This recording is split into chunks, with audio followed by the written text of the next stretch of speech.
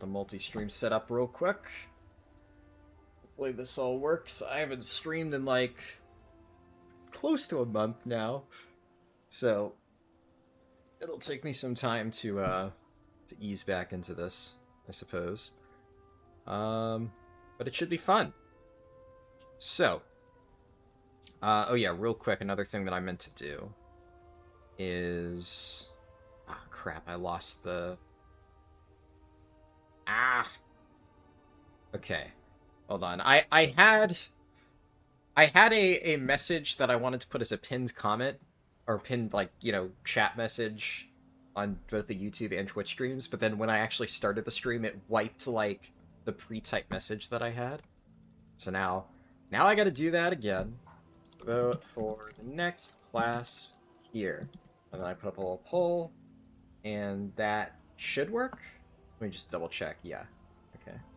There have been times where I've put a pinned message, and then I, like, copy-paste the wrong thing. Vote for the next class here.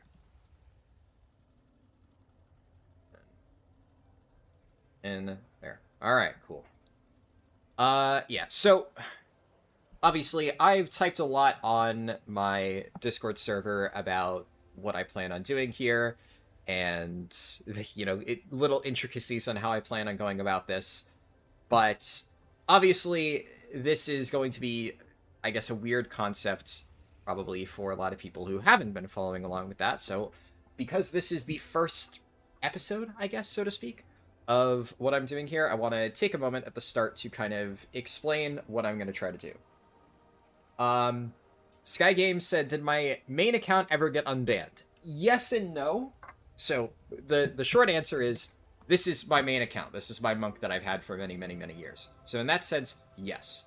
I will say, quick disclaimer, I'm not going to continue answering this throughout the rest of the stream.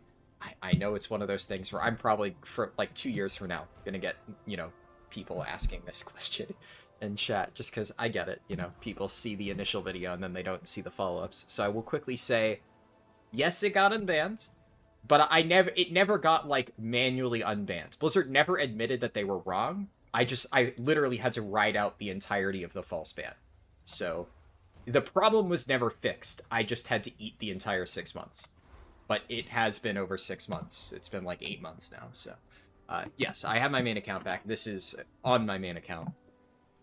But it's one of those things where I want to always give that distinction because I don't want people to think, oh, wow, you got your problem solved. No, at no point did Blizzard ever do anything to fix their mistake. I got wrongly banned, and I had to sit it out for the entire 6 months, and it never got fixed. There was no justice in that story, and I think that's important because a lot of the posts that you see on, like, Reddit and stuff are like, I got falsely banned, and then 24 hours later they post an update like, Blizzard, you know, fixed my problem. Thank you, Blizzard. They're so amazing. No, Blizzard customer support is absolutely fucking dogshit. You see, like, the one isolated story where somebody actually got their stuff fixed. What you don't see a lot of times are the situations like mine where I submit multiple appeals knowing 100% that I am innocent of the thing that I'm being accused of, and I get endless automated responses until they finally start saying, if you continue submitting this, we will further penalize your account. So, yeah, that's unfortunately the situation I ended up in. Fun.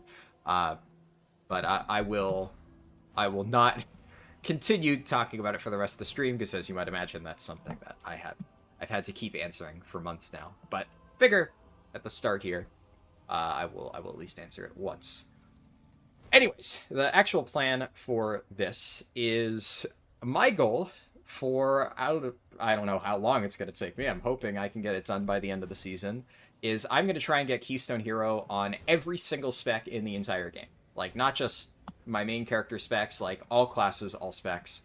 And it's going to be an insane time commitment. Like, difficulty aside, just the amount of time it's going to take to do all of those dungeons. Like, even, I was thinking about this, you know, a little bit earlier today. Even if I literally skipped all of the homework keys and only did a +10 on every single spec in the game, that's still a lot of dungeons. but I'm not going to skip straight to plus 10s. I'm not, like, getting boosted on every spec in the game. I'm actually going to learn how to play it. And it's going to be a lot. This is definitely going to be a time investment, but the important thing here is for anything on YouTube, just in general, I would say there's, like, two main reasons why I'll make a video. I'll either make a video because I think, like, people will enjoy watching it, and it may, well, more importantly, if I think it'll be helpful information to people. Like, sometimes I will go out of my way to look up how to solve a specific problem. Good example for that would be, like, the delve stuff. You know, a lot of the delve videos. Like, I am already very familiar with running delves, and I'm gonna be honest, I don't necessarily enjoy delves. Like, a lot of my friends will tease me about, you know, being, like, the one person who actually likes playing through delves. Let's just be clear here. Delves are nothing content. They are boring as hell. I hate them. What they are is extremely good at getting alt characters geared up. They are phenomenal for alt catch-up, and, well, new player catch-up in general. So, even though they're not fun, they're very boring, they are still a very powerful system in that one area, and I want to make sure that I test it as much as I possibly can and put out guides on it so that when people are, you know, returning to the game and trying out delves and stuff like that, they have good resources to use. So that's, like, the goal with that. I'm not running delves because it's something that I think is fun. So that's, like, one of the main types of videos that I make, obviously, if I think it'll make for a good video. The other type of video that I'll make is something that I just think will be fun. And it's like, I'm going to do it no matter what. And I figure if I'm going to do this thing, I may as well put it on YouTube. I may as well stream it. I may as well turn it into a video. And this falls into that category.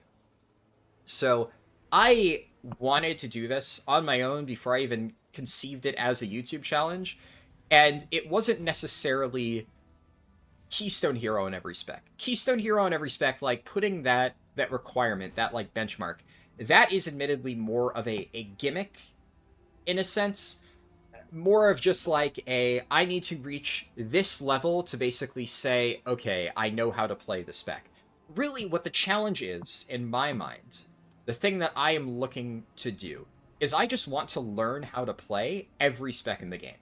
Because at this point, I'm confident in my ability to play every tank spec in the game. I've been playing all 6 tanks for many, many years now. I've played most of them at a cutting-edge level. I played every tank at a CE level.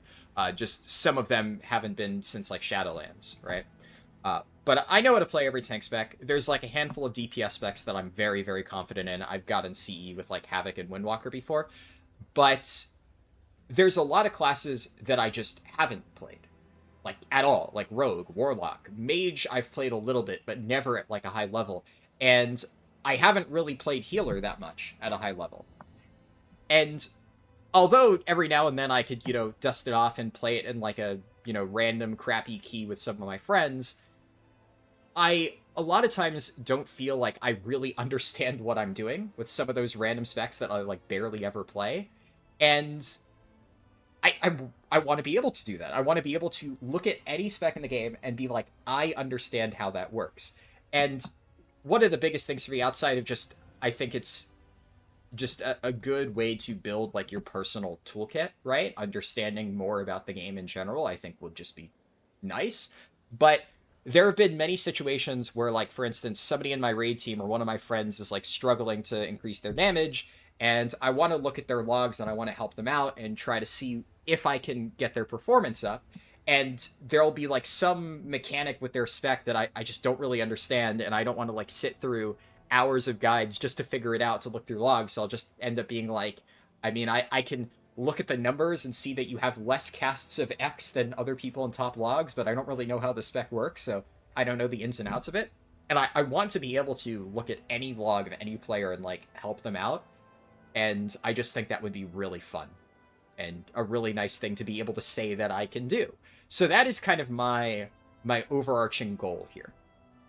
It's not so much a case of I want to hit this arbitrary goal of Keystone Hero with all different specs. It's I want to personally feel like I actually have a strong understanding of all specs.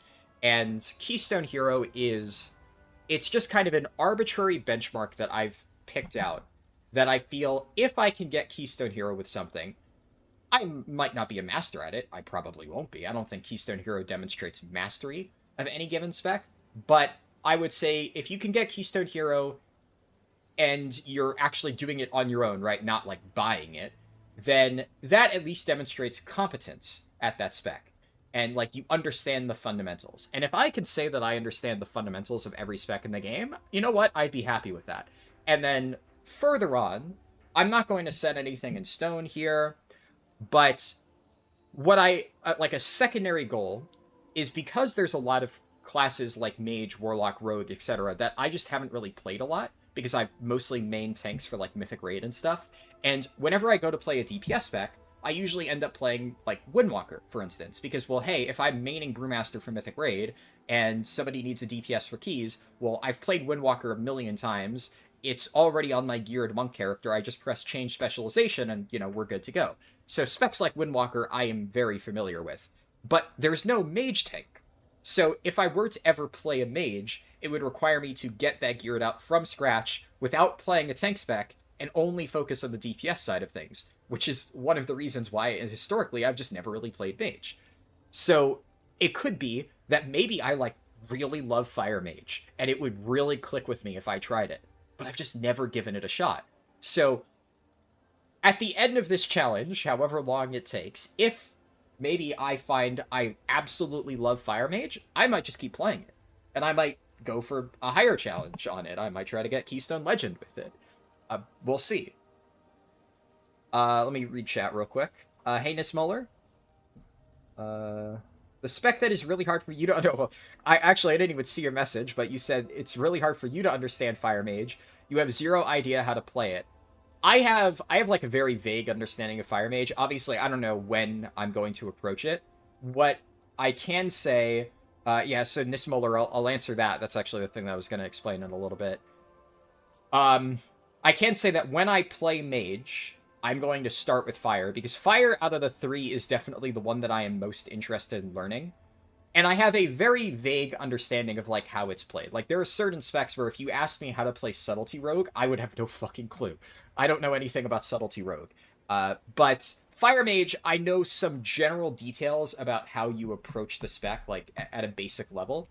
So I would more need to understand the intricacies of it whenever I do start playing it. Kind of late in life to learn Fire Mage. Maybe.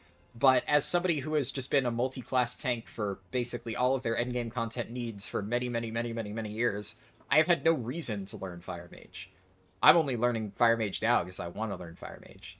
I guess if you're progging Mythic Raid as, you main caster DPS, then yeah, anybody who's, progging Mythic Raid as a caster DPS main should probably have Fire Mage in their repertoire. But somebody who's been maining Brewmaster Monk in, every other tier for 5 years doesn't really have any realistic use for Fire Mage outside of just being able to say that they can play it, which, at this point in life, I want to do that. I want to be able to say I can play it. But 4 years ago, I had no reason to do that. 4 years ago, I was still trying to, get to a level of mythic progression where I felt confident in my own abilities as a tank, and once I got to that point, I wanted to learn how to play the other tanks, and that was my primary goal for many years.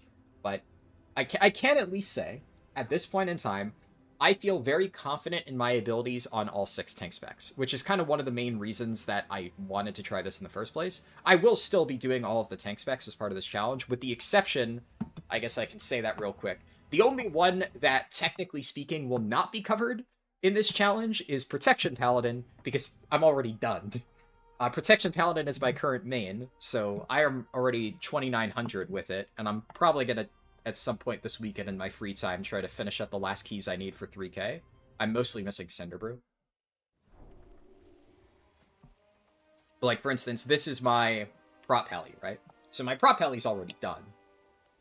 But Brewmaster, so I guess obviously the title of the video should answer the first part of your question, Nismoller, of what am I starting with? Well, this stream is we're starting with Brewmaster Windwalker, as the title implies, but I'm also going to spend a lot of time here explaining the general concept, because I think there's a lot of groundwork to lay out here, and explain the fundamentals of how I'm approaching this.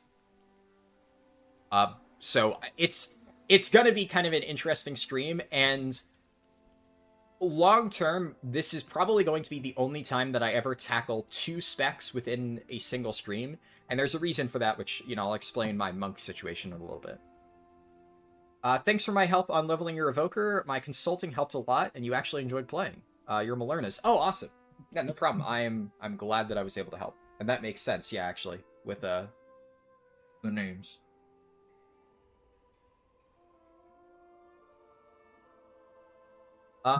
It's never too late to learn new things. Exactly.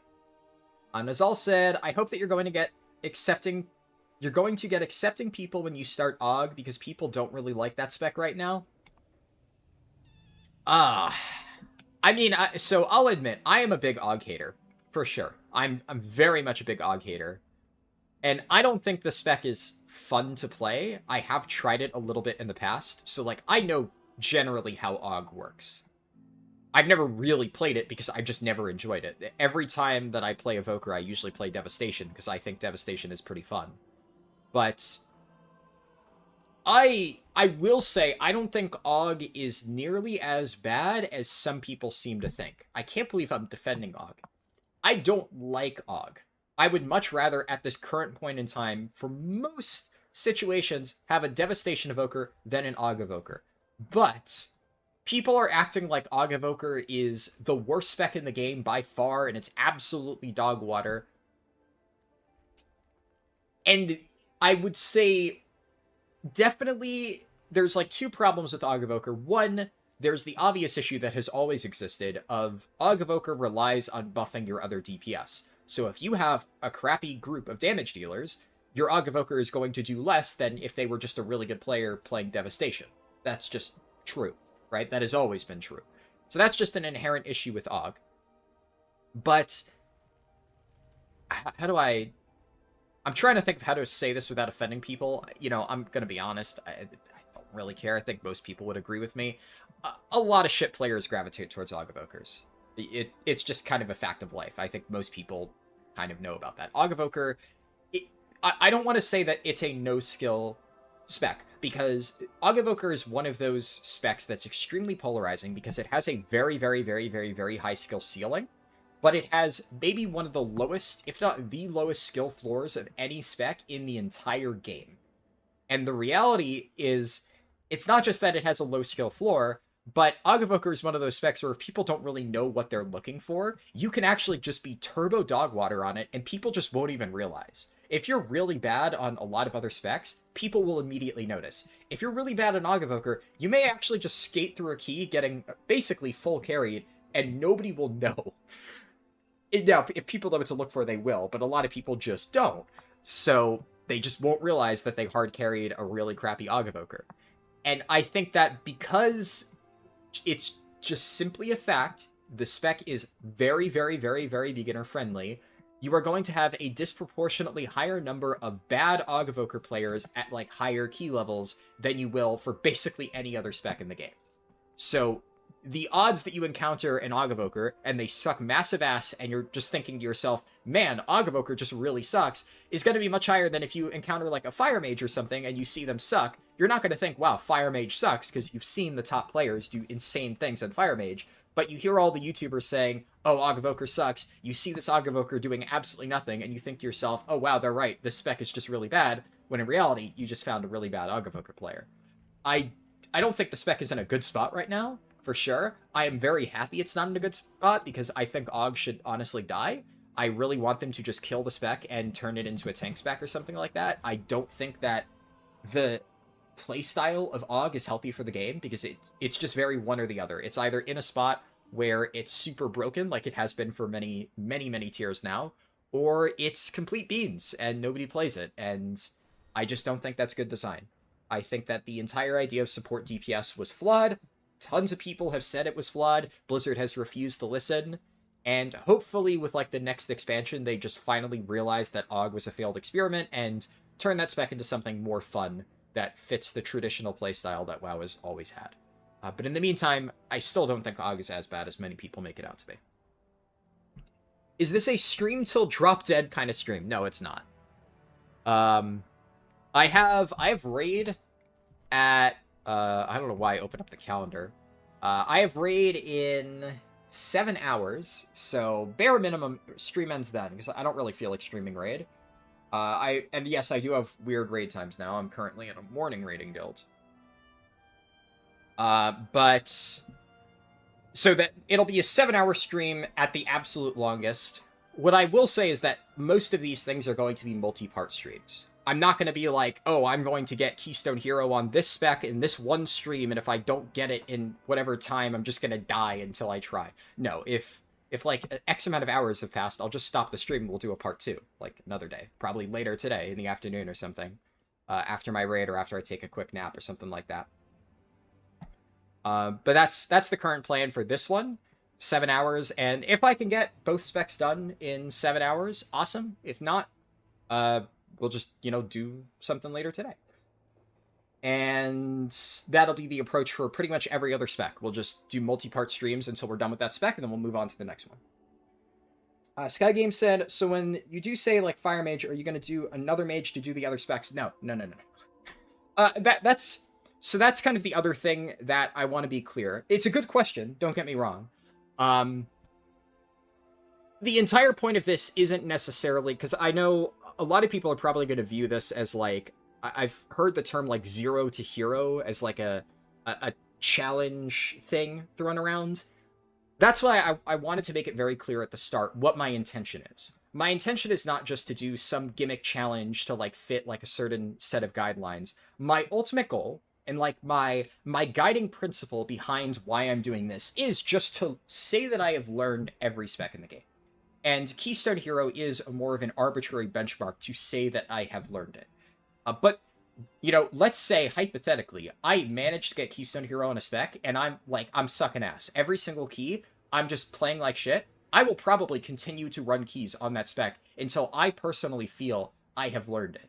Because this is something for me personally to feel like I am competent at every spec in the game, not just I'm going to reach this arbitrary number and then move on to the next thing. And kind of going along with that, there isn't really any practical value to making a brand new character for every single spec. The only reason to do that would be to fit some arbitrary challenge guideline of, I'm going to do Frost Mage 0 to hero with, like, a brand new character. No, I guess this is probably a good way to explain my current plan with it. So actually, let me... is it going to be one class, all specs, or are you going to shift between different classes? Also a good question that will be explained in like 5 minutes. Owner said, I can watch most of the stream while you work. Nice. Good morning, George Ezekson, and thank you for the well wishes. But okay, so let me pull something up real quick and figure out how to get this working for Chrome. This working. All right, cool. Yeah, this seems to be working. So I have made a spreadsheet, as one does, to help me keep track of all this stuff, because it's a lot.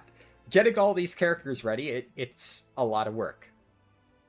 And hopefully, as I walk through this sheet, it'll help you understand a little bit about what my plans are. So right on the sheet, first page, what you'll be able to see is just the list of all the characters that I plan on using.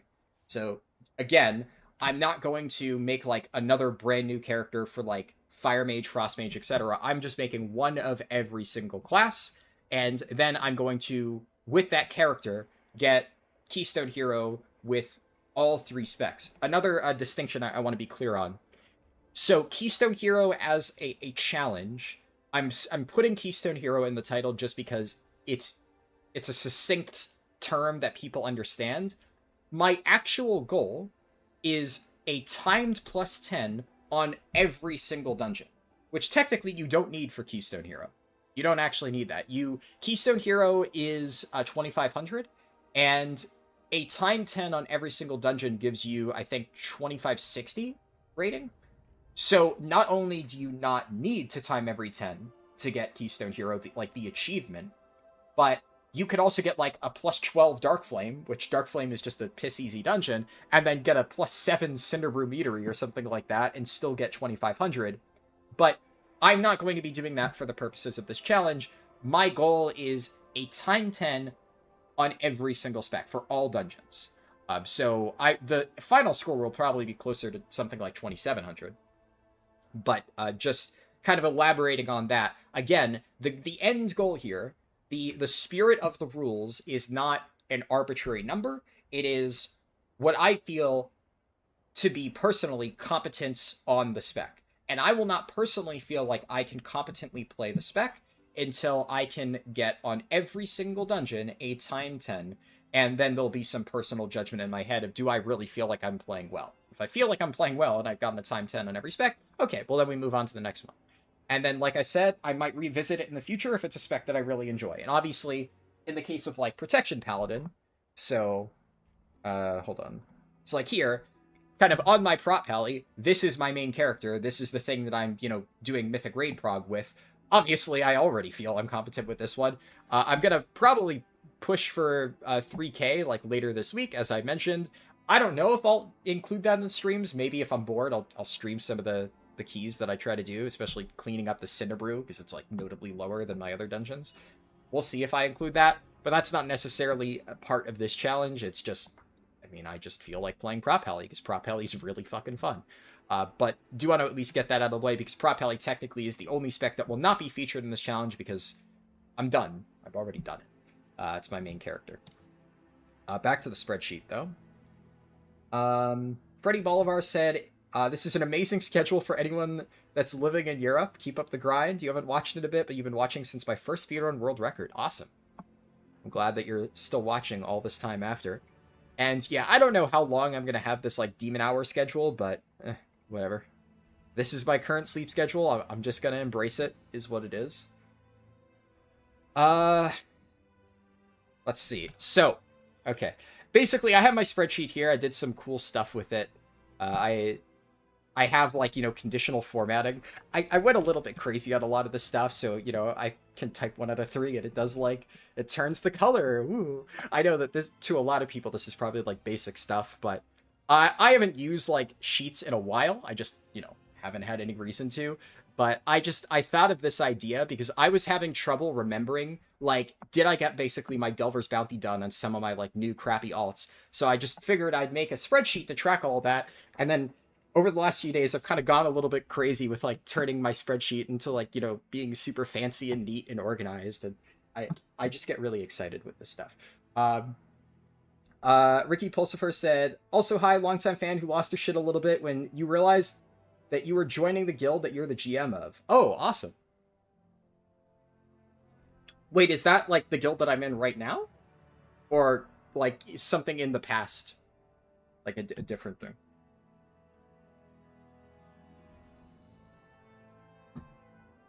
Either way, good to have you here.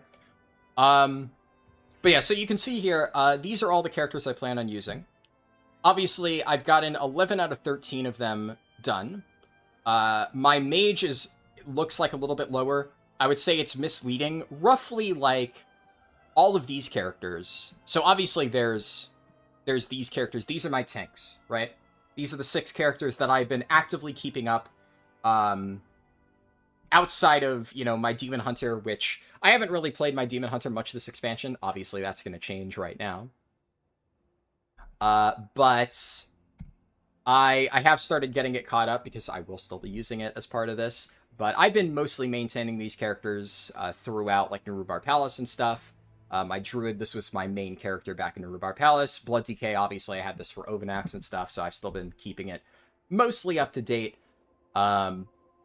And then these are the characters that, like, I haven't really played Hunter, Evoker, Shaman, Priest, Mage a ton over the years. So I've had these characters from, like, leveling speedruns that I've done over the last few years. And I just got them. Some of them were already 80. Some of them I just kind of, in my free time, got up to 80 and then started gearing. All of them are roughly the same item level. The Mage is a little bit lower, but that's just because Delve RNG is really weird. I have, like, a few slots on the Mage that are still 480 item level or something, because I just never replaced it while leveling, and I still haven't gotten the Delve upgrade.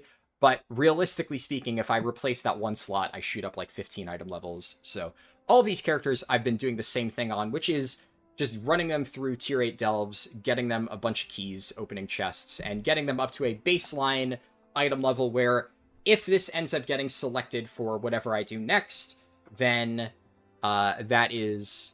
I'll be able to get that character ready enough to approach, like, the start of dungeons or something like that. And then you can see here Warlock and Rogue. I've picked out a Warlock that I'm planning on leveling up to 80 and using for the challenge, but I haven't started with it just because Warlock is one of those classes that I just really haven't played much over the years. So I already know that's going to be a much longer learning process than everything else. So I'm leaving it until second to last, and then dead last is Rogue, which I haven't even picked out a Rogue. I'm probably going to just make a brand new Rogue and level it up, and, you know, we'll make a speed run out of it, and then we'll also use it for the challenge. But I haven't even picked that out yet. So Rogue is definitely the thing that I'm going to be doing dead last. All the other characters are at least in a decent spot where if they were selected to be part of the challenge next, they would be ready to do that. And I guess on that note, so I've pinned a poll on both the YouTube and Twitch streams. I posted this poll a few days ago, and like the wording on it was intentionally vague because I hadn't really said that I was going to do this when I made the poll initially. I just said, what's your favorite class out of the following options?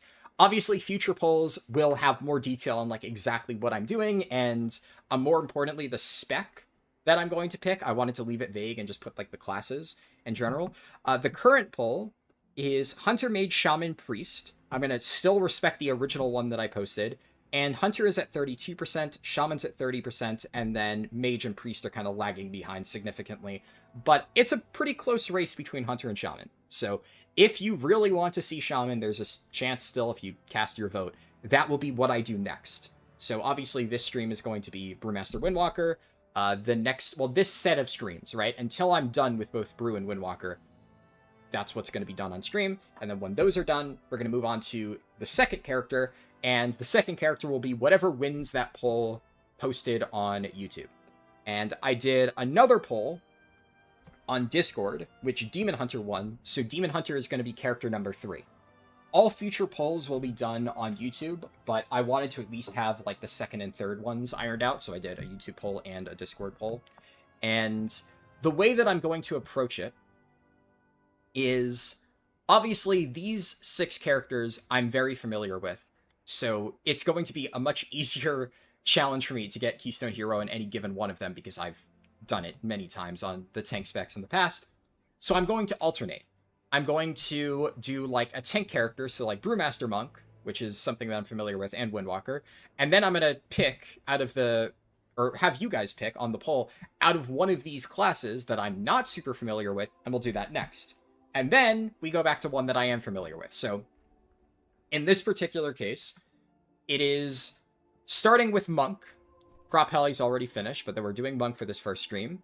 Then we're going to something that I'm not familiar with, which as of the current poll results would either be Hunter or Shaman. And whichever one wins, we'll do that. Then we're going to Demon Hunter. And then we'd go back to one that I'm not super familiar with. So let's say, just for argument's sake, because it's the current leader, Hunter wins. So I do Hunter after Monk. Then I do DH. And then the next poll would be, do you want to do Evoker, Shaman, Priest, or Mage? Most likely is what that would be. Let's say Shaman wins. Then the other poll would be Warrior, Druid, or Death Knight. And then we kind of alternate like that. Makes sense, right? And I'd alternate like that until I'm done with all of these. Like I said, I'm saving Warlock and Rogue until later just because those characters aren't ready yet. Obviously, that will still be pulled eventually once I get those ready. I'll work on those like kind of in the background, chip away at them, and get them caught up at some point. And the important thing is that the very first spec for any given class, I will be selecting. So the initial polls will just be for Evoker or Shaman or something like that, and then I'm going to pick the spec. I will at least make it clear which spec I plan on picking. So I wrote out a list on my Discord. So obviously Monk, going to be doing Brew and Windwalker, that's this stream. And then all of the classes that can be tanks, I'm going to do the tank spec first, because that's what I've been playing over the years. That's the thing that I'm most comfortable with. For the initial, like, first spec push up to 2.5k, all 10s done, I'm going to use the spec that I am obviously very comfortable with. So that would be Vengeance for DH, Blood for Death Knight, Guardian for Druid, etc. Then for Hunter, I'm planning to play Beast Mastery first. Shaman, I'm actually going to play Resto Shaman first, because I'm fairly comfortable with our Shaman. I played it a lot last season. Mage, I mentioned I'm going to play Fire. I know a little bit about Fire, but it's actually not the spec I'm most comfortable with, but it is the spec that I am most interested in learning how to play. So I just want to start off with that. Also, it's just pretty good, so I don't really think I'll have any issue there. For Priest, I'm going to be starting with Discipline, which is, again, a spec that I'm not super comfortable with. I'm actually historically more comfortable with Holy, but Holy is not in an amazing spot at the moment. I don't think it's bad, but it's definitely not, like, meta, quote-unquote.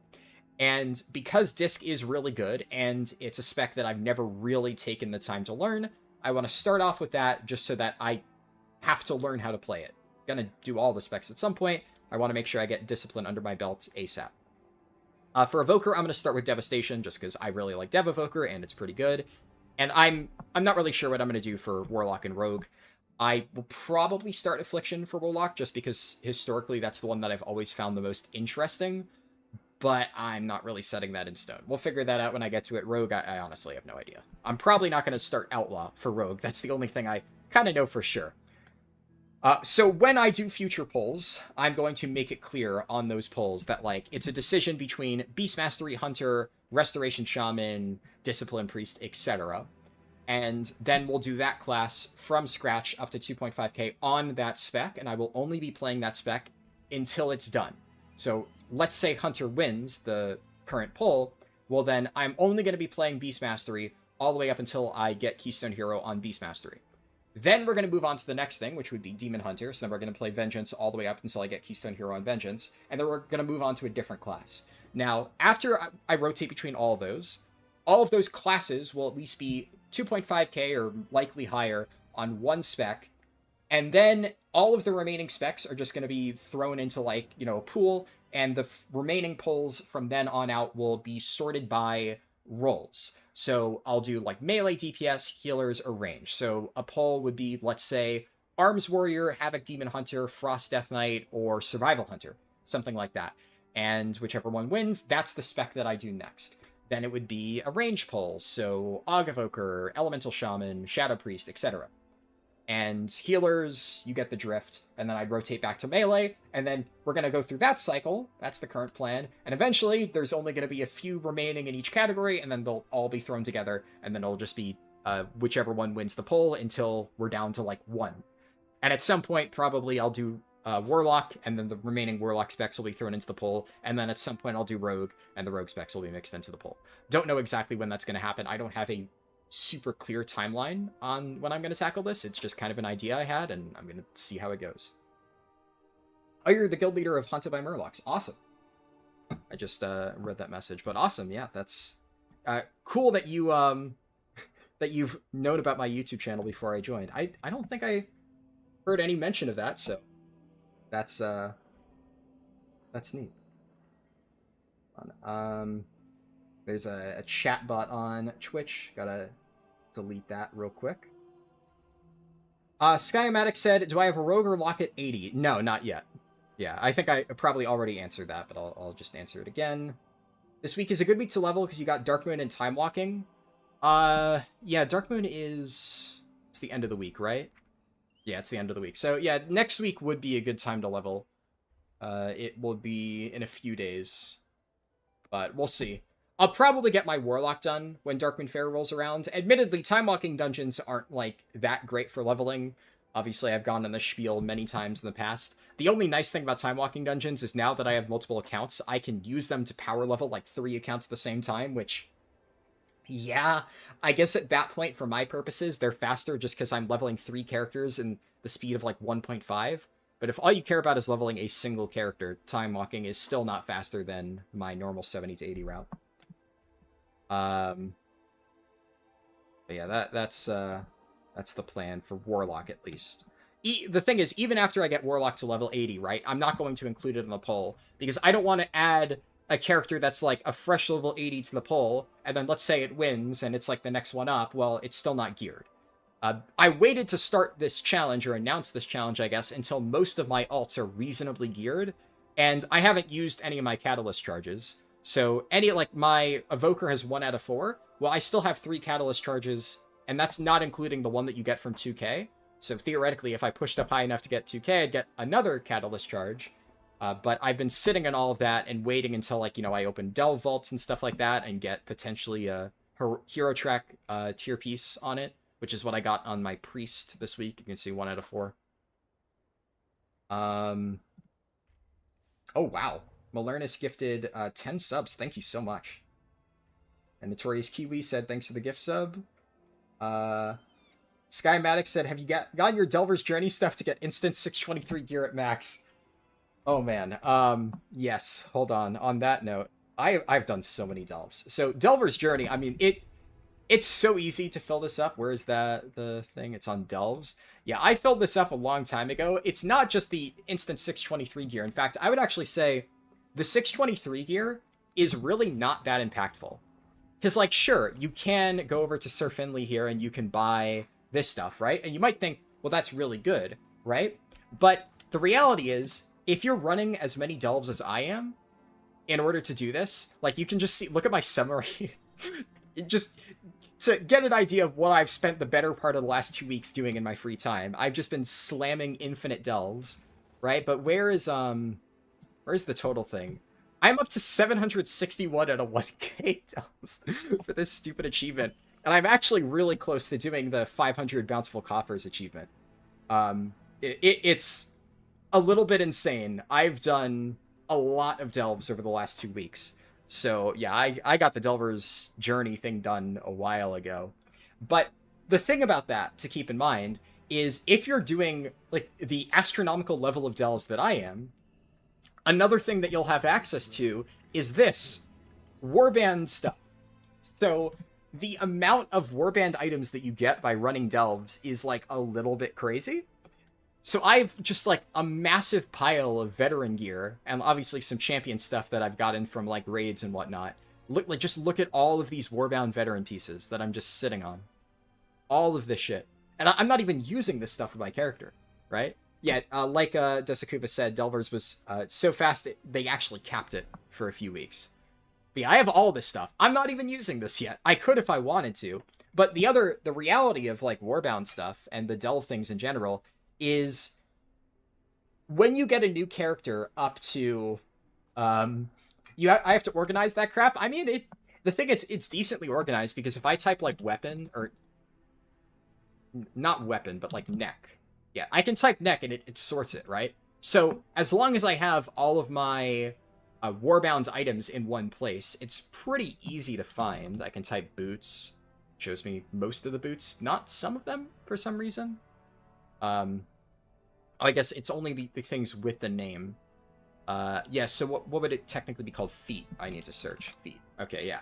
So feet would get me a list of all this stuff. So it's reasonably sorted. It's about as sorted as it needs to be. You have a question about Brewmaster. At 650 item level, what key can you do? Oh, you can already do 10s, right? The thing about Brewmaster is definitely one of the more difficult tanks to play in a Mythic Plus setting. So if you're still getting used to it, maybe don't jump straight into 10s. But yeah, I was doing 10s on my Brewmaster since I was 645. It's very good, but you need to understand how to play it. You can tank 10s on pretty much any tank at 640 or higher. Probably even lower if you're very, very, very, very confident. I recently fell in love with Brewmaster because it's very hard. Yeah, it is a very fun tank to play. Right now, it's not the strongest, unfortunately. I also love Brewmaster. I've been playing it for many, many years, but it's maybe one of the weakest tiers for Brewmaster in a long time, unfortunately. Hey, Werewolf, good to see you.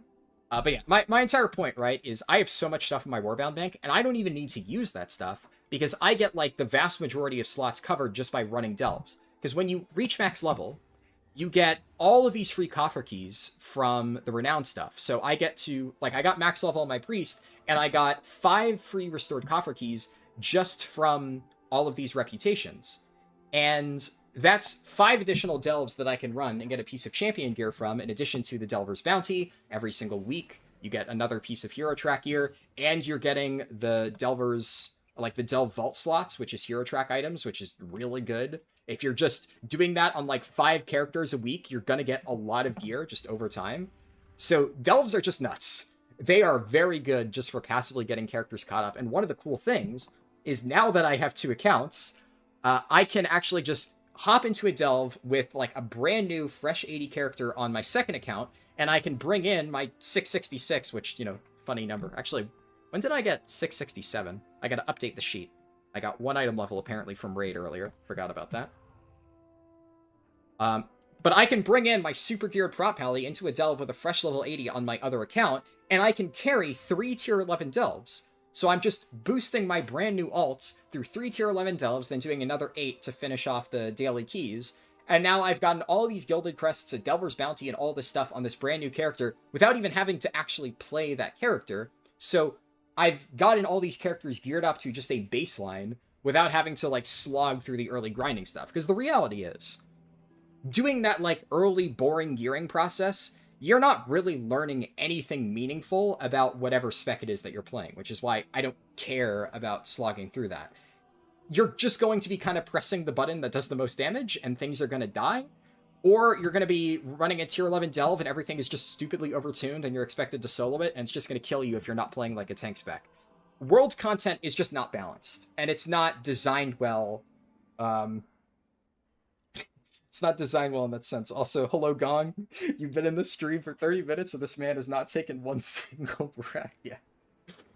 Yeah. That sounds about right. Pull them all, let the DPS and healer sort them out, pretty much, yeah. Used to pull everything as your Demon Hunter tank, and now you feel like you have to perfectly use your chi thingy or you fail your DPS and healer. Yeah, Demon Hunter tank in dungeons is definitely a lot sturdier than Brewmaster Monk. That is for sure. Let you switch to Twitch and sub then with Prime. Awesome, thank you, owner. What's a golden coffer key? So, golden coffer keys are the main currency that you need to open stuff with delves. It's called a restored coffer key. But every single day, there are 4 bountiful delves active throughout like the various zones. It used to be that there was 1 every zone, but now it's weird with Undermine. So now it's just 4 random delves are bountiful. It's like this little glowy thing here. So every day there are 4 of these, and if you finish it, you can use a restored coffer key to open it and get bonus loot. And the rewards cap out from the end of Delve rewards at tier 8 Delves. But then every single week, so do I still have... No, okay, I am showing correctly. Wow. But let me switch back to my spreadsheet real quick. So on my spreadsheet, you'll notice I have this column for bounty, then this column for gilded, and then this column for weeklies. These are all related to delves, because if I, open the map here, and let's say I go to Ashkahet, you'll see that there's this quest, Hand of the Vizier. This is a weekly quest. Anything with, like, that little icon, the blue exclamation mark, that's, like, I forget what the technical term is. I just call them, like, weekly quests, because they are quests that reset every week. But there's, like, some special term of, like, World Soul quests, or... I forget what Blizzard calls them, and what they're referred to in-game. But basically, these types of quests, there's a bunch of them. There's, like, the one in Hall of Fall to deposit the Radiant Remnants. There's one that you pick up here in Dornegal, and it varies every week. Sometimes it's, like, go do delves, go collect Titan Disc Fragments, all those things. There's always this one up in Ashkahet, which I usually don't do because it just takes a little bit longer. There's these things, Gearing Up for Trouble, Rolling Down in the Deeps. There's the ones in Undermine, which I think I already did this week, but... They're like the surge pricing one, the scrap digging, and the like do the car job ones. Basically, all of those are weekly quests for what I'm doing as the purposes of this spreadsheet. That is what I'm tracking here, 4 out of 4. And every single week, the first 4 of those quests that you do, you'll get a restored coffer key from. So if you want to gear up a brand new character really quickly, as I've done here with all of my alts, every single week do all 4 of those, get your 4 guaranteed coffer keys, then run 3 tier 11 delves, because the first 3 tier 11 delves you run every single week will give you bonus gilded crests. And obviously you could just farm high level keys to get gilded crests, but if you're on a brand new character, getting in or clearing a plus 11 delve is much easier than getting into and completing plus 10 keys, right? That's a much more long-term challenge. So on all of these new characters, I'm sitting on like 90 gilded crests already that I could potentially use for a crafted item, and I haven't even started doing dungeons with them. So this is a really, really good source of early gilded crests. And then we have the Delver's Bounty, which you can get 1 of per week. Normally, it's just a random drop chance from the end of like a delve box, but as I explained in my delve video, but just in case you're watching this and you don't know and you're trying to use this as a way to like, how do I get caught up? How do I get characters? There's this thing, the Wave Scrambler 2000, which you can buy from the delve vendor for 2,000 undercoins. I wouldn't recommend doing that anymore, necessarily. Obviously, I recommended that in my guide back when that was the only known way to do it. But the nice thing about these Wave Scramblers is you can just kind of pick them up off the ground. There's these little mislaid curiosities that have a low, but, it's still a chance to drop these things. So if you just go through every single delve and you pick up all of the mislaid curiosities, eventually you're going to find a Wave Scrambler. You go to the Restoration Stone, which is a fancy way to describe that little summoning stone checkpoint, like midway through the delve. You go there, you drop this in the ground, it summons a little mini version of the Underpin boss fight to your location. You beat him up, get him down to 50%, he runs away, and he drops a pile of loot on the ground. And that pile of loot is always guaranteed to contain your Delver's Bounty for the week. You cannot get duplicates, so if you've already gotten it, you can't get like a second Delver's Bounty. But if you haven't gotten yours that week, you can use this to guarantee it. And you also get either, if your curios are not leveled up, so if I go here to brand curios, if you don't have all of these at purple, there's a chance to get a curio upgrade from it. So that kind of dilutes the pool a little bit early on. But obviously, once you've already gotten all these at max, that can no longer show up as a reward. So for me right now, it is a 50-50 chance to either get a Radiant Echo or a piece of champion gear like you would get at the end of whatever delve you're doing. So you're going to want to use that Wave Scrambler in a tier 8 or tier 11 delve, one or the other. If you're using it on tier 8, you get the highest possible potential rewards from that loot pile.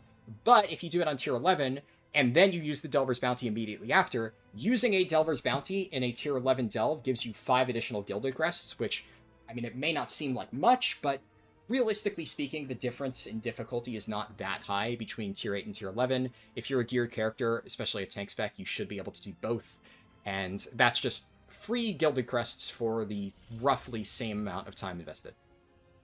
For the most part. And this is what I've been doing on all of my alts for the past 2 weeks, give or take. And that's why I've been tracking it. So what I'll do is, for instance, I'll grab my Druid, which is on my second account, and I will group up with my Hunter, which is on my main account, and I will just run the delves as a duo, and just kill everything with my super geared Guardian Druid, and then my Hunter still gets the rewards, and I've gotten it geared up to a pretty good baseline item level. But obviously, if you were trying to gear up a brand new Hunter, you could still do tier 11 delves. It would just take you a while. It is possible. You would just probably need to run healer spec brand and kite a lot. And it would take probably twice as long, but it would still be worth it, because the reality of doing delves early on, instead of doing all the really crappy early gearing methods, is you skip that entire slog process of doing world content and getting full adventurer gear, then full veteran gear, etc. You're skipping straight from fresh 80 to champion track gear, and that is just way more efficient than doing all of the other boring stuff. So that is definitely what I would recommend doing. And also, just, to prove my point, I have, on a lot of these brand new characters, played it with 603 item level, and it takes 20 minutes to do a tier 11 delve, but if you just keep running and letting Bran solo everything and picking up his healing potions and relying on pacifist rig procs to shred everything, you can get it done. It's not easy. Definitely not easy, but it is doable, and I would say it is worth the time to slog through because you skip a big chunk of the early boring gearing process. Tell you when a good tier for Brewmaster is? Hopefully next tier. Historically, Brewmaster is always good at at least decent every single tier, if not meta. At the very least for Raid. For Mythic Plus, it has never really been great.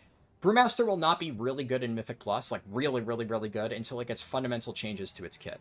But it has historically been very strong in Raid almost every tier. This one is just a little bit unfortunate. You wondered how you got your 11 delves done? You can do it around 6:30 for sure, but it takes some time. Yeah. Initially that is what I was doing. And then I just kind of thought to myself, wait, why am I doing this? I can just use my second account to run it at the same time. And not only does that make it easier, but you're also just killing two birds with one stone. I'm getting two characters' delves done at the same time, so it's just way, way, way more efficient. Much better. Let's see, I missed a few messages in Twitch. That's how he gets the world record for leveling. Breathing slows you down. God. I know you don't like extra add-ons, but the add-ons saved instances does exactly the same thing you do with that spreadsheet in game. Maybe worth checking out. I mean, there's a lot more stuff that I'm trying to track here, but for sure. The best delve to do the carry stuff is definitely the gold elemental and undermine, since the final boss is so little HP that even with multiple characters, you can pre-clear the delve as long as you don't grab any gold piles. Oh, really? I didn't realize that you wouldn't lose credit for doing it if you just didn't click on the gold piles. I think that's... They may have done that because it used to just be that the gold piles were the requirement. So maybe when they updated it to include the kill count, they forgot to add that as like a check for, is this already pre-cleared before somebody joins. That's interesting. On your map, you can click the third drop-down thingy on the right that shows the official name. I know what you mean, but no, it doesn't. I think they're called like meta quests or something. I forget exactly what the game refers to them as. What is considered a high bountiful delve? Yeah, so basically when it comes to delves, there's really only two levels that actually matter, and that is tier 8 and tier 11. This is kind of one of those weird quirks with delves that Blizzard kind of, I don't know, they ideally should address this. They fixed it a little bit because in Season 1 of The War Within, the only delve level that actually mattered is tier 8, and everything else was just completely meaningless. Now, at the very least, they've made it so tier 11 delves are relevant, but there is absolutely no incentive to do any other delve level, because tier 8 delves are honestly pretty easy. You can do them on a brand new level 80 character with just basic gear. Some specs obviously will struggle more than others, but it is very doable on pretty much any spec in the game. So, if that's where the gear caps out at, and the gear from tier 8s is like a notable jump from tier 7s, I think tier 7s aren't even champion track these days, I'm pretty sure.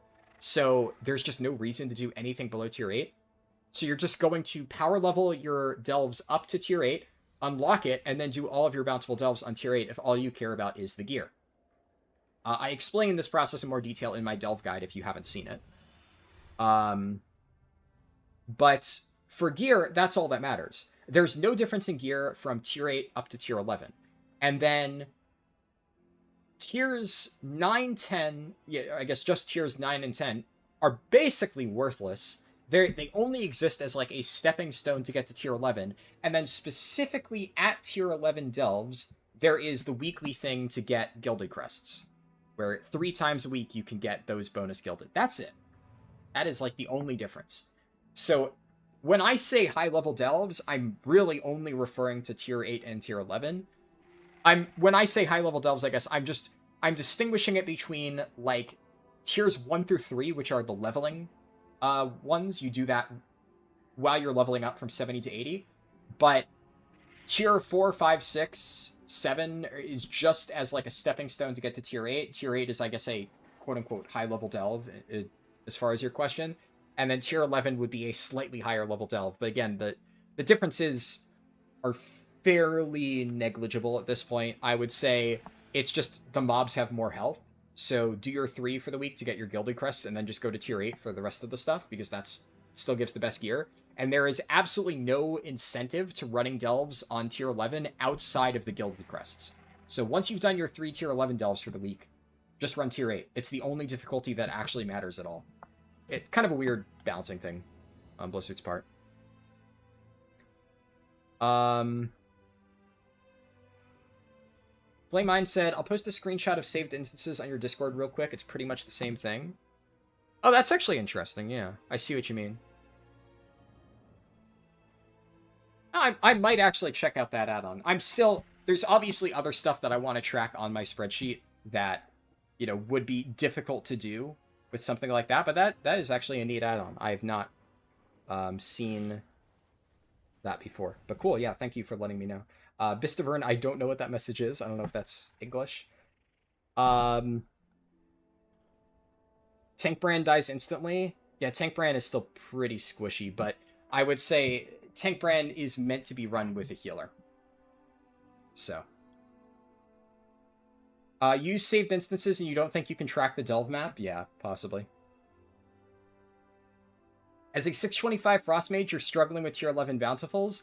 So, the one thing that I could say for basically every spec in the game, for any, like, remotely high-level Delve, is you kind of need to rely on Pacifist Rig. Like, if Pacifist Rig was not a thing, Delves at a higher level would definitely be a lot harder for many specs. It would be significantly more challenging.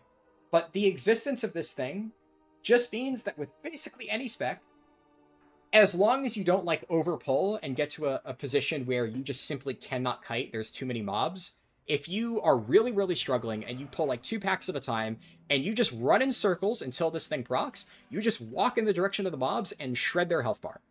It's very, very, very strong. And I would say pretty much any spec in the game can do that. At least all the ones that I've tried can do that. And the other thing is, especially if you are really, really, really struggling with survival, maybe it's a Delve that has a lot of, like, ranged abilities that are hitting you, then running Healer Brand and just picking up his potions will just keep you alive basically indefinitely, as long as you're not just actively taking melee hits. So that's basically the way to clear every single Delve. It's not pretty, but it gets the job done. And like I said, it is worth the time if it means you can skip a lot of the early grind. Off topic, but do I still play Honkai Star Rail? Funny that you should say the power creep is getting pretty nasty. That actually has kind of put me off in the game. I initially didn't quit playing Honkai Star Rail because of that. I was way too busy, so I just didn't have time to play it. But I was considering re-downloading it recently, and then I saw some of the power creep stuff, and it really did not sit right with me, so I didn't want to reinstall it. I might at some point play it again just for the story, because I did really enjoy the story in that game. I thought it was pretty good. But I really liked doing all the endgame challenges and stuff, and with the level of power creep that it seems they're introducing now, I'm just like, oh, fuck that. Like, there's really no sense of balance anymore from what I've seen, so I know exactly what you're talking about, and it's the exact thing that kind of put me off in trying it again. But one of the other main reasons I haven't tried Honkai Star Rail recently is I found out that there is a mobile version of Empire Total War now on phones, and Empire Total War, I mean, I love Total War games in general, but Empire is like one of the first Steam games I ever played when I was like really little, like 9 years old or something, and I sunk so many hours into that game. It is probably one of my most played games of all time. It's definitely on Steam. I think it's still in my top 3. I absolutely love that game. And then when I found out that it's on mobile now, like the game that I used to spend so much time playing on my computer, they somehow managed to make a mobile port of. It's like $17, which makes sense for like a full, effectively AAA game that they somehow managed to port to mobile. It's old, but holy shit, that game is just still, it's so good. So that has now consumed like every bit of, you know, free, mindless playing something on my phone before I go to sleep time. Oh my god, it's awesome. It's like something I never thought that they could ever do, like put a Total War game on mobile. And like the controls are really janky because with a strategy game with that much like minute control over your units, it's so hard to make like touchscreen controls work, but they managed it. Yeah, so I mean, I guess if there's any other Total War fans who didn't know that Empire was on mobile, maybe check it out, because that has been like basically my new mobile game addiction, which frankly, a lot more healthy of a mobile game addiction than a gacha game like Honkai Star Rail, if I'm being real. So I'm kind of happy that it exists. You can't figure out how to track the map on that add-on? Yeah, maybe it doesn't have it. Okay. What was I gonna say? Now, I still have the spreadsheet up, right. And for the record, I know if anybody's like watching the recording, I'm sure I'm gonna get comments like, this guy yaps like Gong already jokingly said. But the reality is, I'm gonna be doing a lot of these streams, right? It's one of those things where getting every single spec done, it's just gonna take me a shitload of time. And if I approach every single one of these streams like a speedrun, where all I'm doing is just go, go, go, we have to do like the speedrun in 5 hours or so, I'm going to get burnt out on this super quickly. So my goal with this type of thing is I'm just going to stream. I'm going to work towards every single class that I've picked out or the poll has picked out on that given stream. And when we get there, we get there. And if I just want to take 30 minutes to yap about something in between dungeons, or in this case, before I start doing dungeons, I'm just going to do that. So that's what we're doing here. And especially in this case, right, I'm obviously spending a bit of time explaining like the premise of the challenge and how I plan on going through it, because I'm going to do this here. And then in the future, if somebody like, 2 weeks from now asks me the general premise of the challenge, I'll just be like, go watch the very first stream. And I spend the first hour talking through that in detail. But okay, I guess the final thing that I want to explain with this stuff is I've also made like a nice little individual tabs on the spreadsheet for every single character, just to help myself keep track of this. And I'll be tracking the score over here, just for my own personal information. But you can see here's my Paladin, right? So this is my main character. This one's obviously pretty geared already. I can update this. And as you can see, protection, we're already done. And I've made some neat little conditional formatting stuff. So if I get 150, it'll then update the total for retribution, and that will be red because that's not high enough. One thing that I was trying to figure out how to do that I don't know if there's a way to do this in Google Sheets, but I wanted to make it so if the total is higher than 2,500, but I'm still missing a +10 in one of these dungeons, it will show this value in yellow as a technically you have high enough score, but it's not it's not perfect, it's not complete. But I honestly couldn't figure out how to do that. So you know what? It's good enough for the purposes of a spreadsheet that I threw together in a weekend. I'm kind of happy with how it turned out. It's nice and pretty for my own purposes. And then we have my monk, right? So I'll swap back in World of Warcraft to my monk. On that note, and I know that I'm still on the spreadsheet, but what you can see here is I have pretty good score already on this character, and it's already fairly decently geared. I have 4-piece, which I just got earlier today, and I have decent trinkets. I have still a lot of champion track pieces, way more than my Paladin. I've gotten pretty unlucky from just drops out of dungeons, and the vast majority of my gear is just stuff that I got from delves, but I upgraded it. So that's just kind of what I'm working with at the moment. So real quick, I'll close the spreadsheet and show my progress on my monk, because if I open up the dungeon tab, you may see, 2,500, right? We're done. Woo, easy. But obviously 2 problems here. One, I'm still missing a 10 on Priory and Cinderbrew, which again, the point of this isn't just to get the arbitrary 2,500 number, it's to get a 10 on every single dungeon. And then also, if I bring the sheet back up, I split my time across the different dungeons, or the different specs, I mean, because initially I did a bunch of dungeons on Windwalker because I really wanted to get Windwalker figured out, because it's really good right now, so I wanted to play it a bit more. But what I found is that as I pushed higher in random pugs, it is brutal trying to get into groups as a pure DPS, and that of course is going to be a challenge that I'm going to face as we continue in this this process. We hit Hunter or something where only pure DPS specs exist. It's rough out there. So when I got to the 8 to 10 range, I just switched to Brewmaster and played almost exclusively that for all the high keys. So it's kind of interesting that my total score for Brew is technically lower, but I actually have more +10s done because a lot of my higher keys I did as Brew. So effectively, Rookery is the only dungeon that, on this particular set of streams, I'm not going to be doing at all because I've already gotten 10s on both of them, including the amount of score that you get from a timed 10 exactly is 320.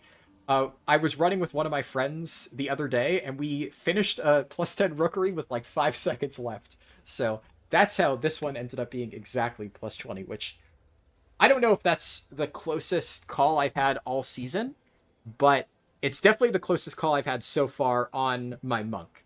That one was pretty down to the wire. But the main goal for this particular stream is I'm just going to finish up my monk, because my monk it's technically not my main character at this point in time, but it's a character that I have mained many, many times over the years, and it's basically my second main, right? It's a character that I play about as much as, like, a lot of people play their main character, so it's kind of like a second main character. But I've been playing both of these specs kind of equally, and I'm still missing a bunch of 10s with, like, individual ones, so we're going to finish that up on this class that I've played a lot before moving on to the other stuff.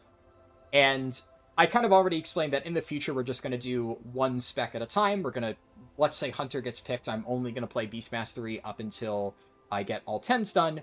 But because this is a bit of a weird situation where I have been pushing keys on my monk for, like, the last month before I even decided that I wanted to do this challenge, I still want to at least get these specs done, but they're kind of both, you know, incomplete.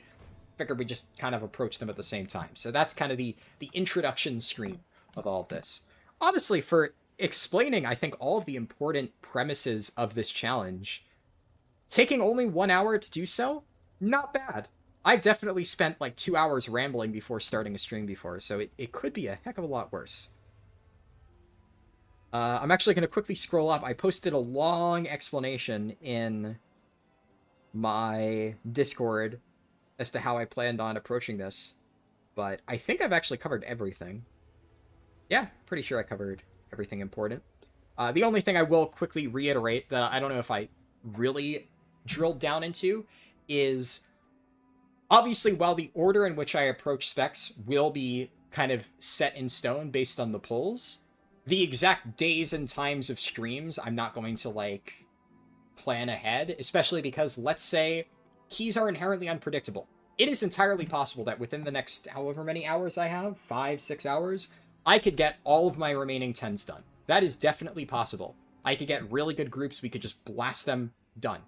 I could also get, like, 50 bricked keys in a row or something, and then I end up only getting 1 + 10 done by the end of this day. Let's hope not. That would be a disaster. But that is still a possibility. This is not just reliant on me. I am at the mercy of people I find in my random groups.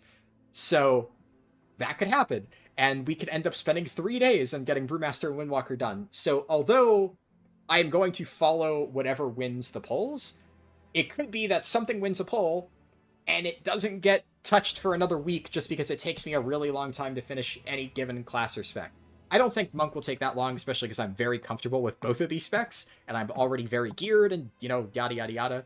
But for, like, let's say I'm playing Mage, I'm really struggling on Mage. I just can't figure out Fire. Well, I'm going to spend as much time as I could possibly need to take to figure out Fire and make sure I really understand it before I move on to the next thing. I'm not going to take any shortcuts. So that's the plan for this. Let's see. Inunak TTV said, I need guidance with Brewmaster. You are my sensei now. Well, if you have any burning questions for Brewmaster, definitely let me know. I am pretty confident that I can answer, like, any relevant questions with Brew. Windwalker, admittedly, is a spec that I feel very confident on Windwalker. I definitely feel like I understand it at a high level, but I would not consider myself, like, a master of Windwalker. Brewmaster, I would definitely consider myself, like, extremely fucking good at. I played it at cutting edge for many, many, many, many, many, many years. So if you have any questions for Brew, I can definitely answer that. Switch to game? Oh, yeah. Good call. Thanks.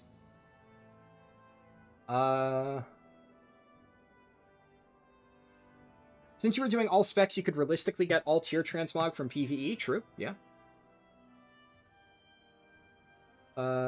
You need that spreadsheet? I mean, what I might do, if I'm not going to make it public now, but if I end up, like, really putting more work into this and making it fancy, I might just, like, make it, like, public, not editable, whatever, but if somebody wants to, like, copy it and add their own characters, maybe. We'll see.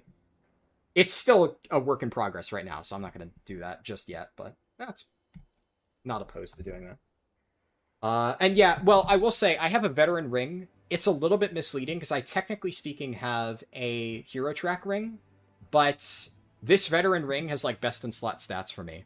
I haven't, like, really simmed it for Windwalker, so I don't necessarily know if it's different, but I do know that, like, Haste Mastery is just BIS, and rings, generally speaking, you just go with, like, secondaries, so for simplicity's sake, I'm using this ring for Brewmaster. That's another reason why I'm using this, because this is terrible stats for Brew, so I'm putting, like, the gems and enchants that I want for Windwalker on it, and this is my Windwalker ring, and then this is my Brewmaster ring, and I have, like, crit verse gems and curse critical strike enchanted onto it. Technically, I could just do all Windwalker enchants on everything, and then buy a fresh new set of enchants whenever I switch specs, but that would be a lot of gold, so I don't really want to do that. But that's why. For a veteran ring, admittedly, it is technically best in slot stats on this veteran ring. That's the only reason I'm still using it. But I will note, I have, like, no other rings, so this really is just the best that I have for Windwalker stuff. Technically, I could use this, but this is the only other ring that I have actually gotten, and this was traded to me by a friend. So I didn't even loot this myself. I had to have this given to me. I have gotten awful RNG with rings on my monk. It's bad. It's really bad. But at least I have this now. And I'm kind of torn for Brewmaster Monk on if the 2-piece, or if the 4-piece for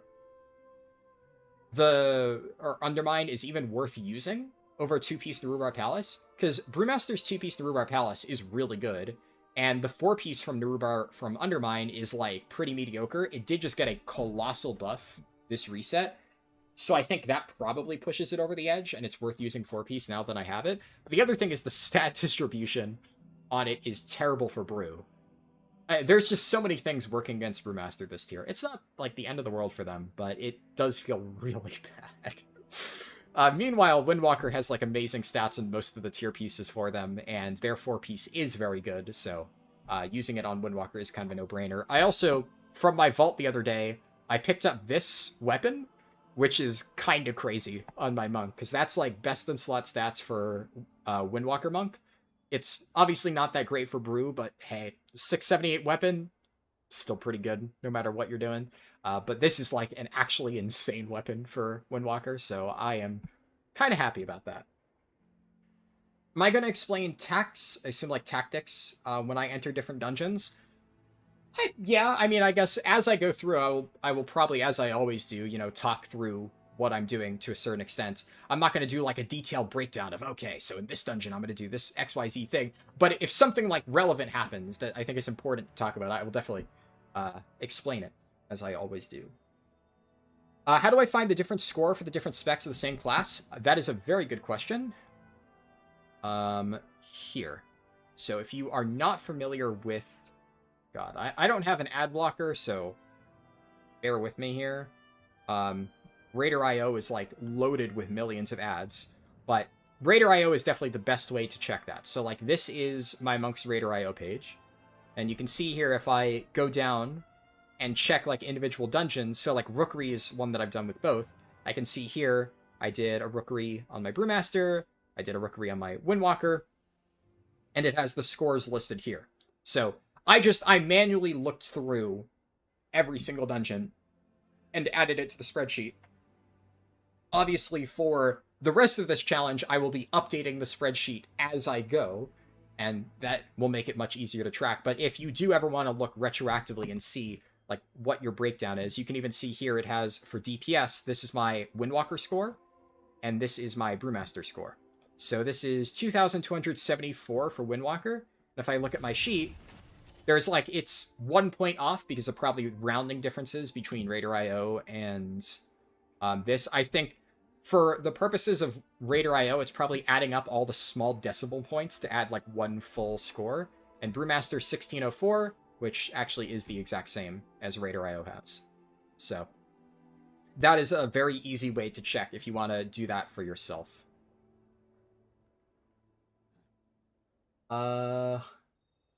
When do you start collecting tier set items? So, good question, and I think that actually is probably something that's worth saying just for every spec in general. No matter what spec you're playing, with some very, very minor exceptions, do not use your catalyst charges. So you'll see here, I'm not going to use this, obviously, but just to demonstrate, I'm still sitting on 2 of my catalyst charges. I haven't used 2 of them. So I got to 4-piece without that, and I only got 4-piece like a day ago, and I haven't done any keys this week. So the vast majority of keys that I've been doing so far, I've only had 2-piece. And especially for Windwalker, the 4-piece is a massive increase. For Brewmaster, not that big of a deal, but for Windwalker, it's a very, very big damage increase. But I was also using 2-piece Rhubarb Palace, which, again, for Windwalker is not really that great. For Brewmaster is very good. So Brewmaster, it was not a big loss to run 2-piece. For Windwalker, it definitely would have been much better to get 4-piece. But what I didn't want to have happen is, let's say I opened my vault and I didn't get this weapon, and I instead got like a hero track pair of shoulders, and I had already used a catalyst charge on shoulders or something like that. Well, then that would feel really bad, and I might actually not be able to get 4-piece because my vault didn't give me the slots that I still needed. So there's a reason why on all of the other brand new characters that I've been gearing up through Delves, I have not spent any of their catalyst charges. I am hoarding them all and waiting until they get selected for a pull, and then when they get selected for a pull, whatever I'm missing at that point in time, I'll catalyze and get ready. But until I know for a fact that I need to have whatever tier set bonus for that character, I'm going to save it, because I don't want to get a duplicate item. So until you're doing like very difficult content, this applies to any spec, hold your resources. Save your catalyst charges, save your gilded crests, right? You can see here I still have 200 gilded crests that I haven't used on my monk, because I do actually plan on playing this character beyond finishing this challenge. So I want to wait, like basically, if I decide that I want to try and like get mythic boss kills in this character or push really high in M+ in this character, I want to wait until that exact moment, and then I spend all of those gilded crests. Now, there are exceptions, right? Obviously, I got this polearm out of my vault. Well, this polearm is just nuts. I know that this polearm is nuts. I'm not going to just keep it at 662 item level. There is absolutely zero downside to spending gilded crests to get this up to 678. But a good example of something that may not be worth it is if you have a hero track item, so like these pants, for instance. I could spend gilded crests to get these up 2 more item upgrade tiers, but that is technically speaking a waste, because what if I get 662 pants from another source and, you know, I would effectively be wasting gilded crests on this upgrade. The other thing to keep in mind is that as we go further into the season, this matters less and less. We're about a month into the season now. There's a pretty high cap on gilded crests. You can get 450 of them, right? And there's already enough ruined crests, I think, to fully upgrade most stuff up to 658 in every slot. So these days, you could probably just spend stuff nilly-willy on a brand new character and get it decently caught up. But this is still something good to keep in mind, especially if you're coming back like very early into the season and you have very limited resources. Like the season cap is still very low for these crests. You only have like 1 Spark of Fortunes. You'll notice I still haven't used one of my Sparks. Until I know what the best use for this is, I'm not going to send it. I'm going to sit on it. I have, however, used 2 of my Sparks already on this character. I've crafted whatever, I think it's Dawn Thread Lining or something. And the reason I did that is, technically speaking, I could have gotten an Ascension craft on my weapon. But ironically, if I had done that, well, then I wouldn't have been able to take the super awesome Myth-Track weapon out of Vault. And also, if I had crafted an agility weapon, I may have been able to use it for both Brewmaster and Windwalker, but then when I eventually play Mistweaver, which I do plan to do at some point on this character, then I would basically have wasted my Sparks on something that my Mistweaver isn't getting value out of. So instead, I crafted Dawn Thread Lining, which is very good for Windwalker and still pretty good for Brewmaster and pretty good for Mistweaver. So no matter what, I'm getting decent value out of this. Now, obviously, if you are only playing one spec and one spec only, you have no intention of playing your off specs, then yeah, you can be more targeted with your crafts. If you know that, like on my Prot Paladin, for instance, right now, my main goal is Protection. I'm eventually, for the purposes of the challenge, going to do Retribution and Holy, but that is my main character. That is what I'm using for Mythic Progression. I want to make sure my Protection Paladin is as geared as it possibly can be. So on that character, I did craft a one-handed sword with the Ascension Sigil, and I have a Writhing Armor Banding on one of my other slots. Now, if I were to play Retribution, I obviously wouldn't be able to use that one-handed sword. Even if I played Holy, it's a Strength one-handed sword. Wouldn't be able to use it. But in that case, I know that Protection is my focus, so that's what I'm spending my crafts on. Now, that's a very long answer for a question of when do you start collecting tier set items? the obvious short answer to that specific question is as soon as possible. If you can get your hands on a tier piece, get your hands on a tier piece. Even if it's an LFR tier piece, up until like a week or so ago, do I still have it in my bags? Yeah, I still do. In my bags, I have this Raid Finder tier set piece that I ran LFR to get this thing, and I used this LFR tier piece for like 2 weeks on this character. And it served me well, because that was the difference between having 2-piece or having no 2-piece. So if you can get your tier set bonus, and it's actually valuable, which that's kind of why I said case-by-case basis, some specs, the tier set bonus is like so ludicrously undertuned that you don't want to run it. That's usually not supposed to happen. So most specs, Blizzard doesn't intend to make the tier set bonus not worth running, but it can happen. It has been the case. And then there are some times where your 4-piece bonus is so massive that the difference between having it or not having it is like such a massive increase that you're basically not playing the same spec.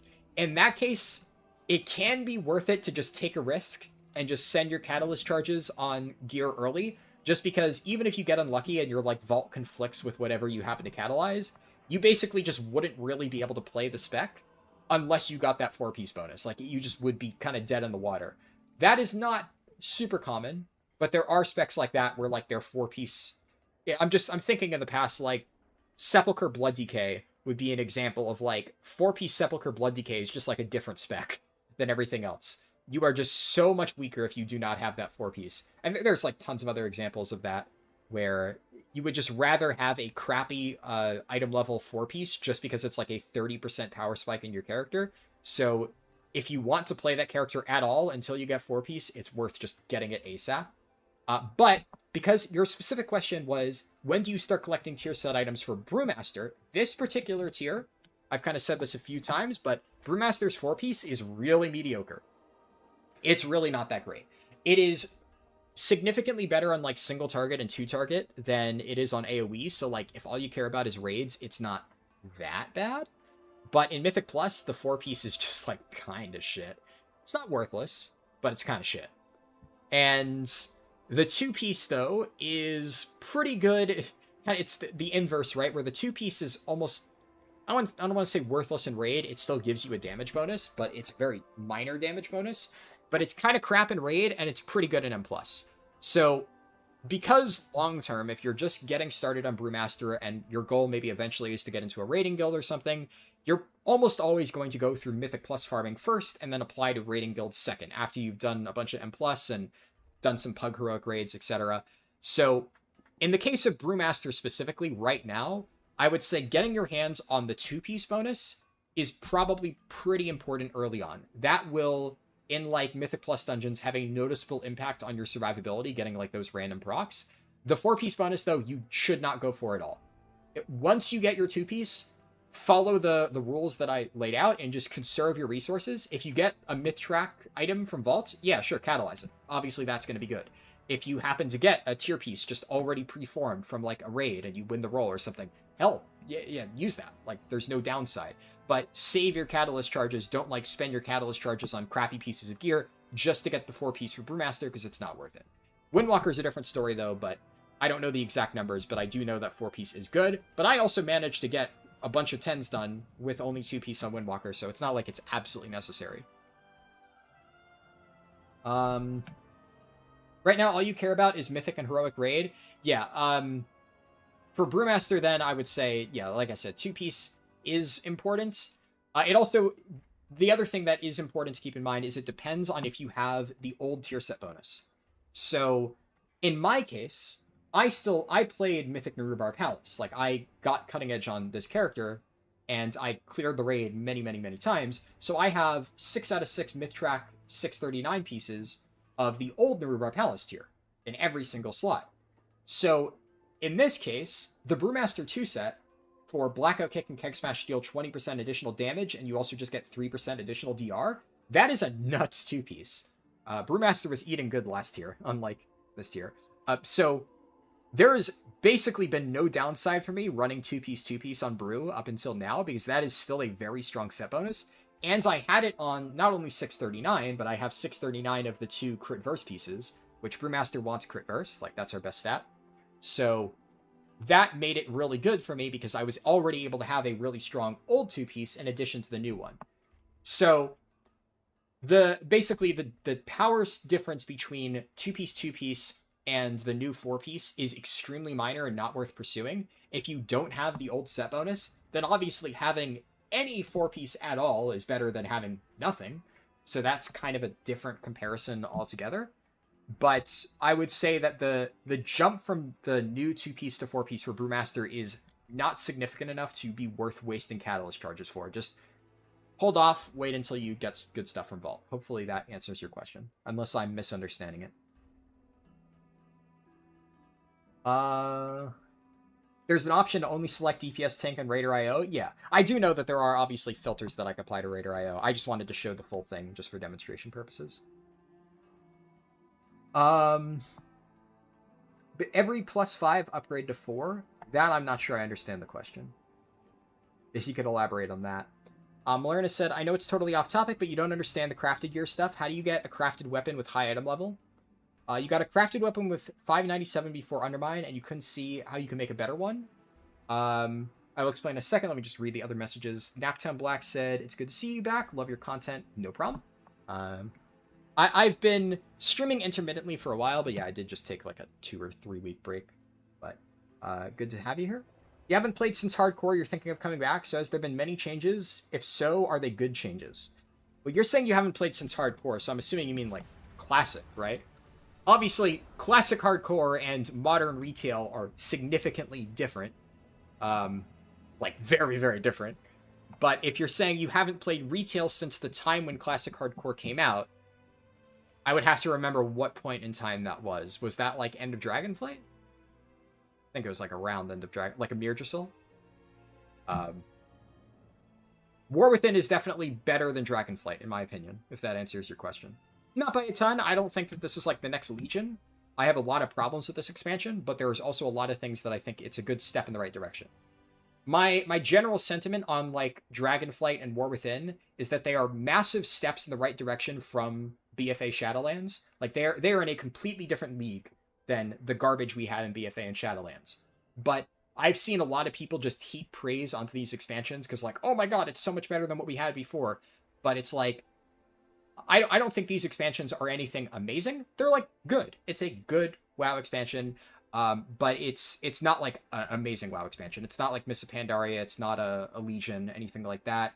I definitely had a lot more fun in those expansions, but there are definitely a lot of really good quality of life changes that if we get an expansion that has, like, the content quality and class design and stuff of Legion, and we have, like, the current systems that they've been adding in War Within, yeah, we have the potential for WoW to really come back, but there's still some areas that Blizzard has been fumbling in consistently over the years, but I've gone on many, many, many rants. But it's good. It's not bad. That was End of Dragonflight? Yeah. I would say the game, it still feels... Dragonflight and War Within feel very similar. They are very, very, very similar expansions. But it is just better. It's like a better Dragonflight. So if you like Dragonflight, you would enjoy the game now. Do you have a Season 1 crafted item? Put a recraft order, change the spark, change the enchanted crest? Yeah. Okay, so on the topic of crafted stuff. For starters, if you're trying to make a crafted item, one of the most obvious things is you need to buy enchanted gilded crests. There used to be this whole complicated process if you had to buy, like, a nascent crest, and then you had to get an enchanter to turn this into an enchanted crest. Now you just buy it by default on the vendor. Really great change. This system was awful. I don't know how anybody ever thought this was a good thing to add to the game. I think it's amazing that they've finally done away with that whole, like, intermediary step, and you just buy the enchanted crest from the vendor. Cool, sure. So once you want to get something crafted, it's kind of like Werewolf said, there's either a recraft, because I know you mentioned you played in Season 1, so I'll give you an example of this is an item that I had back in Season 1. If I wanted to recraft this, I guess I'd have to do the drop down here. So this will have Spark of Omens. This is like what I put into the item. These are all like the ingredients baked into it. It still has my Season 1 Spark baked in. If I wanted to turn this into a new item, I'd have to click this and select Spark of Fortunes. So now this is being recrafted not as a Season 1 item, but as a Season 2 item. So now you can see the default level is 632. But I would still need to change, because you can see here, the old Gilded Crest requires Spark of Omens. So I would need to change this to a Ruined Undermine Crest or a Gilded Undermine Crest, which is what you buy off that vendor. And if I selected one of those, then the item level of this would jump up accordingly. And then obviously you could change other stuff. You could change the stats. You could change whatever effect you want on here. Generally speaking, obviously, if you're crafting anything, this is just a universal rule. Check your class discords, check sims, figure out what is good for your class. The vast majority of players will want to run either Elemental Focusing Lens, Writhing Armor Banding, or one of the linings. I forget which one is good. So right now I'm running on my Monk Dusk Thread lining. Some people like Dawn Thread lining. I've seen both of these used. None of the other things I think I've ever seen used. I've never seen like Nullstone, Starlight, whatever the fuck these things are. I've never seen anybody use these things. Obviously, there are some notable exceptions here, right? Writhing Armor Banding on its own does nothing. You're only ever using this to buff a different thing. You can put a Darkmoon Sigil on... Well, actually, technically, it buffs any Nerubian embellished items. So the Darkmoon Sigils count as Nerubian items. So what a lot of people will do is they will use Ascension on their weapon, which counts as a Nerubian embellishment. And then you'll use Writhing Armor Banding, which doubles the effect of your weapon. So keep that in mind, right? Crafting this does nothing on its own. It is used in conjunction with another Nerubian embellishment. There are some other Nerubian embellishments that you might want to run. I don't think I have them on this character, but there is like an item called Adrenal Surge Clasp that I used briefly back in Season 1. It was a leather belt that was a Nerubian embellishment, and that got buffed by Writhing Armor Banding. So that is a very popular combo. Some Nerubian embellishment with Writhing Armor Banding. A lot of people will run double Elemental Focusing Lens. Let's say if you are in my case and you already have a very good weapon, so you're not going to craft one, and that means you're obviously not using Writhing Armor Banding, you might want to run either Elemental Focusing Lens, which just has a flat effect that works on its own, or one of these things, Dawn Thread or Dusk Thread Lining, which just gives you stat bonuses. Obviously, right now, I'm using 2 Dusk Thread, but you can see this is the cloak that I was using back in Season 1. So last season, I was using 2 Elemental Focusing Lens, and that was just what I was running. So I would say that is like a popular craft option. That is, I think, what like 90% of players craft. I think that covers like the vast majority of crafts, either Focusing Lens or the linings, and then Writhing Armor Banding and one of the Nerubian embellishments. That is, I think, the vast majority of players. There might be like 1 or 2 specs out there that have like very specific crafts that only that spec uses, but the vast majority of people I know do one of those 2 options. So that covers like the optional reagents, right? And obviously the thing with crafting is you can have 2 embellishments on your armor, so you can either have, like I said, 2 of the Focusing Lens or like the Banding and the Ascension weapon, but then you can have as many crafted items without embellishments as you want. So if I wanted to, let's say, craft a weapon and use that crafted weapon on Mistweaver with a special effect, I could take this weapon off, I could craft a 2-handed weapon, I could put Ascension on it, and then I could take these boots, and I can throw these boots into the recraft. So where would they be? This one here. And let's say I still wanted to be able to use these along with my Mistweaver spec, but I wanted to have an embellishment on my weapon in Mistweaver, which would take up one of my 2 embellishment slots, so I wouldn't be able to have Dawn Thread Lining on this item. What I could then do is go to this dropdown, and there's an item called Griftaz Heavy Duty Embellishing Powder, and I could wipe the embellishment off this item, and then it would just be a regular 658 crafted item without the bonus effect on it. And obviously, if you want to, I could go... that is if you want to turn an existing item into something. If I wanted to just make a chess piece, and I didn't want to have an embellishment, I would just do like Spark of Fortunes. I'd get, obviously, all these materials, right? I kind of skimmed over this, but I think this has been pretty straightforward. You get all the materials in the list, and obviously the higher quality the materials, the higher chance that the crafter has of getting it to the highest quality finalized version. So some people have like maxed out crafting skills and don't require rank 3 materials, but this is something that you would need to check on a case-by-case basis with the crafter who's making your thing, whether that is something they can do. The easiest way is to just buy the highest level materials, because if you have the highest level materials, then, you know, it's out of your hands. At that point, they can either make it or they can't. And then I could go here. You would still need a Ruined Enchanted Crest or a Gilded Enchanted Crest. And then I wouldn't add an embellishment here. I would add the stats, and then it would just turn into a regular item, and there's like no requirement here on how many you can have. Like if I pull up my spreadsheet again, show this. I'm still on Raider.io, but if I pull up my spreadsheet, you can see on my Paladin, I have, this is my embellished weapon, this is my Ascension thing, and I have my Writhing Armor Banding on my cloak at 655, or 675, I mean. And then I had a leftover spark that I wasn't using, and I had really crappy boots, so I just crafted a pair of 658 boots with the free runes crest that you get from defeating Gallywix. And now it's just a bonus crafted item. It's as if it was a maxed out hero track slot, so I'm not like losing any item level off this. And that is just a thing that you can do. And I did that on my Paladin. So that's just an example of what I mean when I say you can craft extra items outside of your 2 embellished. That is definitely a good option. But obviously, it's something that you should only do if you know what you're doing, right? Be careful not to waste your sparks. That's why I said no matter what, this applies for everybody. Check your class discords before you make any of these decisions. You don't want to waste anything. It's a great season for Mythic right now. All you care about was gold making, and now you love doing Mythics again. Yeah, the dungeon pool this season is very good, I think. I'm surprised at how much I enjoy a lot of them. It's honestly one of the main reasons I'm even willing to do this in the first place. If I hated the dungeons, I would not be trying this at all. But thankfully, they're not that bad. I don't hate them. You think the biggest improvements in Dragonflight and War Within is they're willing to listen to the community? I will give them some credit for that. In some areas, they are definitely listening to the community. The problem with that is, I think, when you say that Blizzard's listening to the community, I get what you mean, Nizal. But I'm always skeptical to say that because I think a lot of people use that as, like, hand-waving for some pretty egregious problems. Like, a great example is Heroic Week. Heroic Week is something that is just so blatantly obvious to, like, anybody who actually plays the game that this is something the game desperately needed. And Blizzard, for whatever reason, was insistent that they're not doing a Heroic Week for Undermine. They know better. It's going to be straight into Mythic, blah, blah, blah, blah. And they just refused to listen to all of the players screaming at them that this was just a thing that the game needed.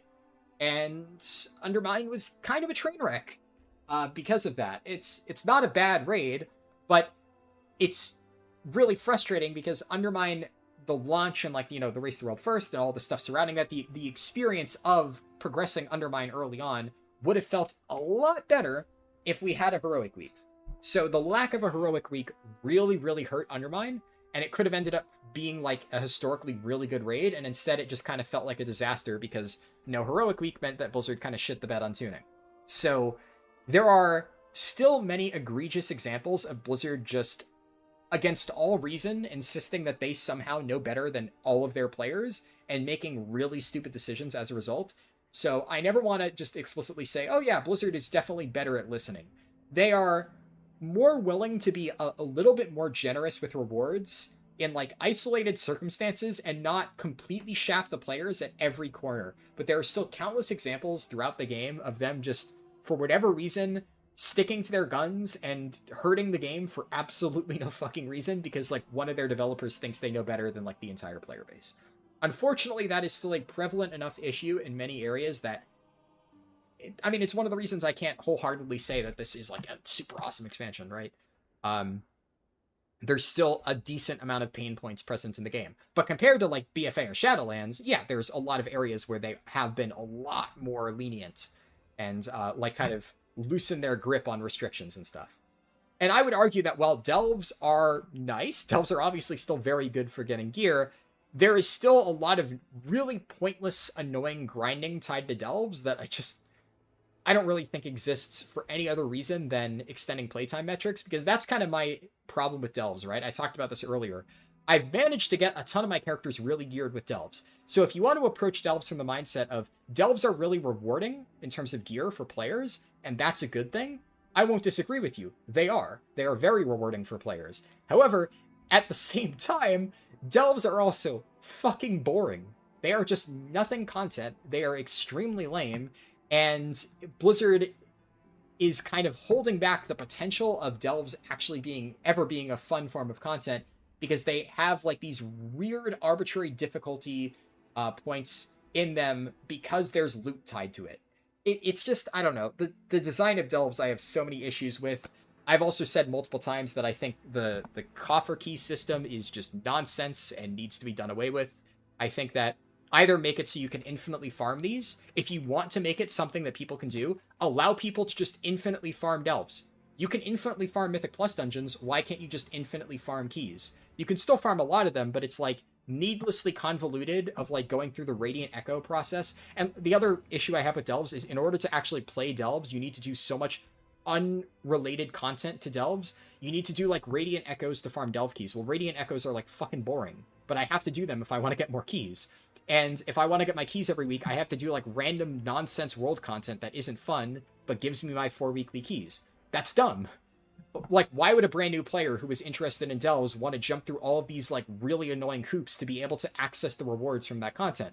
Obviously, I'm doing that because I'm fucking insane and I have a stupid amount of free time to throw into a dumb challenge like this and gear up 11 different characters, but most people aren't going to do that. Most people are going to be like looking at the Radiant Echo pile and like, oh, I have to run this like 50 times just to get coffer key shards to do this again, and it's still time gated like 4 bountiful delves every day. Fuck that. I'm going to play something else. So there's just still a bunch of really weird, arbitrary restrictions on delves that it's just like, why? Why is that there?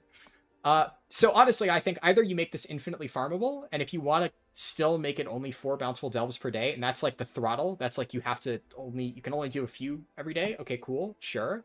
That way you can, at least if you keep farming this, you can keep getting endless delve loot. The other thing that I think is important to note is delve loot is really fucking RNG. You're not guaranteed to get an upgrade. I've had characters where I just run 4 delves in a row and get nothing. If it was like targeted gear upgrade, sure. Yeah, you can run like 8 delves and get 8 unique items that are all very good for you, but if they're going to have an RNG gearing system on top of a grindy unlock method and a time-gated reward structure, I mean, those 3 things together just end up being frustrating. It may still be a more effective gearing method in terms of time spent than the other stuff in the game, but I would say that means that a lot of the other stuff in the game is even less rewarding than delves are, and that doesn't mean that delves are fun by association. It just means they're more rewarding, but there's still a lot of design problems that are present there. Personally, I just think that restored coffer keys in general should be done away with, because although allowing this to be infinitely farmable would kind of solve like the system that I outlined, my bigger problem is that you have to just do nonsense world content to get the keys. And the way that I see it is Blizzard views delves as world content and views stuff like Awakening the Machine, one of the most garbage events ever made, as world content equivalent to delves, and because they are both in Blizzard's mind world content, it makes sense to them that by doing Awakening the Machine, you get currency that you can then use to spend on delves. But Awakening the Machine sucks fucking dick. Nobody wants to do this. It's garbage content. So the fact that doing things of this nature are required to access delves, and delves are supposed to be, in Blizzard's own words, a third endgame pillar on the likes of raids and dungeons, it makes no sense. And Awakening the Machine and delves are not Mythic Plus dungeons. They're not raids. They're not even close to the same. And trying to put even delves and stuff like this in the same bucket just hurts the game.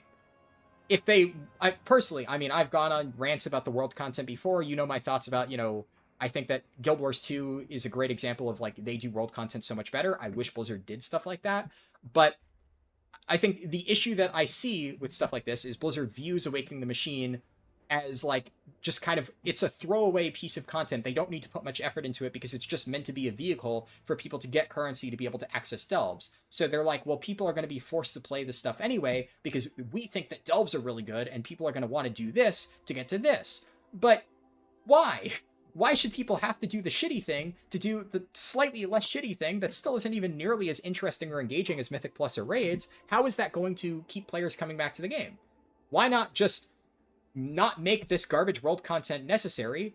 Obviously, you can skip Awakening the Machine. There's other 4 events that you can do if you really want your weekly coffer keys. But my point stands of, like, stuff like the Arathi Keyflames isn't necessarily engaging content, even if it is a faster option for getting your weekly key. More effort should be put into making the delves fun on their own and making it so players want to just log back in every day to run the delves themselves, rather than forcing people to go through this really grindy process of doing non-delve content to be able to access rewards from delves. It's just dumb. I don't know, I think it's dumb. So I think the coffer key system is just a train wreck. And I think that the way that you acquire them is shitty, and the fact that you have to do non-delve content to get delve rewards is just dumb, and a lot of people aren't going to want to do that. I'm not alone in this. I've seen a lot of casual players posting things about, like, why am I required to do this non-delve thing to access delves, which are advertised as the solo player progression system, and World Soul Memories are just fucking shit. Nobody wants to do these, but you have to. So, I don't know. If Blizzard wants to add things like this, there have been generic non-content things in every expansion, but they've never been so shoved down people's throats if they want to get rewards from a different system of content. And I feel like Blizzard's viewing delves being generous as their excuse to, like, force you to run all of this other meaningless stuff that is, like, very half-baked. And I don't like that. I think that's bad. I think that delves should just stand on their own. And I think that if you're going to do that, if you want to just keep bountiful delves as being, like, 4 per day, there's really no downside to, like, hey, you can only get 4 pieces of loot every single day. Okay.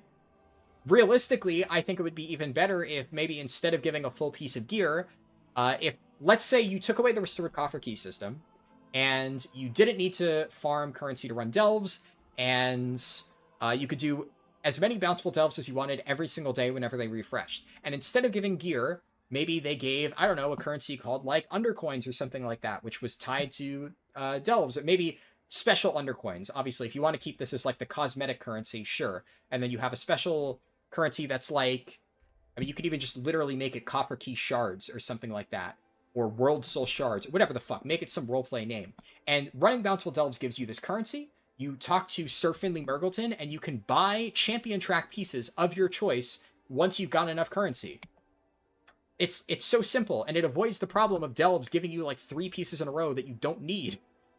And there's so many better ways that, like, literally within 5 minutes of basic thought you can think of to make delves not shit. And delves are still kind of shit. They're good for gearing just because everything else sucks. But they are still kind of a shit half-baked system. And I don't know. It blows my mind that none of these things Blizzard has done. It's very obvious. It's infinitely more player-friendly. There's tons of other games like Final Fantasy XIV, which for all its problems has had currency-based reward structures for many years, and it's just better. I don't know, man.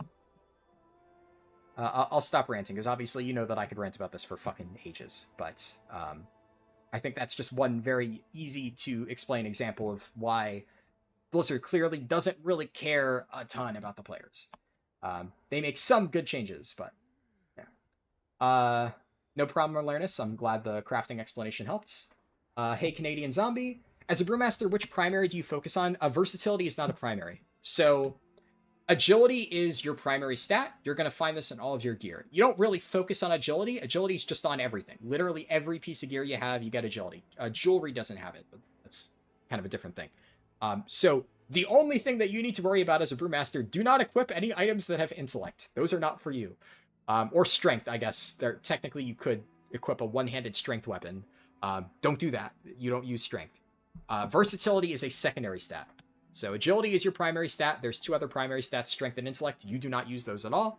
And then every single class in the game uses the secondary stats, crit, haste, mastery, verse.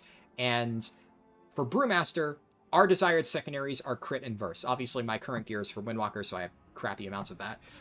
But that is what you want to stack for Brew. That is your goal.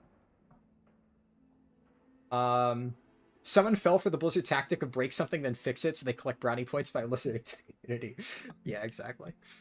You've never farmed coffer keys or done World Soul. You've never needed to do more than 4 delves per week, but that's just you. Well, yes, but I can tell you that in order to get my characters geared up to where they are for the purposes of this challenge, I have had to do that. The other thing is, like, Funhouse Lens is a really good trinket for Windwalker, and I just was not able to get Funhouse Lens. So I have done an insane amount of delves on my Windwalker monk up until, like, this week, because I finally, on Tuesday, got my Funhouse Lens. But it was driving me up the wall that I ran, like, 30 delves without getting the stupid trinket. So, obviously, I was using all my Radiant Echoes. I was doing anything I could to get more Coffer Key shards, to get more chances at Funhouse Lens, because it was good, and I had really crappy trinkets until I got this thing. That is because most new players never reach M+ in raid progression content. You are speaking from the perspective of a hardcore player, which is a minority. I'm sorry, that's just a bad take. hardcore players are never going to engage with these systems, really. I'm only doing this because I'm trying to speed gear up a lot of characters, but I can tell you that the vast majority of, as you put it, hardcore players, which I would say I am, but most people are going to just, you know, if they want to get a character geared up, one character at a time. Most people are trying to gear like 5 characters at once. But if somebody wants to gear up one character, a lot of people will just have their friends boost them through Mythic Plus, which obviously isn't something that a new player can experience. But the idea that I think simplifying everything that I just talked about as most players never reach M plus or raid content, it's like, but what does that have to do with anything that I just said? What does that have to do with anything that I just said about it being shitty that in order to get this currency, you have to do non-delves, which are just boring content? Like, the content doesn't magically become more fun if you're a casual player, right? I would hope not, right? Awakening the Machine, you know, it doesn't matter whether you're a mythic raider or a brand new player, it's still shit content. You know, it's not like I'm some, like, you know, I don't know, fucking refined chef who's, like, tasting a hamburger like, oh, this is disgusting. This is not, like, Michelin star content. Like, no, this is just shit content. It's just bad content. There's no hardcore player mindset of it. My entire point isn't like, oh, Blizzard should make the game more rewarding. My entire point is that the game is rewarding for people like me, for hardcore players who want to basically abuse the hell out of delves to gear up a character quickly. The system is designed for that. It works for that thing. That's not my complaint. My complaint isn't that I can't abuse the content to gear up a character in ridiculous time. I can do that. I can use all of these different things. I can grind the boring shit like World Soul Memories and the world events to get my weekly stuff and multiple characters to get ridiculous gear. That's my point. My point is that it's not fun. Which, fun, obviously, is subjective, but, you know, it's nothing to do with whether you're a hardcore player or not. I don't think that, obviously, different people will have different ideas of fun, but I mean, are you really going to tell me that you find Waking the Machine riveting content? Definitely there's going to be some people who really enjoy mount collecting way more than I do, and I'm not knocking on that, but I am saying that stuff that is just kind of objectively dog shit, like Awakening the Machine, that I have seen countless players across all skill levels say is just not fun to do. My entire point is that we shouldn't have to do this shit. Hardcore player, new player, casual player, doesn't matter. It's irrelevant. It very much missed the entire point of that rant with that comment. Sorry, blows my mind. I'm saying that the game at a casual level should be more fun. Most hardcore players don't even need to engage with delves. They can skip delves. They can go straight to Mythic Plus and raids. Delves are meant to be the endgame content for the casual players. And delves, right now, I'm not going to say they're super boring, but they are kind of definitely more boring than something like Mythic Plus or raid.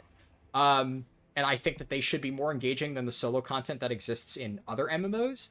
But especially the value of delves, my entire point is it gets watered down by the other shit.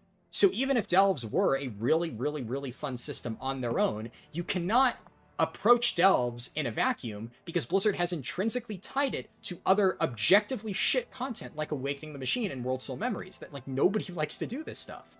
So in order to access the rewards from this system, you have to do other crappy stuff. If you want to progress Mythic Plus, you can just do Mythic Plus. If you want to do Raid, you can just do Raid. You don't have to run World Soul Memories to be able to get Mythic Raid loot from your Raid boss kill every week. Delves, you do. My point is, you shouldn't need to. Nothing... Man, I'm sorry. That comment broke my fucking brain, dude. Anyways. At this point, you don't even get coffer keys or open bountiful chests as they're outgrown champ gear. Yeah, it's very much like a brand new character thing. Like, obviously, on my Paladin, I don't need to do that outside of my Delver's Bounty every week, but there are specific cases where, like, a trinket from Delves is really good, like I explained with Funhouse Lens, or I'm just trying to get as many champ track pieces as I possibly can, that kind of thing. Blizzard would probably create that system to buy gear with another kind of undercoins just to make it a loot box system to increase player engagement. I don't know. I feel like most people, if they had the ability to just, like... call me crazy. Maybe not everybody would agree with this. I think that if you put the same player in front of two systems, one where you were just opening a bunch of loot boxes nonstop that could theoretically give you duplicates, and eventually you could get a full set of gear, but you could also just never get it. You could never get that one trinket that you really, really, really want. But, like, technically you could get really lucky. I'm sure some people would love the dopamine hit of, like, getting all of it back in a row. But, you know, really, the dopamine argument is the only one there. But I would argue that most people, if they could pick which system they would rather have of random drop chances or, you know, you get currency, especially if the values are the same, right? The problem with a lot of these systems, obviously the values are not the same. So let's say if in this hypothetical, it costs 100 undercoins to buy a specific piece of gear. Obviously that's a random placeholder number. But let's say you did a bountiful delve and it gave you 100 undercoins, and buying any piece of champion track gear costs 100 undercoins. Well, at that point, you're getting the rewards at the exact same pace. It would require, in theory, the same number of bountiful delves to get the end results, a full set of gear, except in one case, it's just completely random, and the other case, you can target the items you want. Obviously, that's never how these systems are designed. There's obviously more grind required for, you know, deterministic systems, and I get that. But I think I would rather grind for... I would rather grind, on average, twice as many bountiful delves just to be able to not only know for certain that I will eventually get the items that I want, but also so that I could target the items that I specifically want, because most people aren't aiming to get a full set of gear from delves. They're looking for one or two pieces, because that system is just objectively better if you only need a few slots. If all I need is Funhouse Lens, it requires significantly less delves in this hypothetical currency-based system on average than a random slot thing, because then you only need to run, let's say, 4 bountiful delves, if the currency is tuned to be really low, to get the one item that you want, rather than having to run potentially, in my case, like 30 to 40 bountiful delves to finally get Funhouse Lens to drop. Because it's just a pool of like 50 fucking items or something like that. Generally speaking, in reality, currency-based systems are just better. That's just me. M Plus has never been more accessible. Yeah, so I'm also not trying to argue that M Plus is inaccessible, right? Obviously, yes, I agree with you. M Plus is very accessible right now. But my entire point is, if somebody didn't, even with it being accessible, still didn't want to touch Mythic Plus, they were still just afraid of doing group content in general, and they just wanted to only do delves, delves are failing them as a system. That's my only point. God. And yeah, exactly what Merlerna said about some people just want to play solo. Here's your situation. You got 658 in every slot apart from your helmet. Your helmet is 4 out of 8 champion. You have 45 rune crests, and you can't get more this week. So all you can do now is spam +7 rookery in hopes of getting a hero track helmet. Yeah. Yeah, honestly, that is the correct plan is all. I think you got that figured out. Let's see. I haven't looked at YouTube chat in like 10 minutes or so. Will I make any Kata content? At this point, no. Just because Kata's almost done, right? So, initially I was planning on making more content for Kata Classic, just because I had been playing it a lot, but when my main account got banned 6 months ago, which was in the middle of Kata Classic, it was also around the time that War Within was releasing, so the main account getting banned really did just kind of fuck my schedule for months on end. It caused like this massive ripple effect that I'm still dealing with to this day. And one of the unfortunate things is, at that point in time, I had to choose between, am I going to do any of the Kata videos that I still had planned, or am I just going to work on War Within stuff and scramble to get my characters rebuilt on a new account? And I chose the latter, because it's just kind of more important. And by the time that I had free time to invest in Cataclysm Classic, it's already like almost over. So at this point, yeah, I'm just not going to bother. Mop Classic, though, different story. Yes, I will make a lot of videos for Mop Classic, which is kind of one of the reasons I'm not covering Kata, right?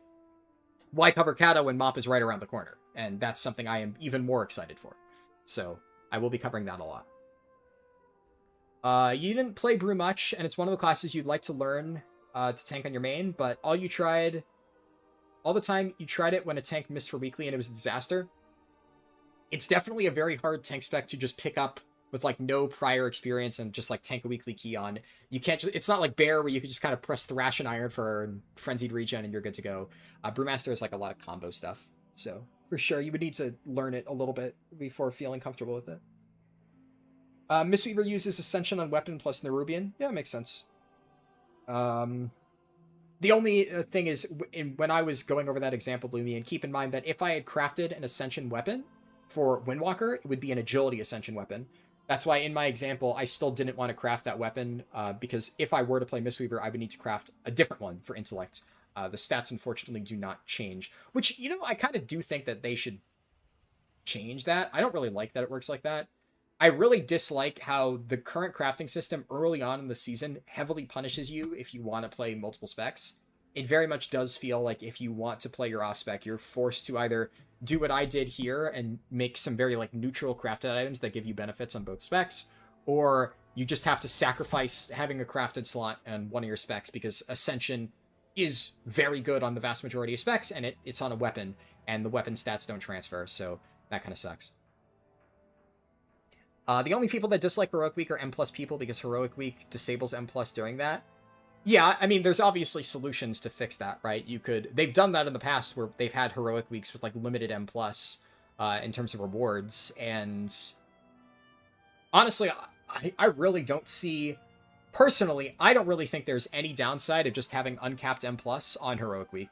If people want to grind that and get like full hero track gear, who gives a shit? It's like, you're still playing the game. I don't know why Blizzard would really care.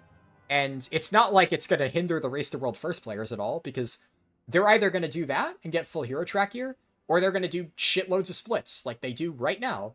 And I correct me if I'm wrong. Obviously, I'm not a Race to World First player, but I'm pretty sure if you would ask most Race to World First players what they would rather do like half as many splits and then grind a bunch of M+, or do like double the amount of splits, I think most of them would probably not want to do as many splits, because that would require them to prepare significantly less characters. Obviously, not a Race to World First player, don't know the exact ins and outs of that, but from the little that I do know, I'm pretty sure they would vastly prefer that from a Race to World First standpoint. Heroic Week's just, it's good for the game. There's no downside to it. I will say, I think having the first week of look at our new cool zone is not bad. I think a lot of people have been dunking on that like first week of, hey, check out this new zone, because Blizzard handled it so poorly this week.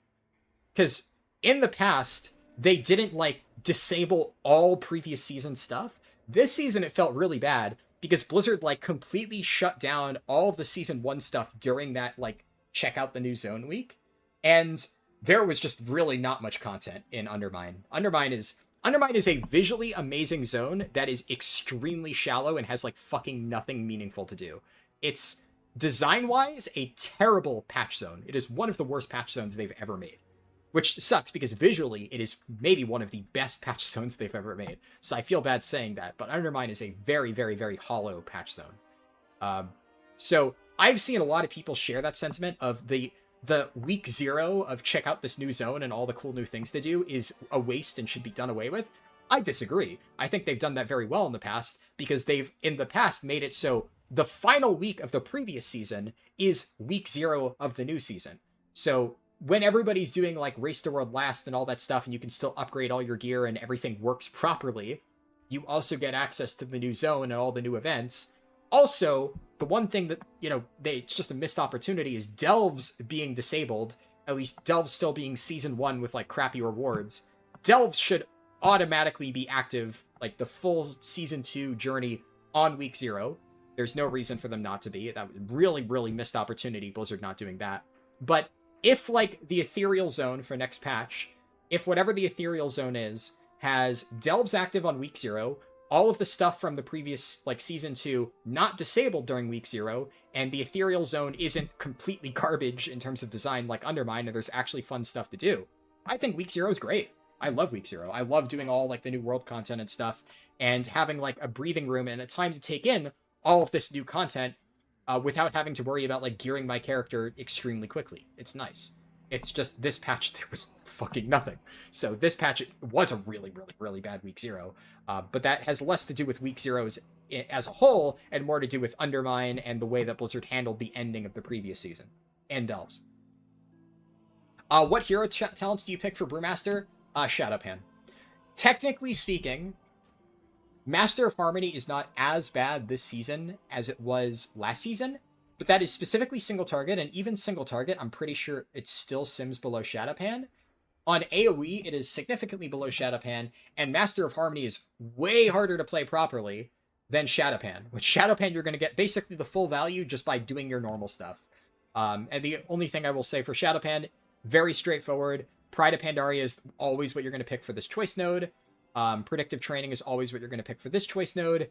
And this one is technically personal preference. You either get more healing on your Vivify, or you get a bit of self-healing back when you use Chi Burst or Expel Harm. Realistically, just Chi Burst. Expel Harm does like no damage, so it's like basically 20% leech on Chi Burst or a bit of additional healing from Vivify. They are like almost identical in terms of how much you get. It depends on the situation. Realistically, it's personal preference. They don't matter that much. That's Shadowpan.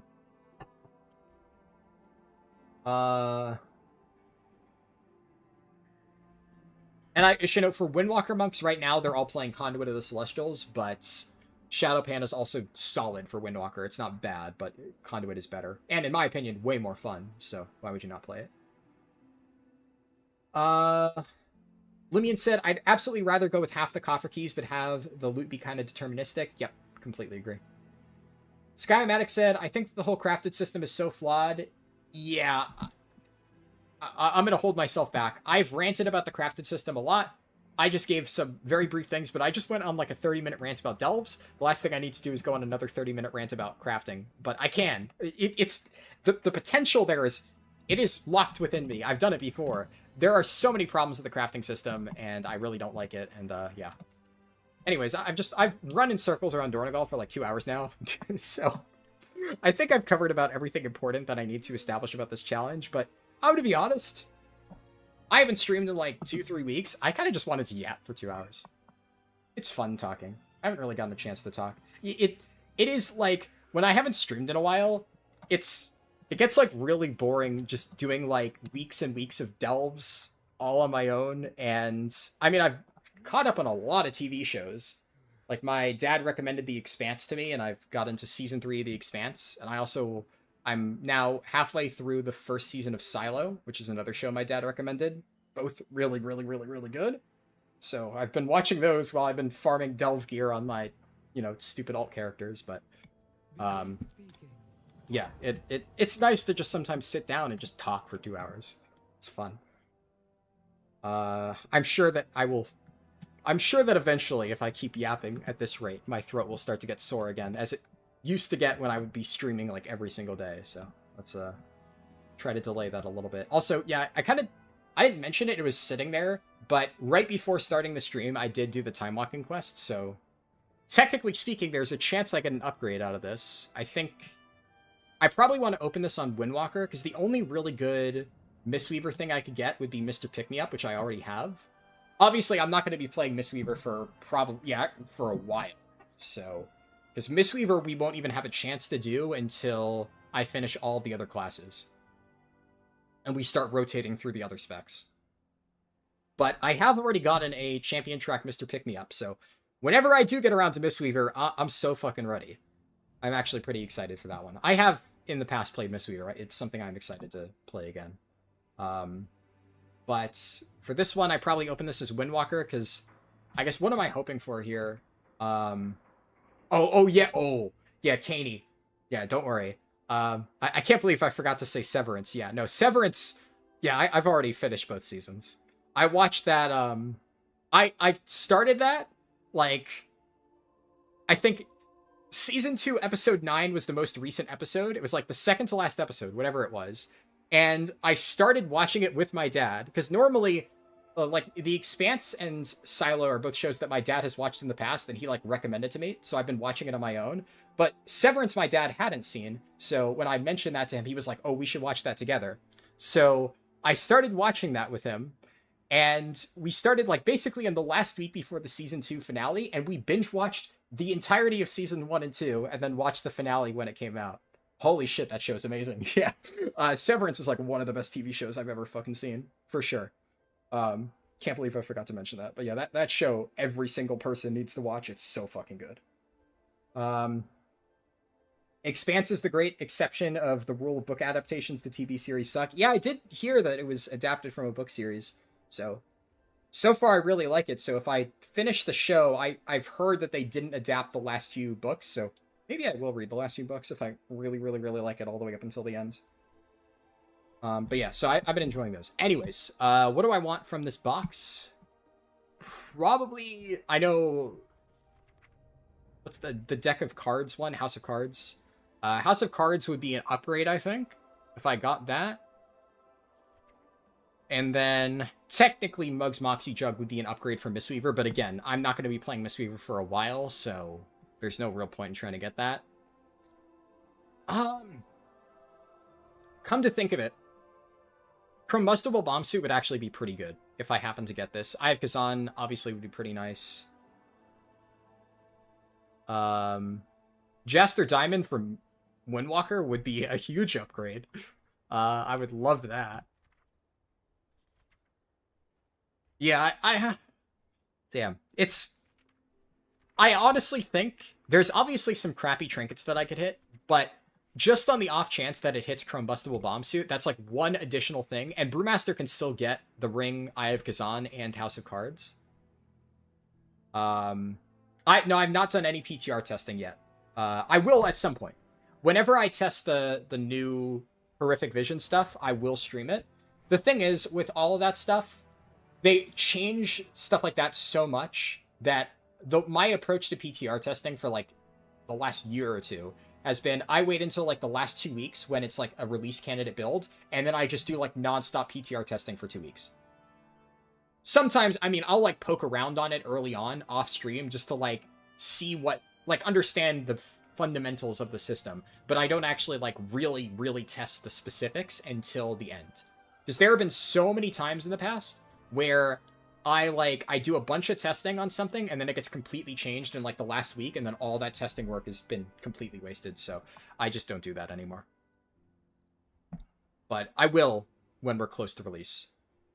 But we're probably not going to be close to release for that until like another 2 weeks. I'm expecting it to release around here, so probably like around here I'll start doing PTR testing. There's also the leveling stuff that I gotta test. Oh, Nazal, subscribe with Prime. Here's some extra money since you think you'll probably need it soonish considering what happened today. Wait, what happened today? What, like me agreeing to do the challenge? Ugh. Is that like a mental support Prime sub? Either way, Liberation. Oh, God. Oh, God. Oh, no. Yeah, I had blocked that out of my memory, dude. I went upstairs for coffee. I heard about that on the news, and then I immediately just went, oh, fuck me. Yeah, I'm not going to talk about politics, but... God damn it. Yeah, thanks. God, this country's so fucked, dude. Anyways, no more politics, but, you know, if you guys have watched my channel long enough, you know where I stand on, you know, the orange clown. And all that shit. Yeah. Thank you, Nizal. Yeah, I probably opened this with Brewmaster. Anyways. It's like... America's just doing dumb shit again. That's basically what it is. Okay, I got garbage. I mean, it is what it is, I guess. 99% of the time you're gonna get shit out of these boxes, so. I didn't even get an item. I already have this appearance. Could have at least been an appearance I didn't. Oh, well.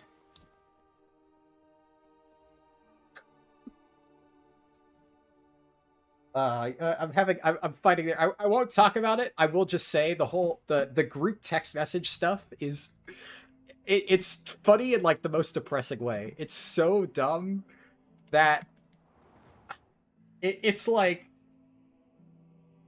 I don't know. sometimes I just feel like our country's politics are just like one big comedy sketch. It's so fucking stupid. But it's unfortunately depressing that happened in the first place. Yeah, I won't talk about it more. But yeah, it is that shit's crazy, dude. It's so fucking crazy. Anyways. I guess it's time to just do keys. It's only been 2 hours, 20 minutes since I started the stream. And, I only have, like, 4 hours. I'm probably, because I've yapped for so long, I'm probably not going to be able to finish this all, like, right now, but, you know. If I'm only missing 1 or 2 keys, we'll just do a short stream later tomorrow. My main hope is I would very much like to be able to start the next character on Friday. So, if I can't finish it within, like, this individual stream in, like, the next 4 or 5 hours, then I'll just stream, like, later tonight, and we'll wrap up whatever dungeons I'm missing, and then hopefully we can start either the Hunter or the Shaman. What's winning? Let me check the poll. Whoa, it's close. Hunter at 32, Shaman at 31. You know what? Here's what I'll do. The poll results will be finalized the moment that I get, all 10s done on whatever the last spec is. So let's say I finish Brewmaster first, and then the moment that I get my final +10 timed on Windwalker, I will finalize the results for the next poll. How does that sound? I think that's a fun way to do it. It'll be up until that last second. That's when we'll pick what comes next.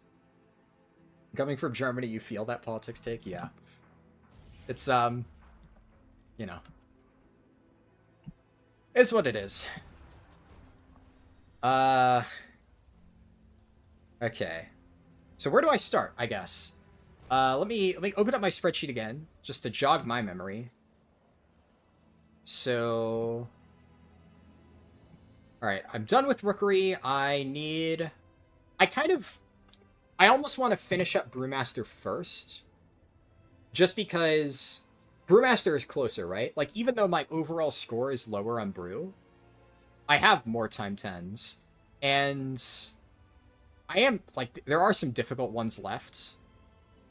Getting Floodgate done on Windwalker is nice. But, like, Dark Flame, this is free. Floodgate, I don't really think is that hard. Priory and Cinderbrew are obviously difficult, right? But they're not, like, that hard. Especially on a +10. I'll probably save Cinderbrew for last. On one hand, I'm tempted to save Cinderbrew for last just because I hate it.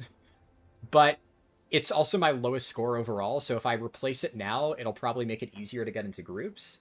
I also want to do Priory early because my trinkets are really bad for Brewmaster. I have, like, honestly really good gear for Windwalker at this point, but I have really crappy Brewmaster trinkets and, like, itemization in general. So Tome of Light's Devotion would be a massive upgrade. Now, the odds of me getting that are fucking low, because I have yet to get a single Tome of Light's Devotion drop this entire season.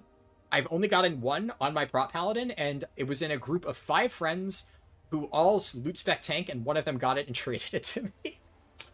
My loot luck has been shit this season so far. But if I do Priory first, then I get a chance at Tome, so that would be nice. So I guess we'll do that. Realistically speaking, though, I think what I'll probably do is I'm going to put this on my second monitor just so I can refer to it as I'm looking for groups. And I'll just kind of look through the group finder, and whatever is available, I'll just apply to it. So if there's a group that, you know, let's say there's a workshop group that needs DPS, well, then I'll apply on Windwalker, and, you know, I still need that one. We'll see. So I'll just search 10s. You're from Turkey, you're used to the shit. Fair. I don't know a lot about Turkey's politics, but I would imagine that stupidity is not isolated just to the United States, unfortunately. What are you finding it easier to get into groups with, or do you have organized groups? Right now, I'm pretty much just pugging. Obviously, Brewmaster is going to be easier to get into groups with because it's a tank spec. So that has, out of the two, has definitely been easier. But Windwalker is not bad. It's always going to be easier to find a group with a tank spec than a DPS.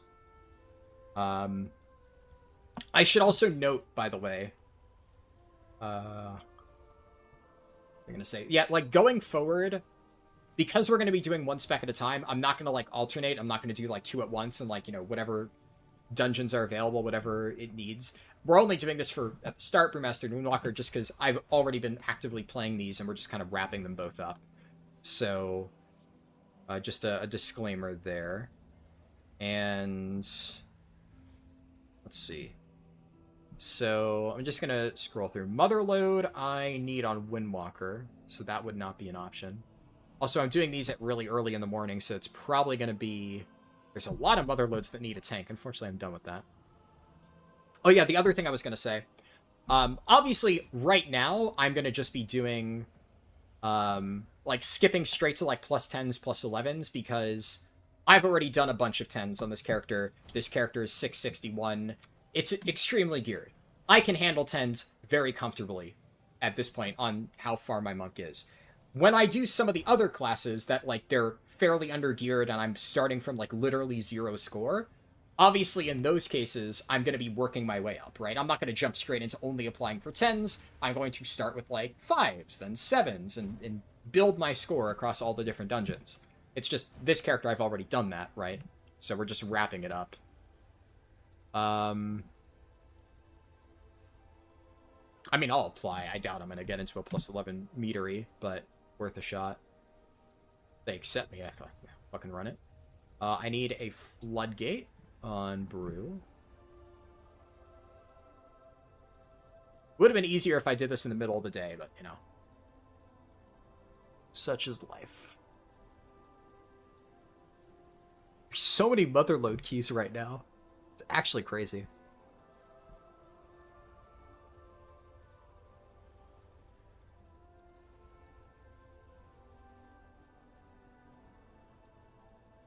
Only I needed that.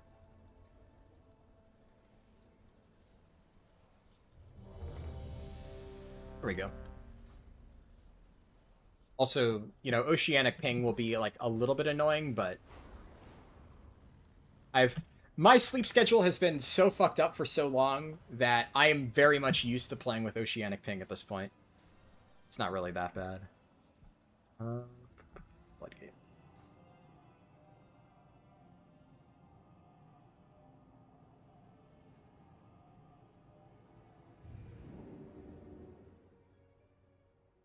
Whenever you look at the state of things in other countries, you're happy that you live in Belgium. The advantage of having 7 governments for 11 million people is that the system is so much inertia, basically nothing controversial happens.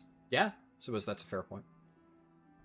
We've got another incursion, and we need some defenders. Playing other classes after these 3, yeah. I explain it more like at the start of the stream, but the general summary is I'm doing polls, right? So on the... In chat, you should see a poll pinned. And... basically, after I finish these 2 specs, so I'm not doing Mistweaver just yet. The only reason we're doing Brew and Windwalker is because I've already been actively playing them. So we're just kind of wrapping up some of my main specs. But once we're done with these, whatever the poll picks, we start with that. And then I'm going to pick the first spec. So right now, Hunter is in the lead. If Hunter wins, I'm going to play Beast Mastery up to Keystone Hero. If Shaman wins, I'm going to play Resto Shaman up to Keystone Hero.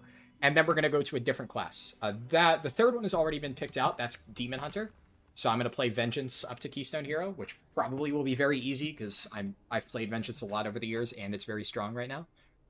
And then we'll do another poll. So let's say Priest wins the 4th poll. Well, then I play Discipline up to Keystone Hero.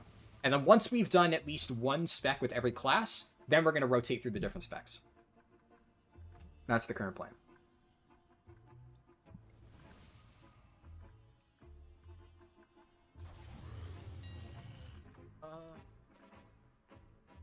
I can't spell. What?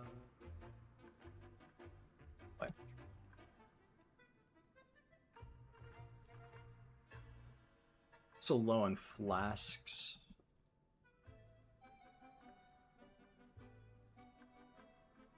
Let's just round it out to an even 20.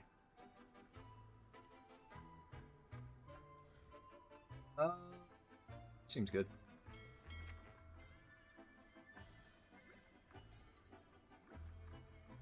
For whatever reason, the lag feels particularly bad.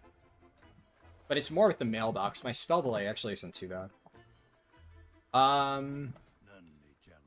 me switch out rings and stuff. this is...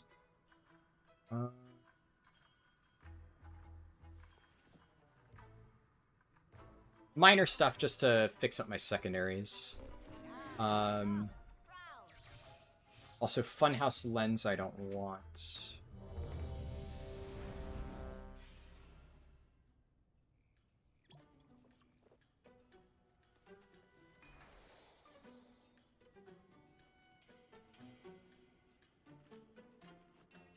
There we go. Alright, should be good to go.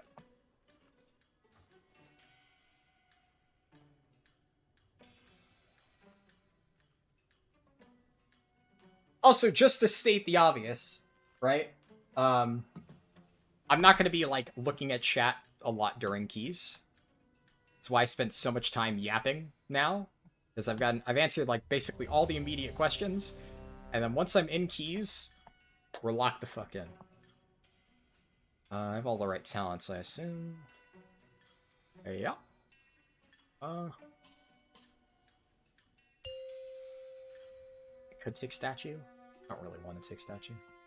5, Fine with this. 4, 3, 2, 1. Alright. I've done Floodgate a bunch, because I had to farm Pacemaker on my Paladin. So, the route I'm at least comfortable with. But I have not done this on a Brewmaster yet, so that should be fun.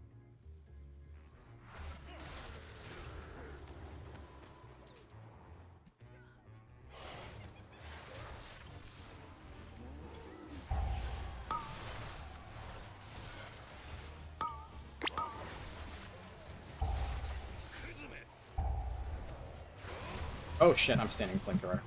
Oh, that's bad. That's bad. That's bad. Fuck. Dude, it's so fucking hard to see flamethrower. I hate that ability so much. I'm gonna rock here.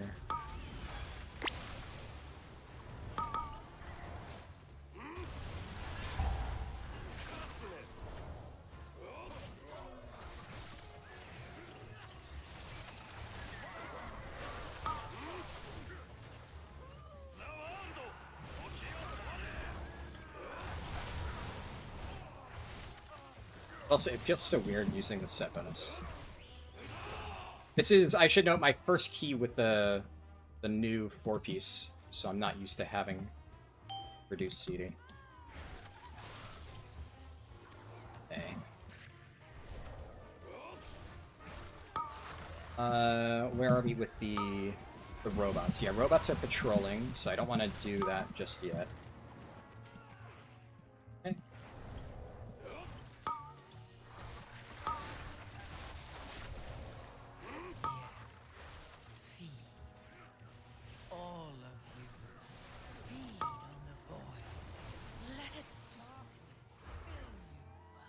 Oh, it's the balls this week, right.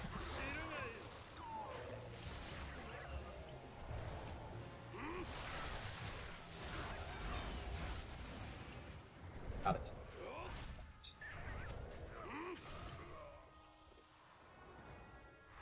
I mean, so far, 1 death for all that is pretty good.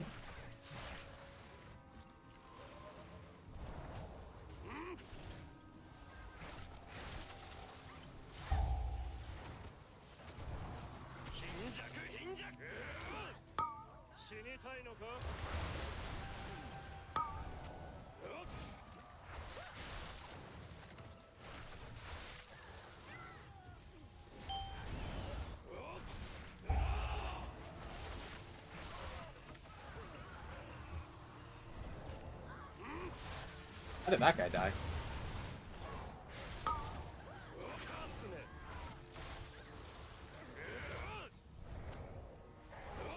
Oh, he just stood and wind up. Okay.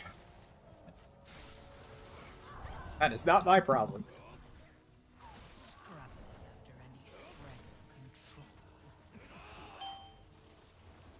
Oh, please. Nice.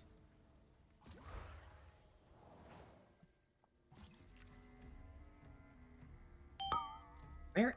What? What is this guy? Oh, he pulled the robots. Okay.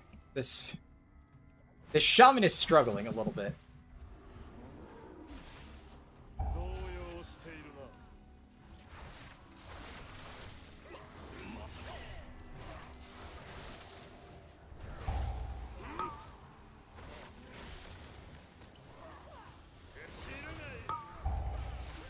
Yeah, the one problem with oceanic lag is interrupts are really fucking rough.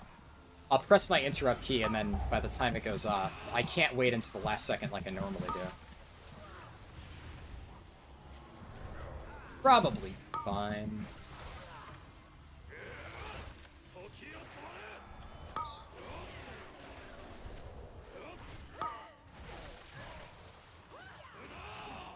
I would imagine with something else that, because this new tier set bonus isn't as keg smash heavy, you swap back to Salsella Bims, which admittedly I have not played with in like 8 months. So it is like, it's fucking with my head that I'm getting constant Breath of Fire resets. But I gotta play around that now.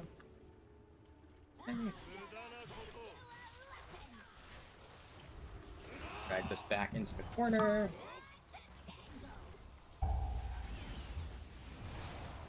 Hopefully they bait this properly. Or not.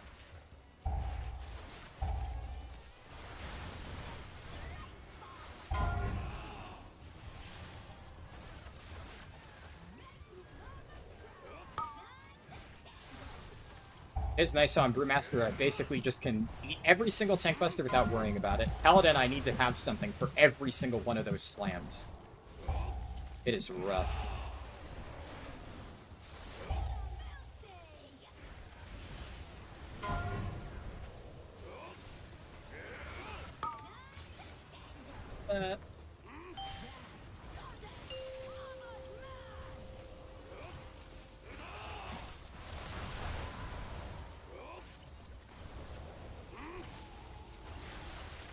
Oh my god, so many procs in this fucking thing.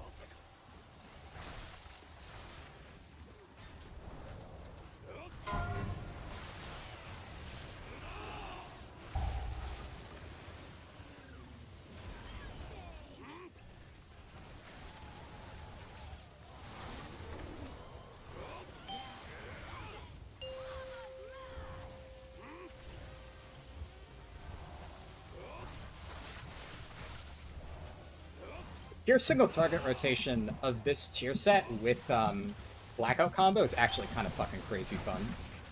It's just a shame it does like no damage. But the constant like blackout kick weaving I actually really like. It's fun.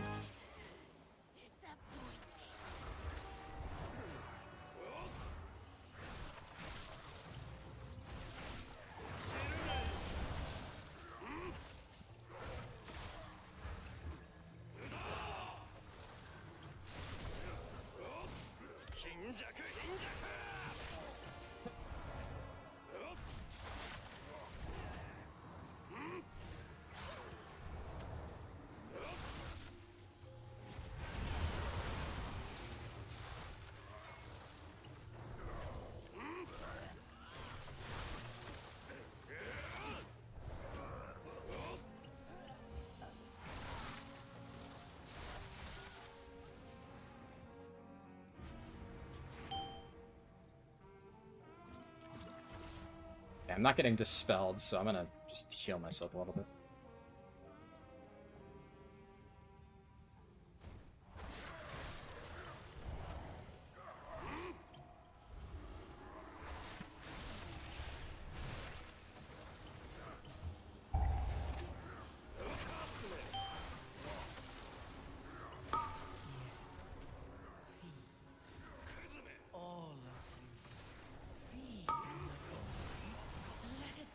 Also, just because I'm sure 1 or 2 people are going to ask, yes, it was intentional that I sent that Chi Burst in.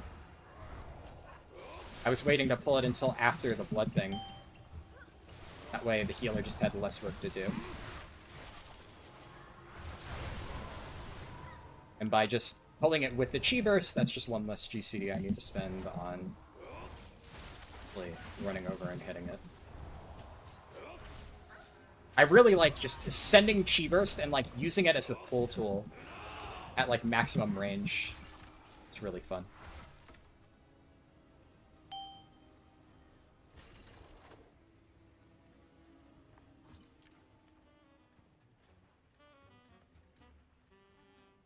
Wait a little bit. Yep, that's why we wait.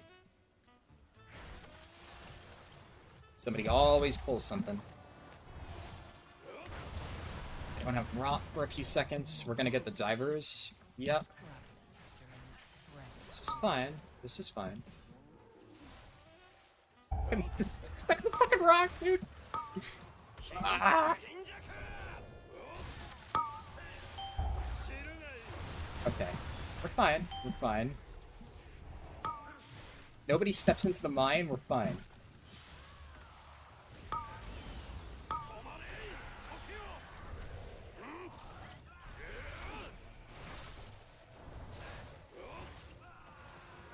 Why is this guy almost dying?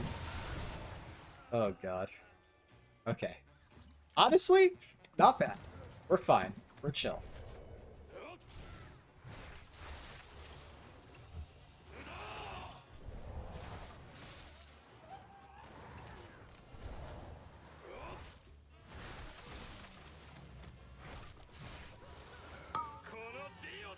I don't know if the Architect just shoots random people or not, but the fact I didn't have red on it scared me.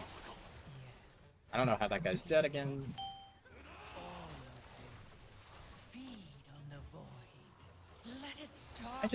He just tawed the scaffolding? Oh, we got bombshell crabs.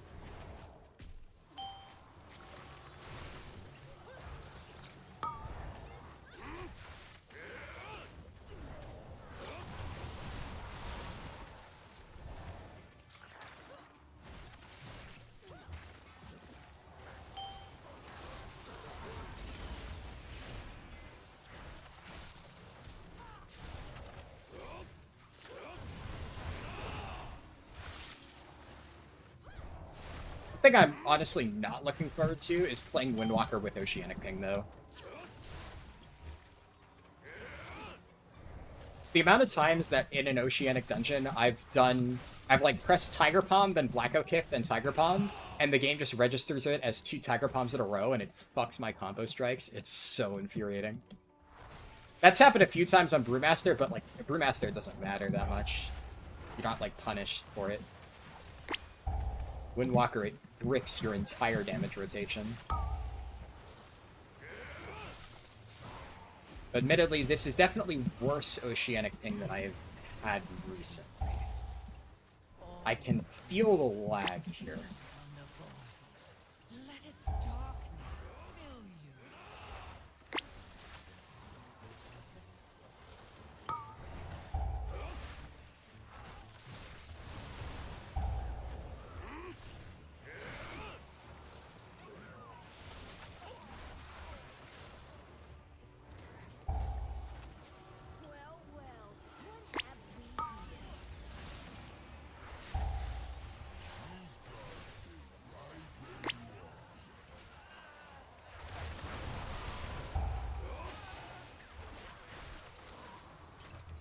Why Oceanic?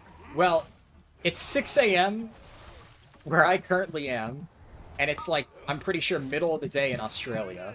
So basically 90% of the keys currently at this time of day are Oceanic keys on North America. Which is like servers on the other side of the world. It just is what it is, right? I can either deal with Oceanic Ping by playing at this hour, or I can just wait to find a non-Oceanic key. So I'm dealing with it. Obviously, I knew what I signed up for, right? But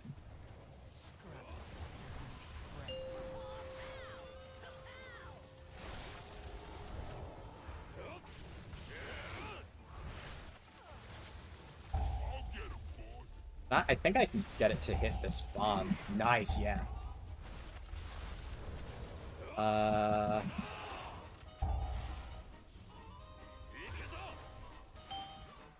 Hell yeah. Wait, oh shit, somebody completely whiffed that bomb, but we got the gel. Okay, we're good. Yeah, the first two charges did not do a great job.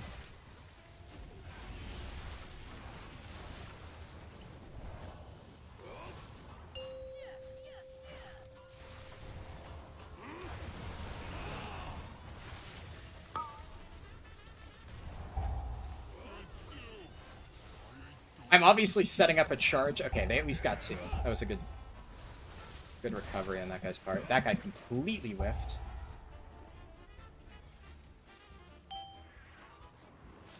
Did I get all of them? Nice. I like this boss primarily because as the tank, you get to usually be the one to set up some, like, final trick shot to get, like, multiple at once. And I have done some really crazy ones before.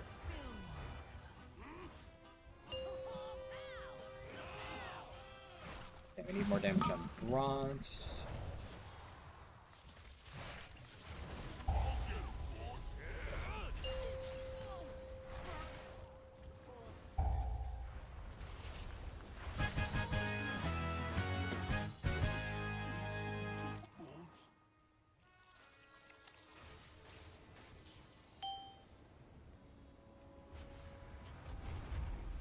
It's 9 p.m. in Sydney, Australia, prime time. Nice.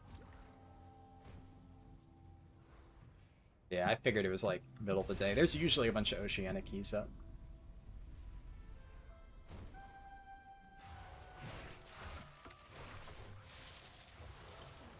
So far, I think this is going pretty well. I've only seen the Shaman die a few times, usually to avoidable stuff.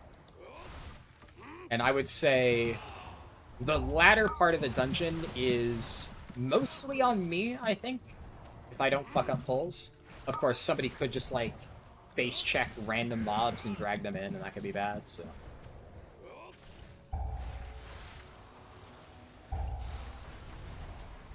Realistically, if I don't fuck up.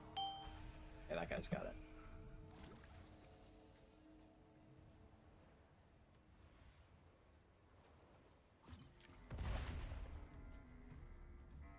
We should have enough room.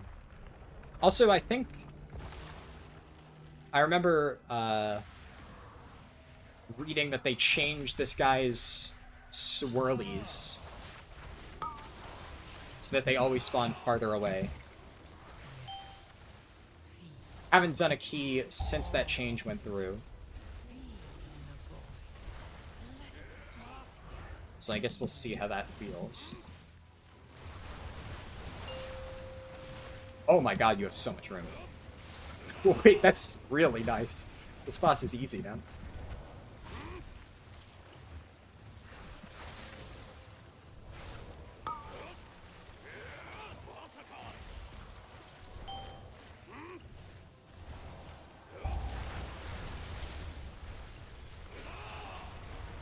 I guess it still does a shit ton of damage, so... Definitely not easy for healers. Oh, you have so much room. Okay, I love this.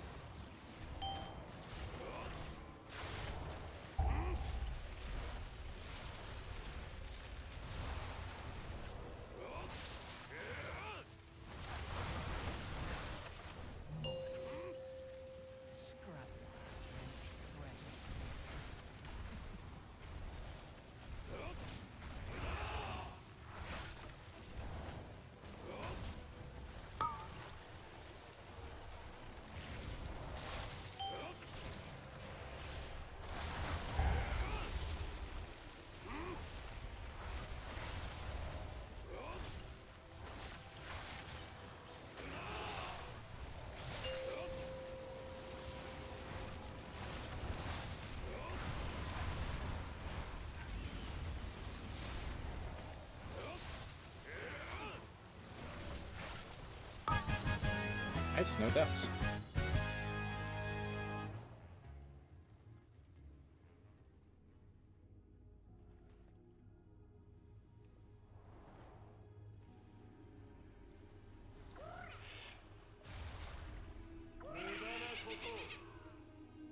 I lying? Bubbles is just being very unresponsive today. Hmm. Okay.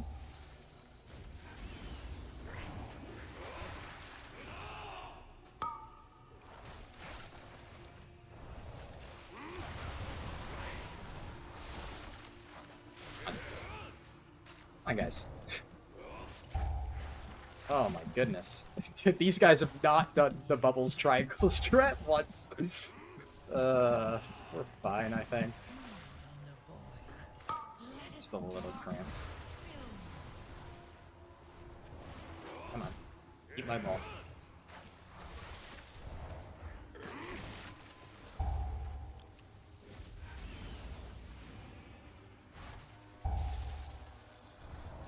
No, I mean, none of them died to it. Can't complain. God.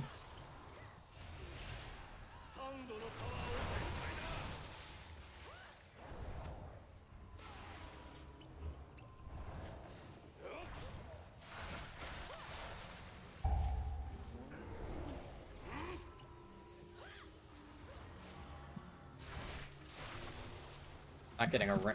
Wait, what the heck? What the hell? What the heck?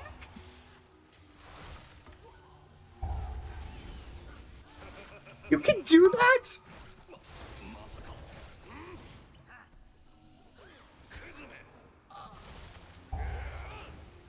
I just dropped the electrician into the water. It came back up, walking through this mob. That's a thing?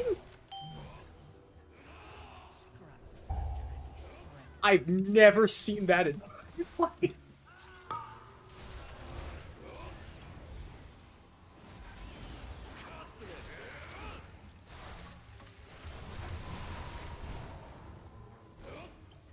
You're normally not supposed to be able to mop or rop mobs off ledges. That's like not a thing. I guess this bridge is the exception to the rule? Okay. Yikes. Oh, it could have gone a lot worse. And now I know for science. Holy shit.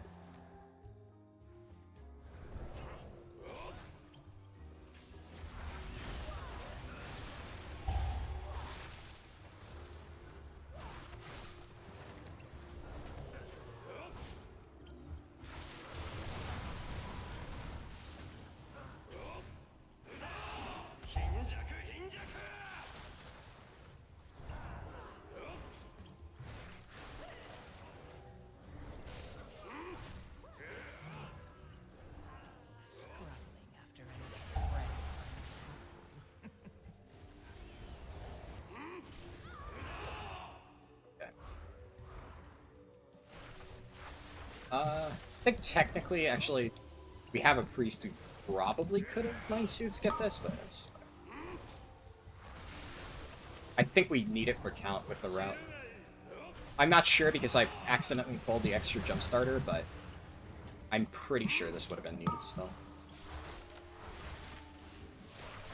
My normal route assumes no mind suit because normally I don't have a priest.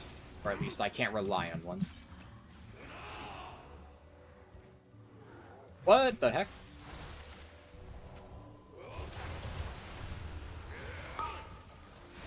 Game lagged out and registered that I pressed roll twice. Which, I mean, I guess I am hitting the key, but it queued a second one.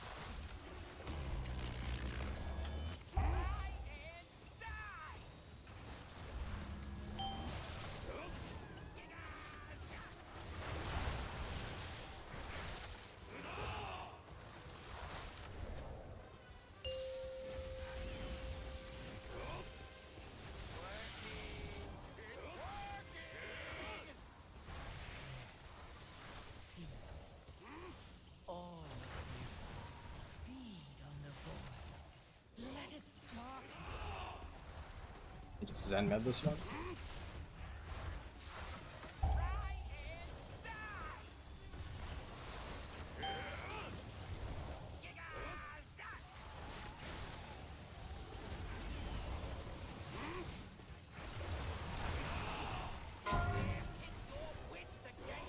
That's actually a really good spawn.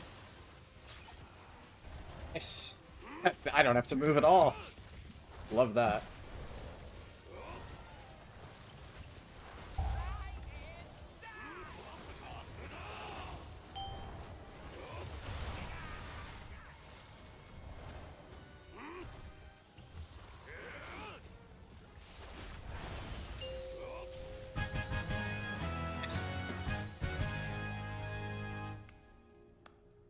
Oh, nice. That guy got pacemaker. I have a mother load. Honestly, I think I want to keep my mother load. Yeah, I want to keep my mother load because if I need a Windwalker clear for that. And the odds of me being able to plug into like most groups as Windwalker is going to be much lower than Brew. So any Windwalker key that I still need, I want to hold on to that. Because I will probably need to run my own key.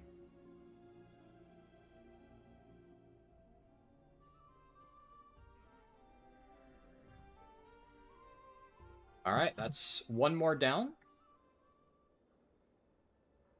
The spreadsheet, I'll...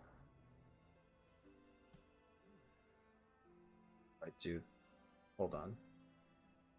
Have to move it to the second window. Does that adjust it? No, that's still...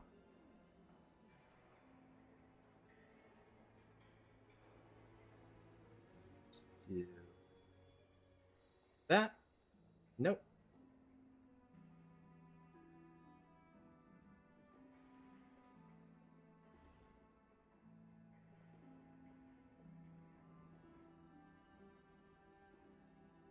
Okay.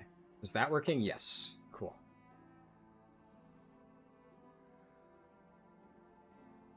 Let's double check with Twitch and stuff.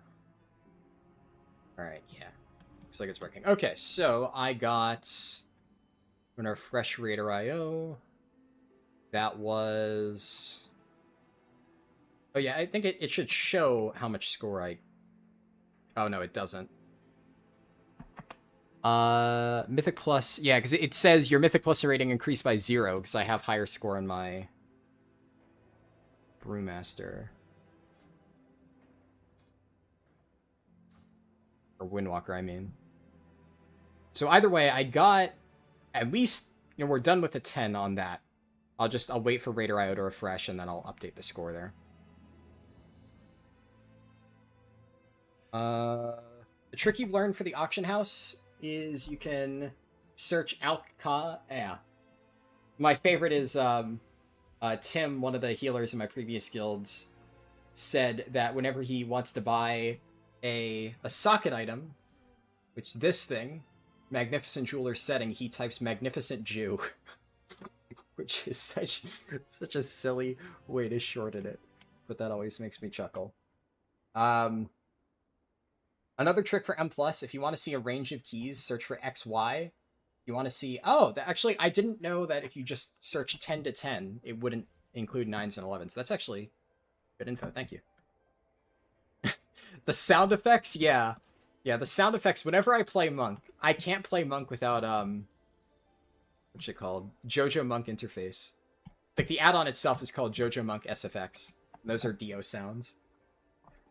So yeah, that it is from an anime, JoJo's Bizarre Adventures. And if you have not seen that, I'd recommend it. It's a fun show. It's not like the best show ever, but it's fun. And the characters all do, like, you know, Windwalker Monk shit, so that's why they made the soundboard thing. And it's just, I've been playing Monk like that for many, many, many years. Has Raider IO updated? It'll probably take a bit for Raider IO to update.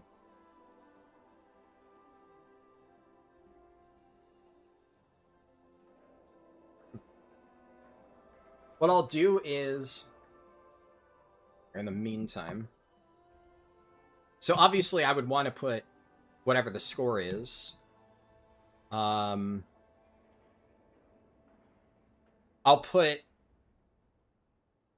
change the conditional formatting on this. Do...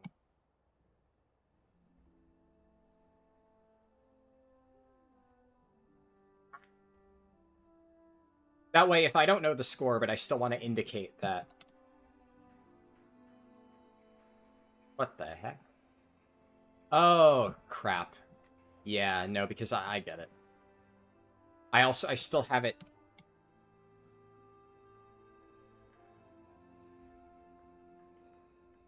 Because I have the sum working on this. If I do 320 asterisks, will that affect the calculations? It will. I would have... Yeah.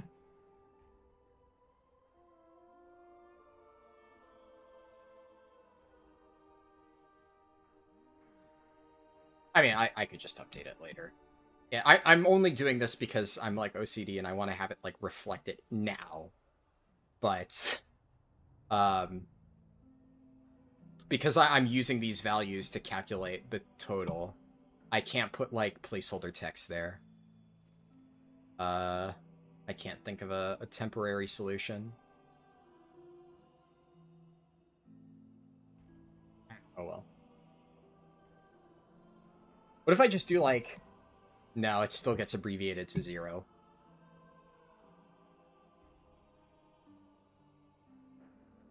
Let's do 10. That way, at least I know to update it later. And obviously, you can't get 10 as a score. I don't want to forget, and then I'm, like, later on looking like, oh, I still need a floodgate on brew. And then I don't remember that I just did this key. So, we'll remember to double-check later on. Stick said, glad to see you back. Hope you're doing well and look forward to this new challenge. Thank you. Yeah, it should be fun. It's gonna take a while, but I think it'll be fun. Tell you the Fist of Fury has the Muda Muda effect? It absolutely does. Here. I'll go Windwalker and show you. Honestly, my favorite version of the soundboard is for Windwalker Monk. I just usually don't bother switching it out when I change specs.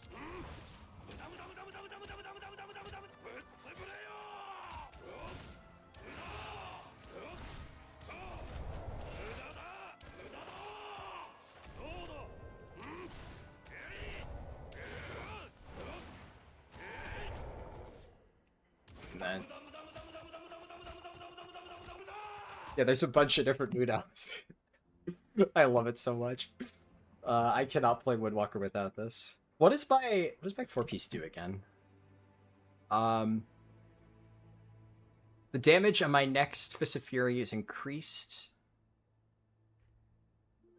Okay. So basically, yeah, I use my stuff, it builds up winning streak, and then when win streak is removed, depending on how many stacks I got, it increases the damage of my next Fist of Fury. Okay. Touch of Death. I forget what the sound effect of Touch of Death is. My favorite is the Transcendence and Paralysis. Because they're both the world's, like, time stop stuff, which makes sense, because, you know, you're freezing an enemy in time. And then that's Place Transcendence, and then Take Transcendence. It's like the time stop and time restart sound effect from the world, which I absolutely fucking love. Every single time I play Monk, it's so ingrained in me to hear that sound whenever I place Transcendence that, like, it feels wrong playing Monk without this add-on now. I absolutely love that. That is honestly my favorite part about it. It's the Transcendence sounds, the time stop, time start. Anyways, what am I doing next? Switch back to Brewmaster. So I'd rather get the brew keys knocked out now. I need Dark Flame, Priory, Cinderbrew. We are all done with Floodgate now.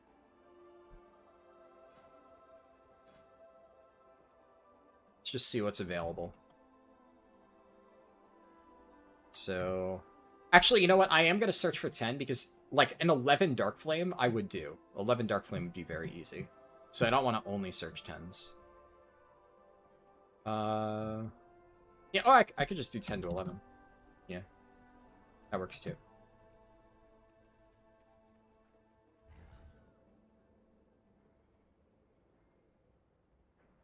Do I need Workshop?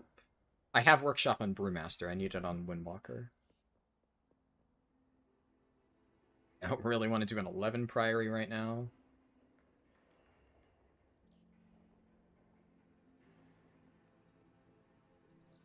Am I still Mythic rating? Yes. I switched guilds, so right now I'm on Styx. Probably will kill Styx later today. And then it's Sprocket time.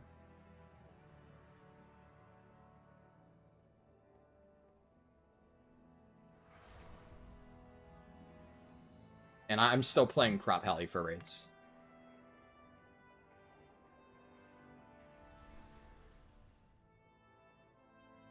Fresh.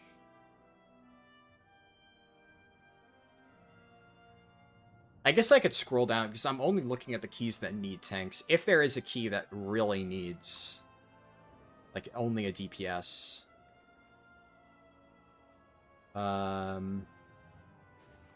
Same as you then, he dies tonight? Yeah. It's a fun boss. I like... I don't know. I kind of like it. I know a lot of people are super negative about, Styx. I think the only issue that I have with Styx, and it's probably the issue most people have, outside of the really crappy early tuning, is the RNG on who gets assigned the balls is really annoying. Because the fact that somebody who's never gotten it can just get it on one of your best pulls and you just wipe because they have no idea what to do, it's frustrating. I think if you could control who gets the balls, like something like Tindril, which I wasn't a big fan of Tindril, but the fact that you did get to pick who went up into the air, that was nice. But the randomness is annoying. But, like, the thing is, tanks always get to choose. So as a tank, it's not that bad because... initially, in my previous guilds, I practiced the like, you're doing the ball thing as a tank a lot, so I always got to do that. Right now, I'm not the ball tank. I'm the one on the ground who, like, pulls the boss around, which is also kind of nice just because, holy shit, Prop Heli on the ground on that fight does, like, crazy AoE. With, like, Divine Toll, because I'm running Soaring Shield and, you know, all the Avenger Shield stuff, so I just have, like, a million shields bouncing everywhere, and in your Shake the Heavens window, you just get, like, ridiculous hammer damage. So, you kind of just shred on AoE. And it's pretty fun. But I do kind of like the ball mechanic. I'll be honest, I wish I was doing the ball mechanic, but it's fine. I'm fine with both sides of that fight. Do I need theater? I don't need theater on Brewmaster. Let's see. Rookery I'm already done with.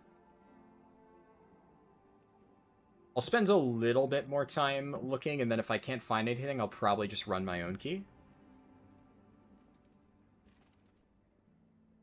Though, running my own key as a DPS might actually be kind of difficult at this hour. We'll see. Maybe I do just keep... Okay, yeah, there we go. Dark Flame. I would be very surprised if this isn't timed, because... I mean, Dark Flame is stupid easy.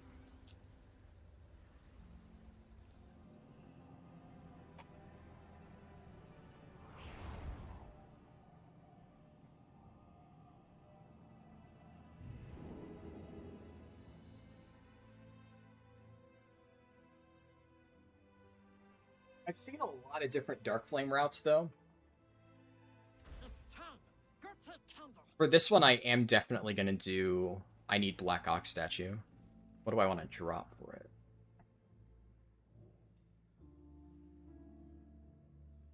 I can't drop...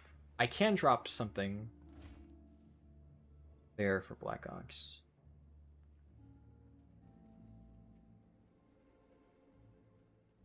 Honestly, I think I dropped Detox because it's no longer the Xalatath Dispel, and there's, I don't think, any poison or diseases. So I think we're just fine to drop that. Yeah, I switched guilds. You're kind of happy with the current raid. You don't have a boss you really go insane and say, wow, this boss is absolutely goated, but they're also not a real stinker. I mean, obviously, I'm not done with the raid on Mythic. I'm not a huge fan of this raid. I think some of them are okay.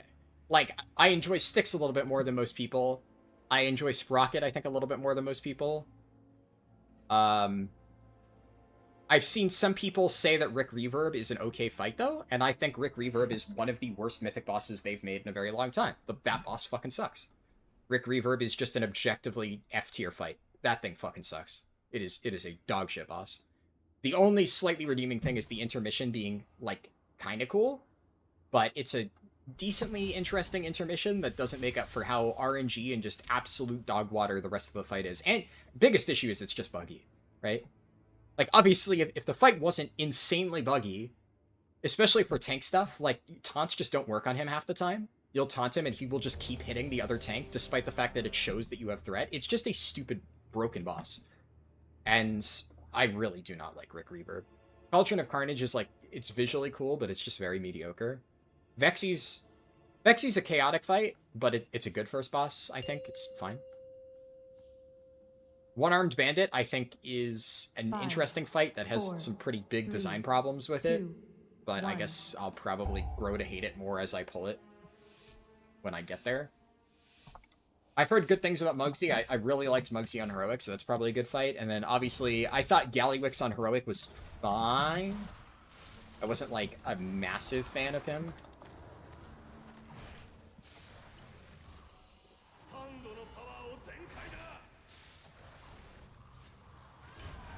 Oh, fuck. I fucked that. I fucked that.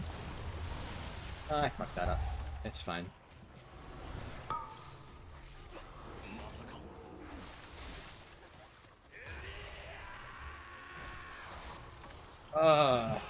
It's really hard to do shit like that with Oceanic Ping. That's the thing, it's so hard to tell if I misclicked or if my ability just didn't go off when I thought it should have. That's just the issue with playing on Ping. This is an Oceanic group, so I'm just going to assume that I did press it correctly and that it just lagged. Either way, it worked out. But I was trying to basically throw a statue down and then Chi burst the second pack, and then roll backwards, and, like, all of my abilities fucking didn't order correctly.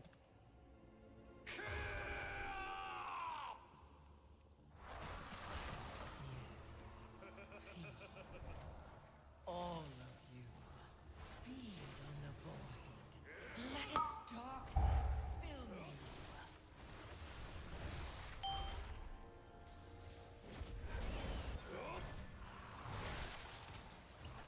This time it worked out well, though.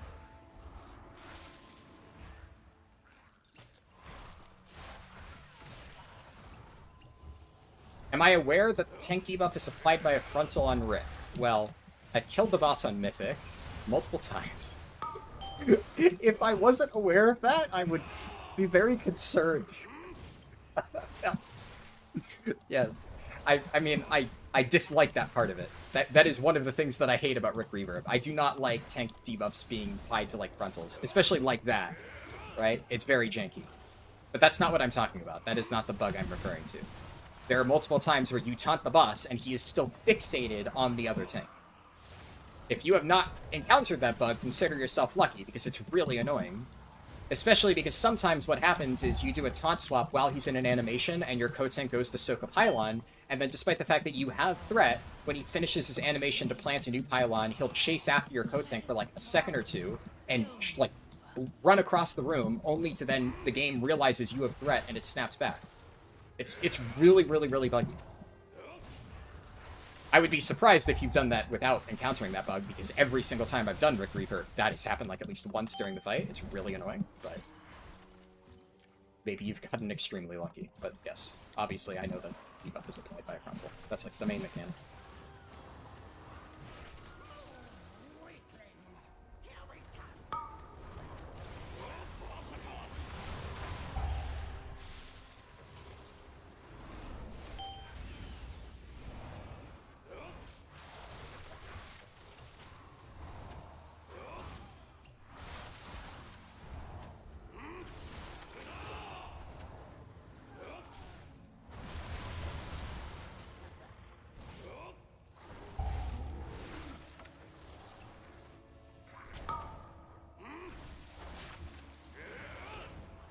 Yeah, I'm very interested to see how I'm going to feel about Mythic Gallywix. I didn't hate Heroic Gallywix. Like, I really... actually, I was going to say I didn't like Mythic Ansarek. Mythic Ansarek was fine. I think I had a bad time on Mythic Ansarek. But I actually think if I look at it objectively, I think it was a pretty solid fight. And I also did think Heroic Ansarek was very good. But, like, Heroic Gallywix was not one of my favorite AOTCs of all time. I thought it was, like, fine, but pretty whatever. And Mythic is obviously very controversial for the fact that it got killed so quickly by Liquid. But I've heard Max and other Race to World First Raiders say that the fight is really fun. It's just like a tuning issue, so maybe I'll enjoy it when I prog it. I guess we'll see. I can say it'll be nice to finally prog an end boss that isn't just, like, ludicrously difficult for no reason. I like a challenge, but I like a breather every now and then. So, if it's not like a 300 full boss, that would kind of be nice. I would love that. And it seems like, no matter how you slice it, wouldn't be.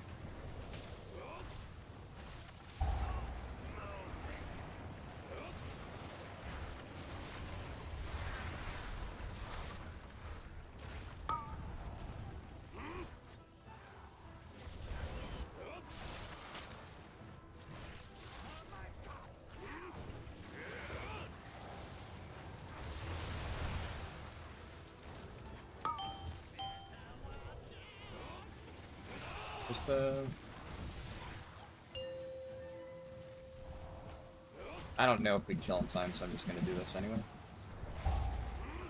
I can tot it.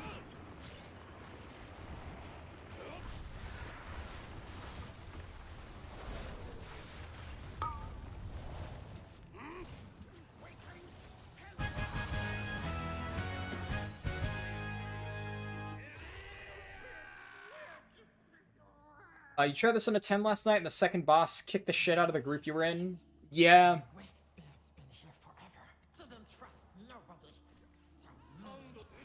It's definitely one of those bosses where...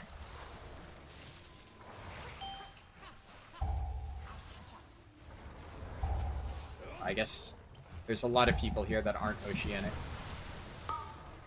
But people can lag too. I will say, having played on Oceanic Ping for many, many nights over the last week or so, this feels like a particularly bad night for Oceanic Ping. I'm feeling it a lot more right now than But, I mean, we're fine.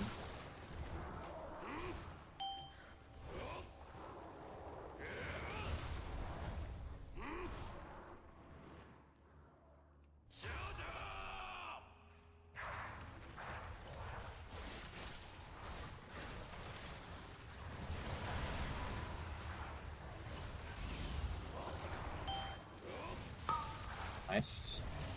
It's so hard to get those isolated ones. I really like when Death Knights help out like that. Ooh. Ooh.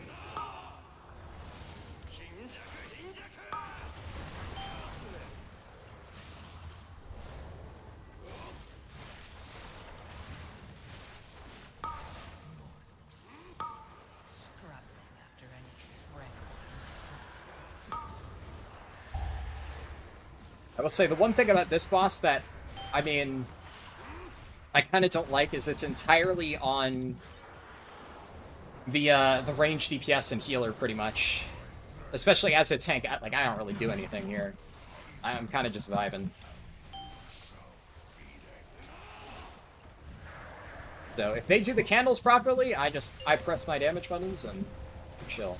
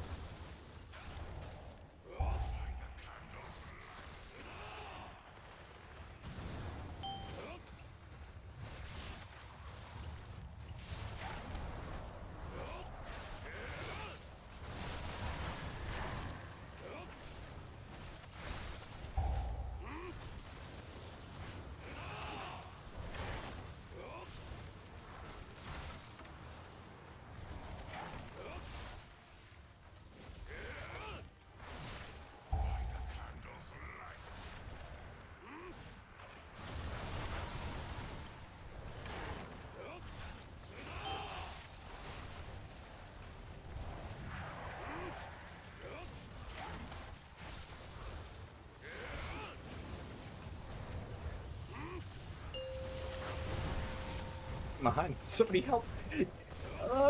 Nobody's eating my balls. Okay, there we go.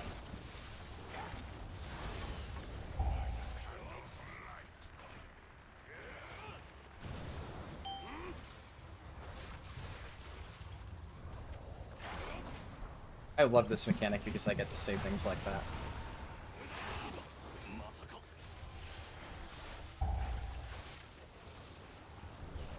Interesting.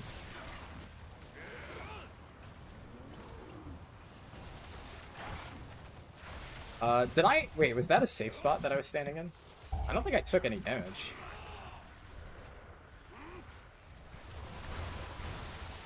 Alright, sure. This boss is so stupid.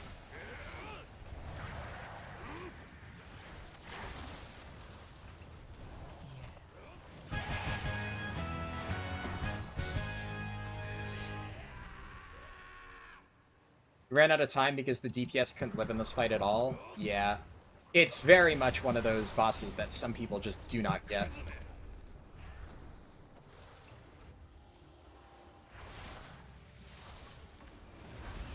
I'm also...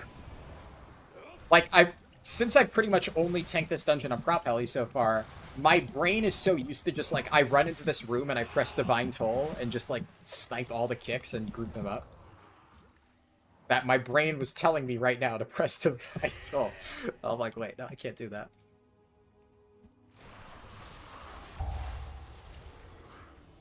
Shit. Oh shit. I've never actually had to get hit by this thing. The other thing is my Paladin's human, so every single time I've gotten targeted by that mechanic, I've just human racialed out of it.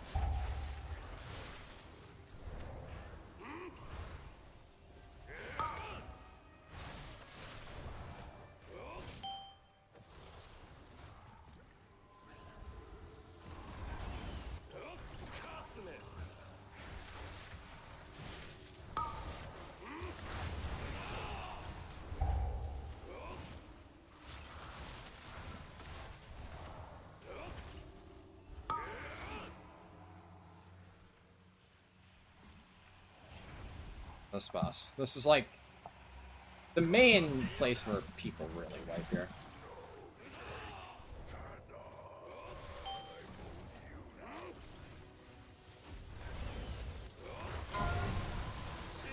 I should have saved my pick.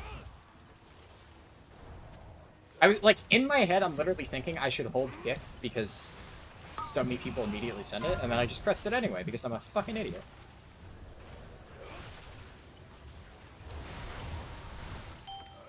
I'm gonna save kick until like the absolute last second, which is a little bit difficult. Okay, I guess I'm sending it there. Hope nobody's in the way of this.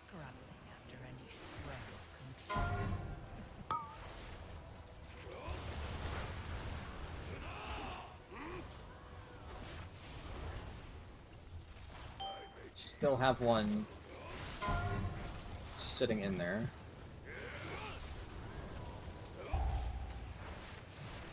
Ideally, they should get... No, definitely, that is, like, the worst one for him to get. Shit.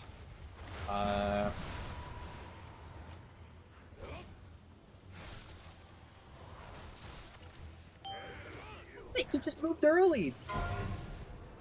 Oh, man. Okay, I'm gonna move the boss a little bit here.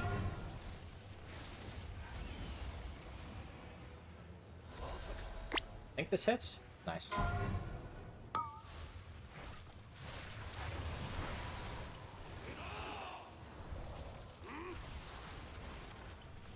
Good thing the pickaxe has picked me multiple times now. It's like the correct pickaxe target would be that one. Because that's an isolated one. He could definitely reach it if he really wanted to. It doesn't matter at this point because the boss is dead, right? But like, if you're ever doing this dungeon, you want to pickaxe the isolated ones. Especially, you know, that targeted the hunter. We can be free. But first, the darkness. So if you're like a hunter, a ranged DPS, and you can just still do all your damage and run all the way into the far corner, you want to pick out the isolated ones because the other ones can be cleared out just by somebody overlapping all of them with a perfect circle placement.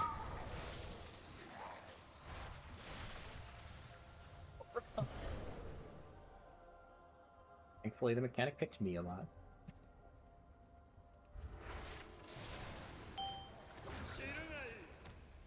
Corridor creepers, their debuff get really nasty. Not on the individual pull, but more likely on the doubles.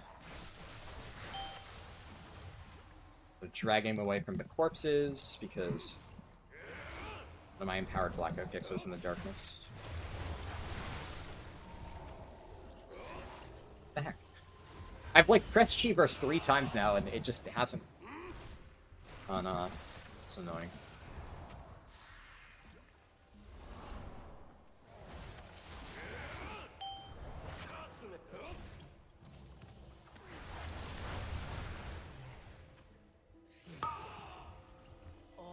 So one thing you can do is, you can say, I have threat on these mobs, so I'm going to drag it into the darkness. The cart starts moving if nothing else is in the circle.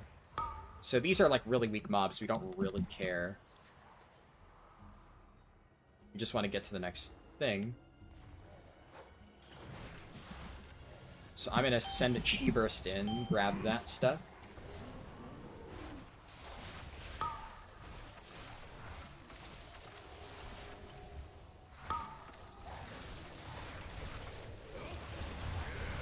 Dragging the Corridor Creeper away from the dead bodies.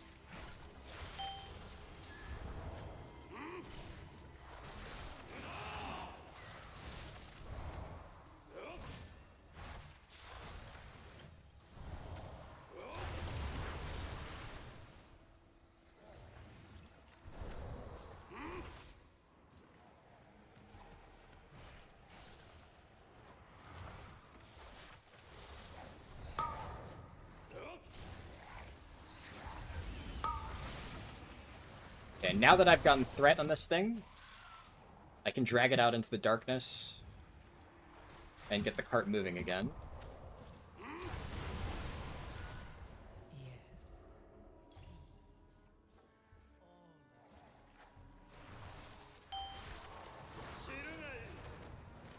And nice, it's going all the way to the end. And now that it's moving, we just keep running.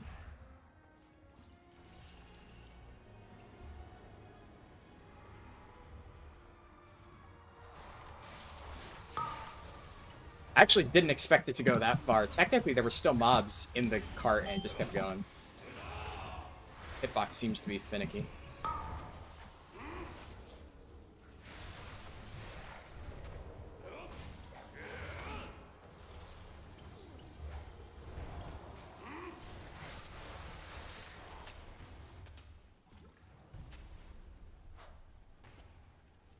I've never lost this yet.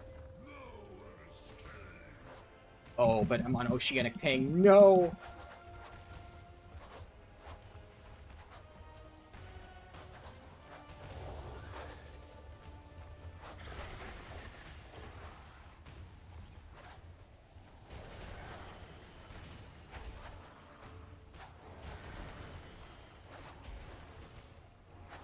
No! No! You like, look at that! Oh! My win streak! Holy shit, that's bad. Yeah, normally I get 18. Oh, you can literally see it's like lit up, and it's just not going off. That's painful. That's the lowest score I've ever got.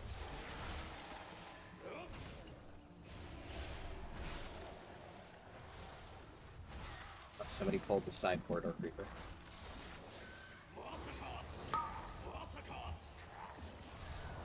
Hey, this is scary. Is this dispellable now?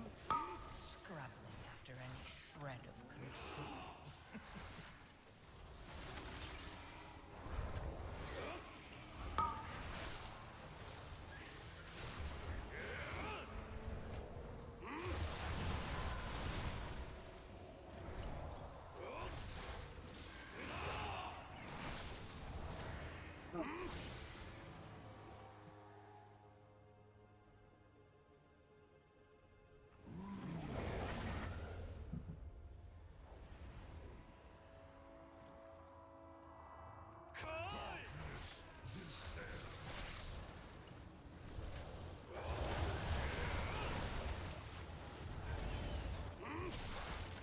Worried about the handle here, though, because I normally handle it, but I'm worried about the delay.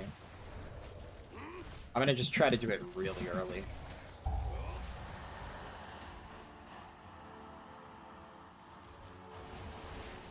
And then the first one I always do a very big move to make it easier for the healer.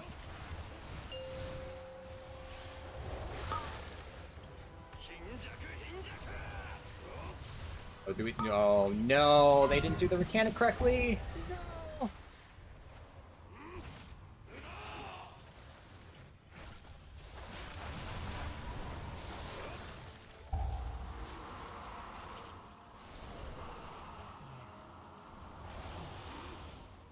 All of you, feed on the void. Let its darkness fill you.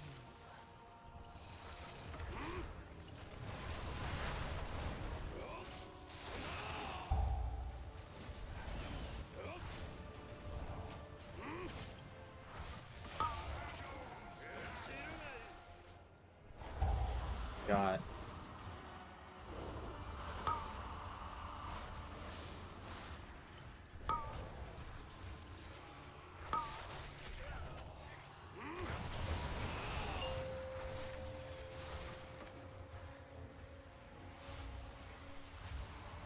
I've never done that mechanic before, but I'm gonna be honest.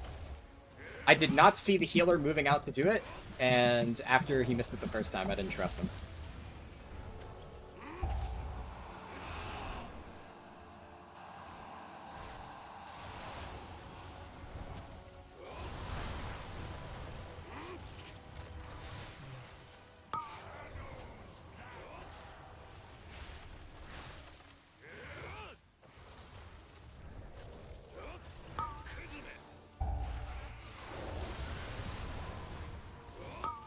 I can't reach that dude's balls. Alright, GG.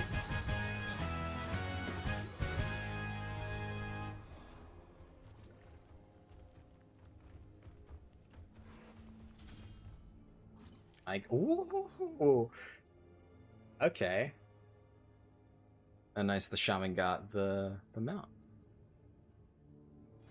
Oh, that actually, I completed my appearance. Nice. Well, that cloak's actually an upgrade for a Brewmaster. Crit verse with Leech? Don't mind if I do.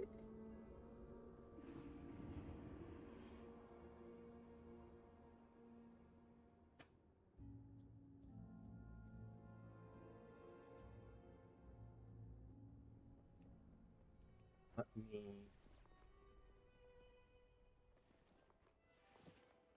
put that there, and then... chance of leeching fangs. And it'll replace this cloak.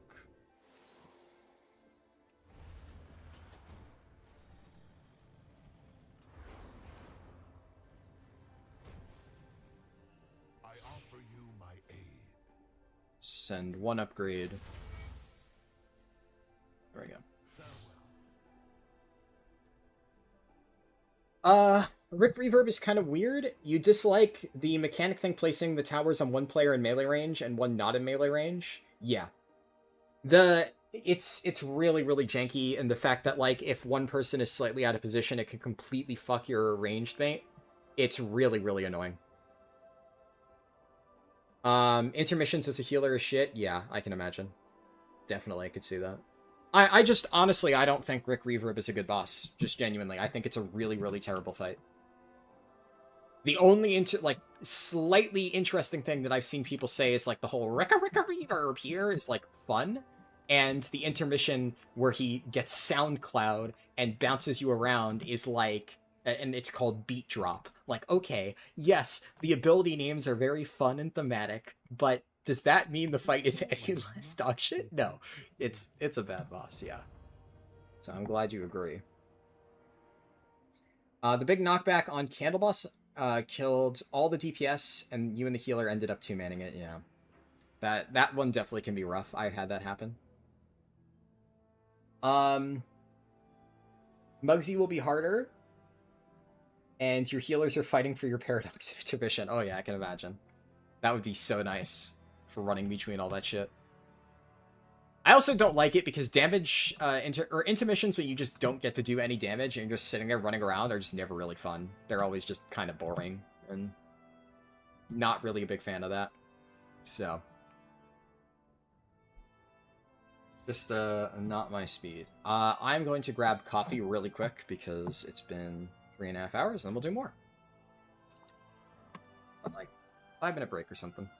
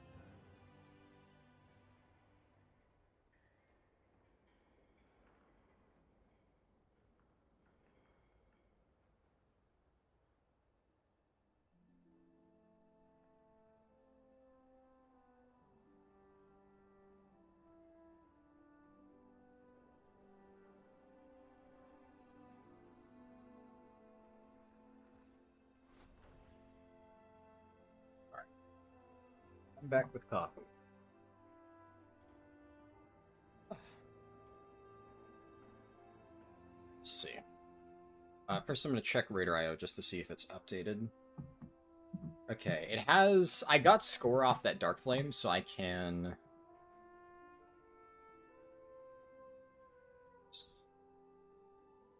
Up.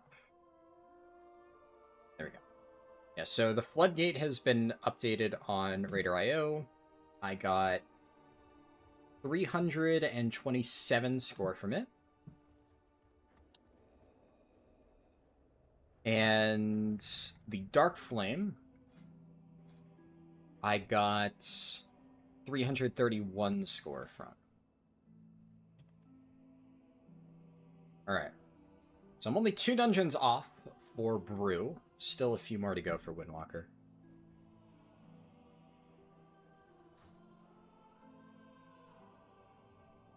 Let's see.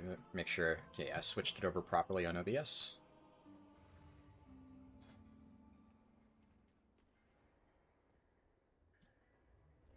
To 11.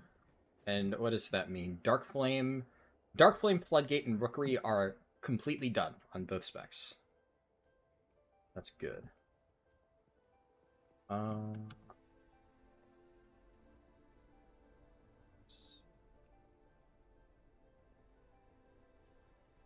Lots of Dark Flames up now.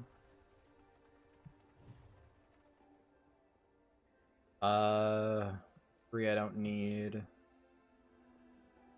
Lots of Rookeries, lots of Motherloads. I'll apply for this as a Windwalker.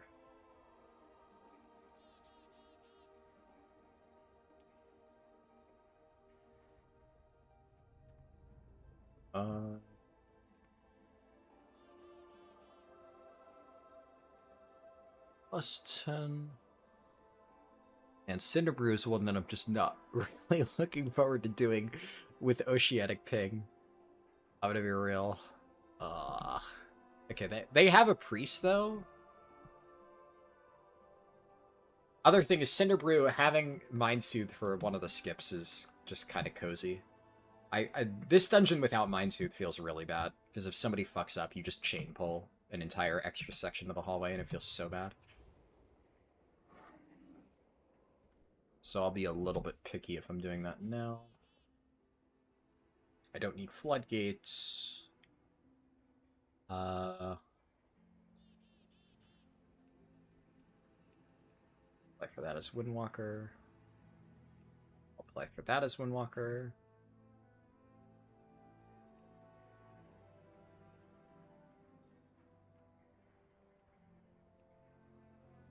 Imagine I won't get accepted to most of those, but, you know, shoot your shot, right? What else?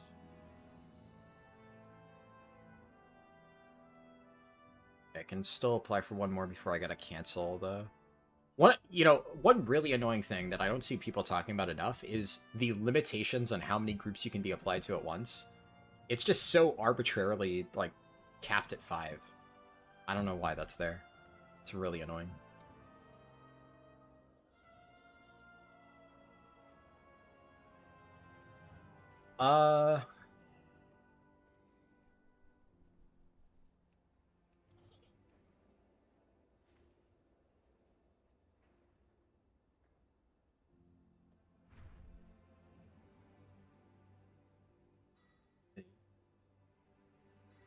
All Dark Flames and that I do not need.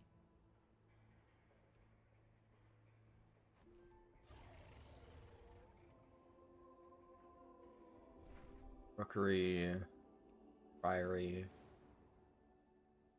I kind of don't want to do an 11 Priory because realistically speaking, 11 Priory, that seems like a solid group though. Never mind.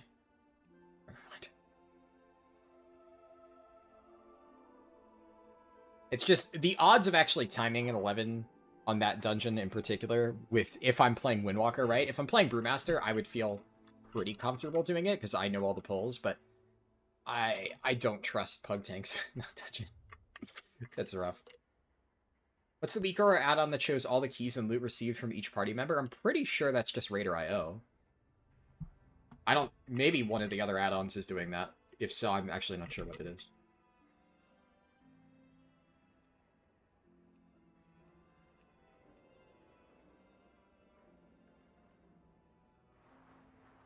Theater of Pain I need on... Oh, never mind. Alright.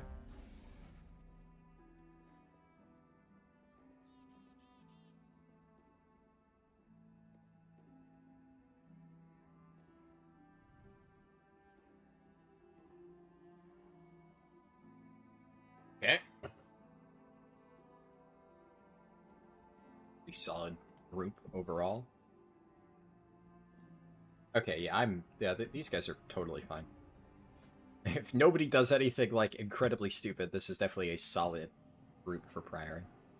I'm fine with this. You saw it somewhere else and can't find it? Yeah, is it not Raider IO? Because the obvious, like, my brain would say Raider IO. Like, that, to me, feels like that's what it should be.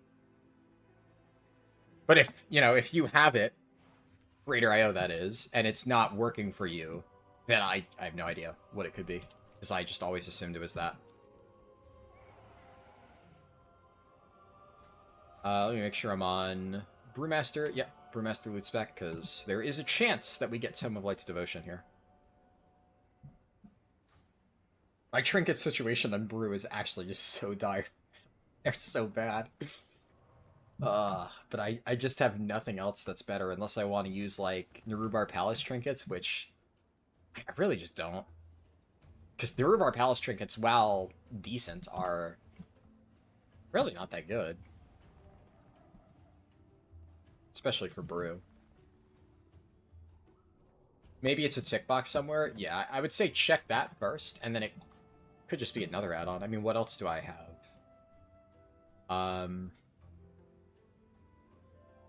Could be big wigs, maybe. Little wigs, maybe. I don't know if Narcissus does that. It could be Mythic Dungeon tools.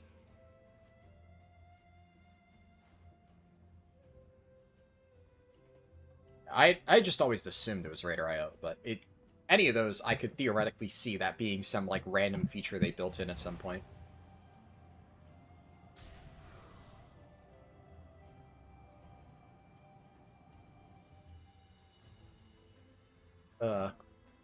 Styx, you're like the fourth person who's asked me if I'm dreading playing Og. Oh, man. A lot of Og haters. And frankly, I'm here for it. Fuck Og. Yeah, that's gonna be a fun one, huh?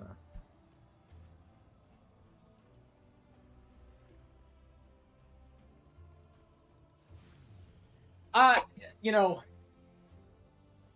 I'll say what I said earlier in the stream when somebody asked. I don't think Og's gonna be that bad. I think a lot of people have a bad opinion on Og because it's, you know, you get really bad players gravitating towards Og because it has a low scale floor. I'm gonna be honest, I already know that I can play Og at least decently because it's just not a very hard spec. It has a very, very, very high skill ceiling, but it's just not a very difficult spec to play. So, I think I'm not looking forward to it, obviously, because I think it's going to be very boring. But the challenge of Og is going to be more so getting into groups with good players who I'm actually able to get value out of buffing them, right? Because that's what's really important. But the spec itself, it's not hard, it's just fucking boring. So, there's that.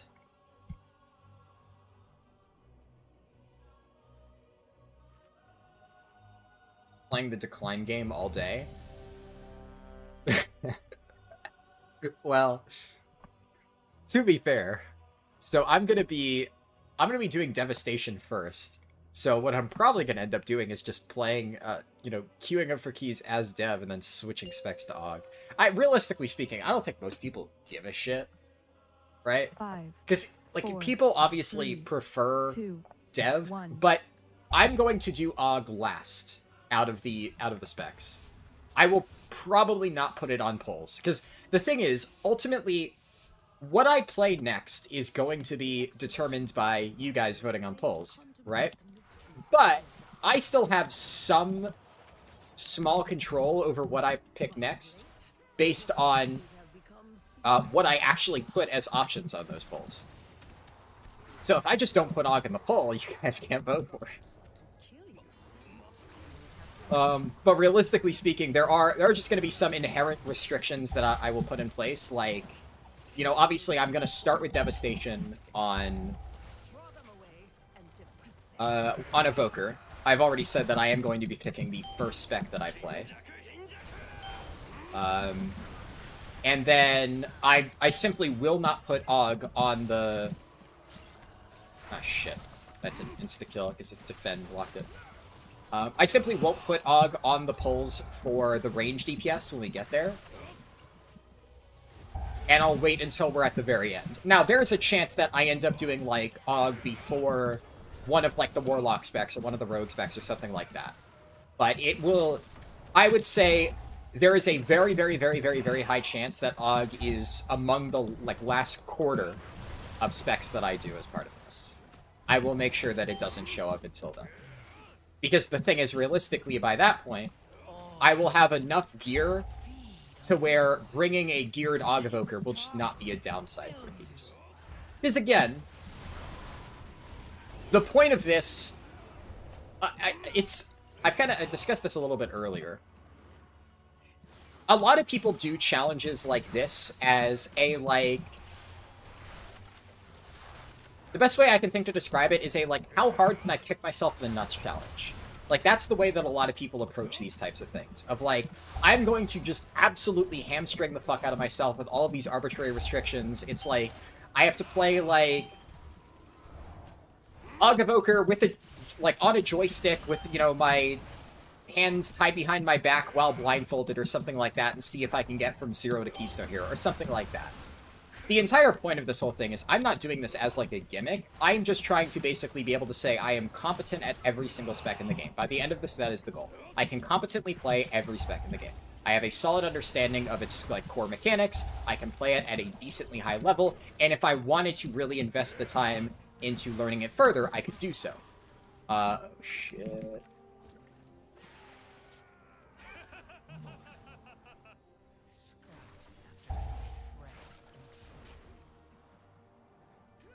Did we get that? I don't think anybody touched the Sacred Flame buff. Did we get the Sacred Flame buff? We have a Paladin and, I can't tell if we got it or not. Maybe we did and I'm just blind. But just in case they didn't, I'm pinging it.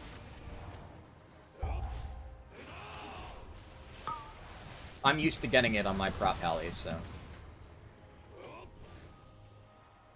I don't see anything on my buffs that looks like it could be that. But admittedly, I have no idea what the icon is.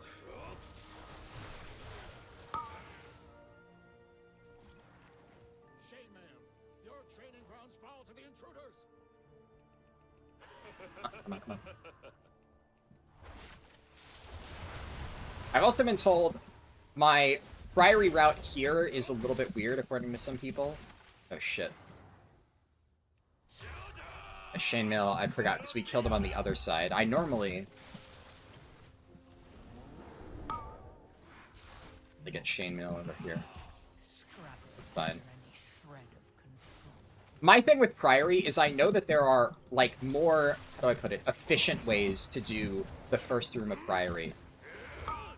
Generally, I feel that, especially with, like, the timer changes, this really isn't a hard dungeon, as long as you just do everything by the book. Do it correctly, you don't, like, chain 3 packs into a pull that's not supposed to have those 3 packs. That, to me, feels like the hardest part of Priory in all of the groups where I've, like, failed Priory keys. People are just dying to dumb shit. There are still parts that are just genuinely hard, like the Sacred Toll, if healers aren't ready for it, that can just fuck you. The first boss I've seen people struggle with.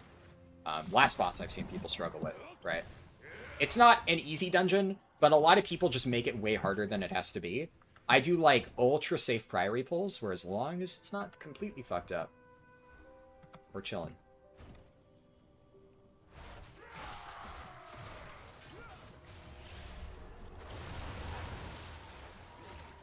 So I'm not looking to, like, +2 this. I'm just looking to time this. Especially, you know, it's different in a no-voice pug and, like, a group with very good coordination. Because Priory has a lot of stuff where if you do big pulls, there's like a bunch of very important kicks that people need to get, and if you're in a no-voice pug, there's just a good chance people won't be getting it, so... I just don't want to have to worry about that.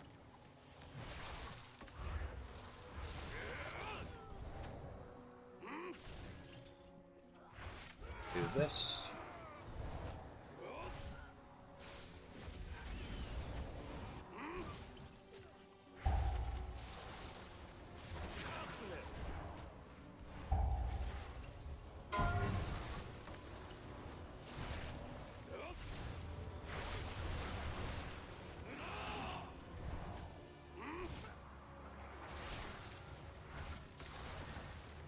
Also, I generally don't like to do a double pull of the light spawns, because although it is livable, if the same person gets targeted by purification twice on both of the light spawns, and most pug runs I've done, the healer is just unable to keep them alive, and that's just an insta-death. So I split the light spawns up. At least for the purposes of this, I feel it's just easier. So do this, and then... she didn't do smite. Shit. Forgot I just used a rot.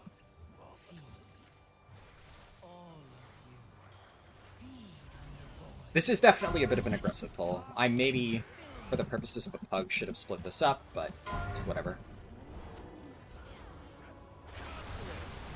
I was worried I wouldn't be able to get that. I'm just gonna Todd that.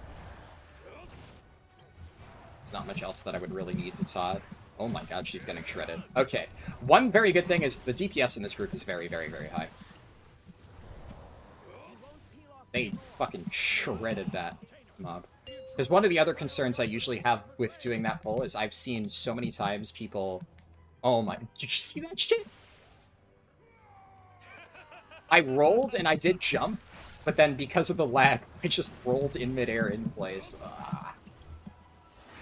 Okay, that healer just got really unlucky there. I think he got targeted by shoot and fireball. The Demon Hunter kind of fucked me by running ahead. I don't know why he ran ahead. You never... At least I never run ahead here. You have to pull this guy away from the mobs anyway.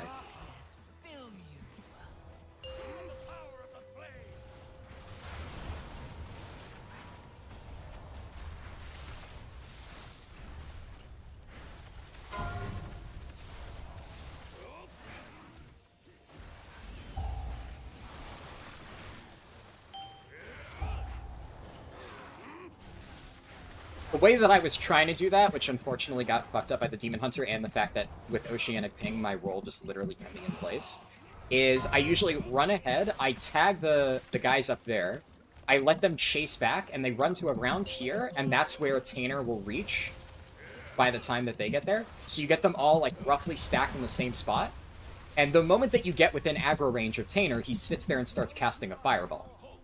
So then, unless you have a range kick, he'll just be out in Africa and you can't stop him. And that's the problem. The Demon Hunter ran ahead, aggroed him, and he stood out here and cast that. But if he had been able to run up here, then I could have instantly kicked the fireball and then done like a leg sweep on all the lynxes and stuff, and we would have been fine. But I wasn't able to outrun the Demon Hunter, which kind of fucked me.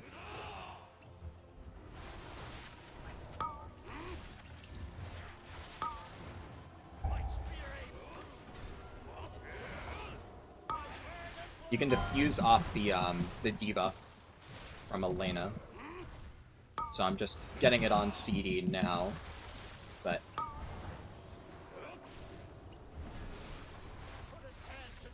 the healer should be dispelling me. Because letting the tank just sit there and take 25% additional damage on this boss is really bad. But Brewmaster is actually insanely good at tanking this boss. So I'm not too concerned, but it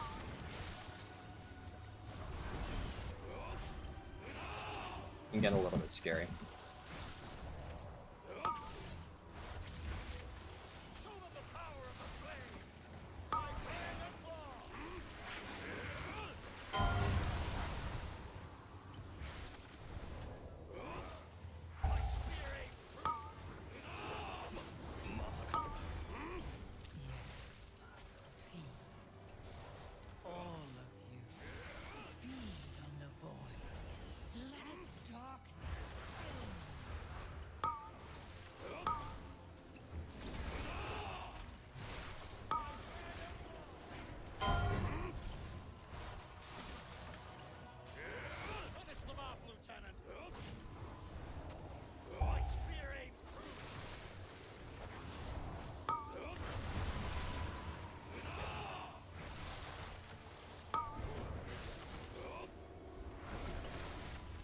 I will say, Brewmaster's tier bonus, this is like basically what it's designed for. This exact type of cleave scenario. It's actually nuts for that. So my damage in that situation, that was like really good damage.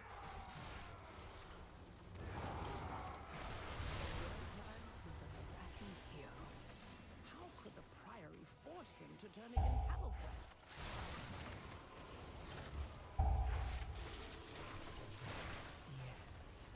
Feed. All of you. Feed on the void. Let its darkness fill you.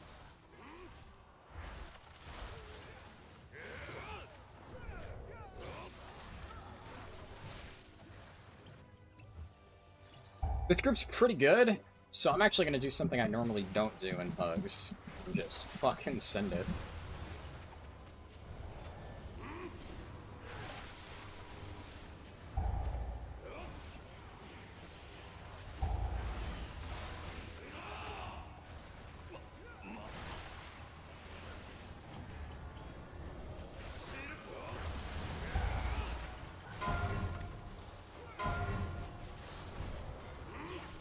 Yeah. That was out of my rot.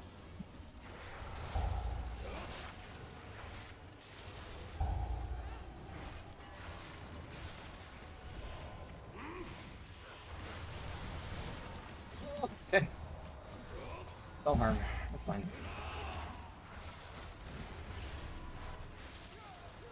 Would like to save dampen harm for the next big pull at the start. I'm still getting established, especially because this is almost dead. Or kill.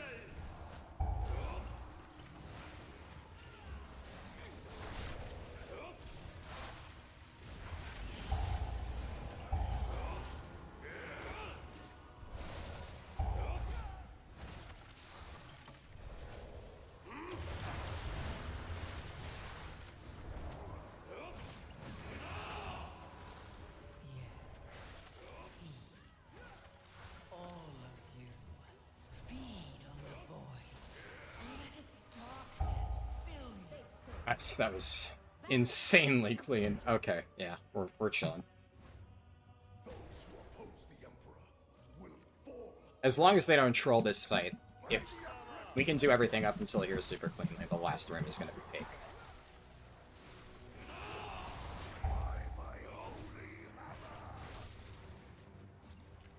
They're stacking for the hammer, so that's good.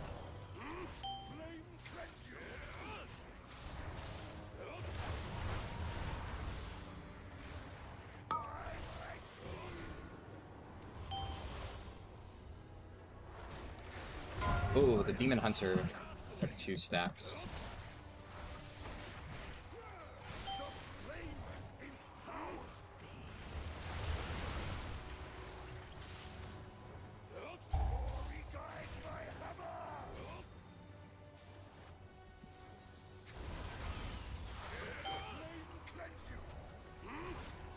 Five stack.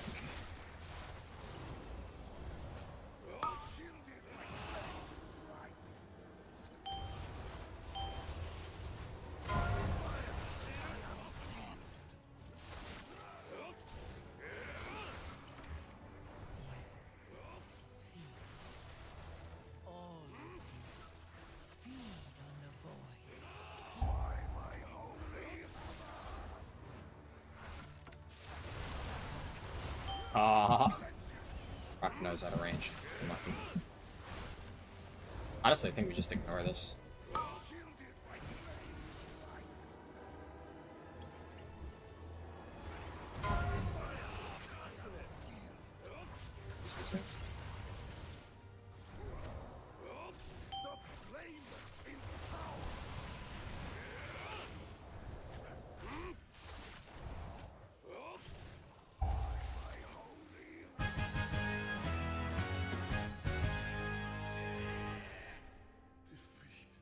What specs am I least looking forward to? Really just Road. Like, Og, obviously, more just from a boredom angle. There's specs that I'm worried about, like, I don't know how easy it'll be for me to learn them. But it's not like I'm not looking forward to them. In fact, I am looking forward to them primarily because I want to try and learn them. The only ones that I'm just really not looking forward to playing is, like, really just the Road ones. I don't have really any interest whatsoever in ever playing Road, but I'm gonna play it for the purposes of this challenge.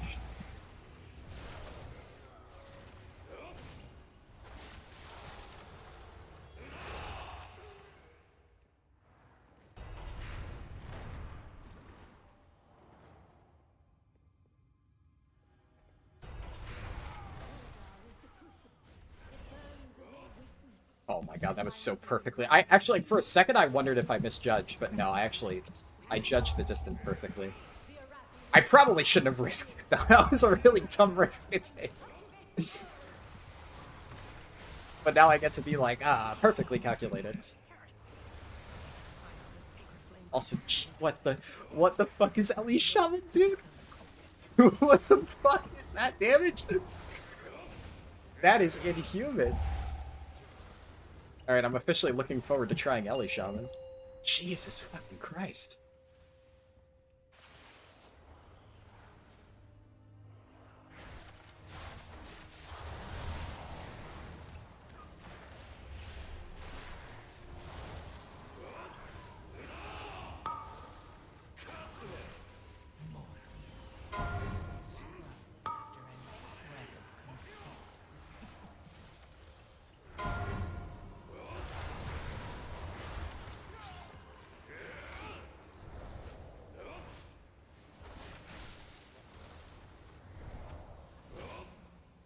This has been like an insanely clean Priory run, honestly.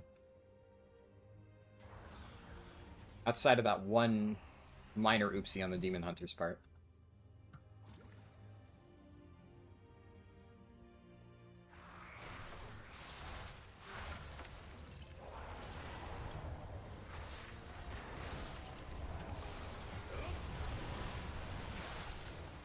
I have to be very careful with my chi burst here. Find the opening. Firebolt volley.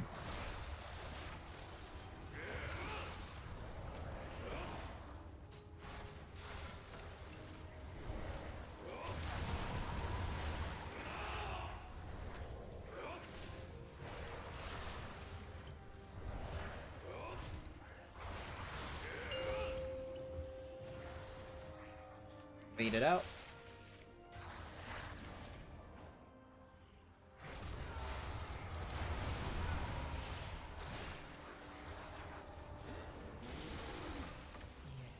Holy shit, that Blazing Strike hit me harder than I thought it would. Wait, that wasn't even Blazing Strike? What the fuck just hit me? Something just chunked me for half my health, and I have no idea what it was.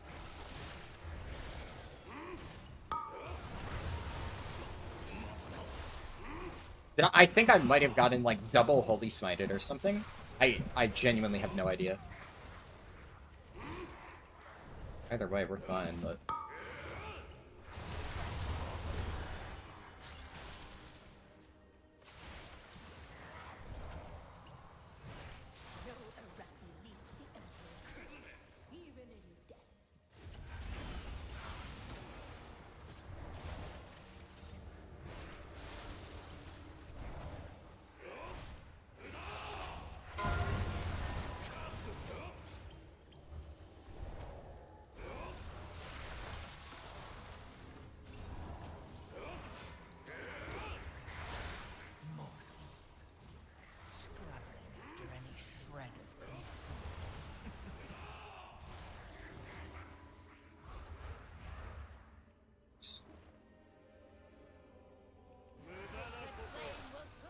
And we don't even have Lust up for 4 minutes, so nobody's gonna accidentally rip it on full.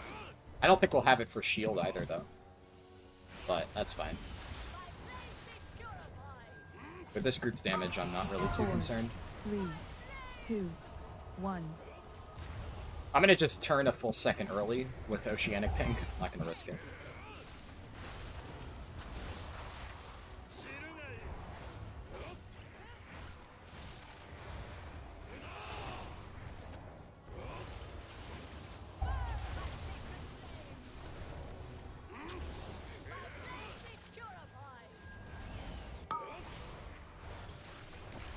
Four, three, two, one.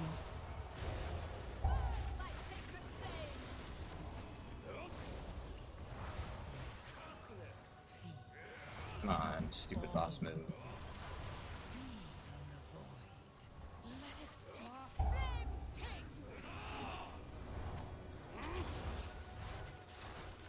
See, he is just zigzagging all over the place with that art. 4, 3, 2, 1.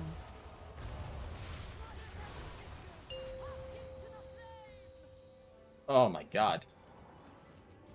Dude, I can't, my double jump on roll just isn't working. I'm like hammering spacebar and it's not going on.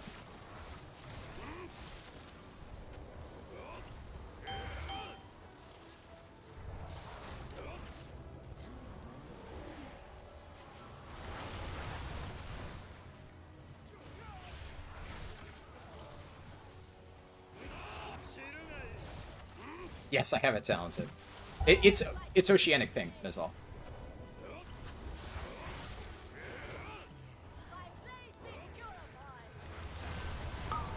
Four, 3, 2, 1. Like you can see there, I have it. It works, but it takes like a full second for it to go off, which unfortunately kind of completely kills it.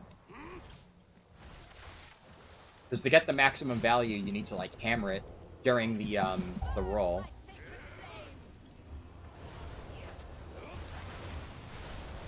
Four, 3, 2, 1. Very nice. That was a very clean priory. 2-chested as well. Very happy with that. Ah! It is done. These zealots no longer Okay, actually though, that's kind of crazy. Socket and Leech? What the fuck? Okay, it's not a Tome of Light's devotion, but that's a little wild.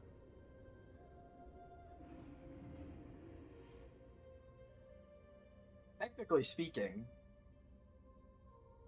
like that is a, because I only have a champion track helmet at the moment. That is a very good contender for like a catalyst item. Actually, I have avoidance on my current one. That's actually fucking crazy. Holy. I guess if I still don't have a myth track helmet by the time I'm playing Mistweaver, probably gonna use that. Let's see.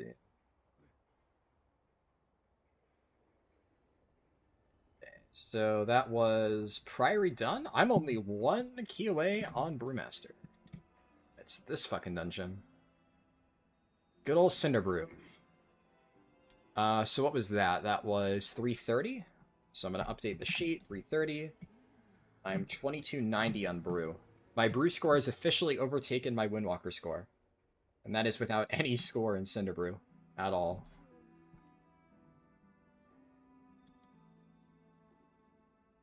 So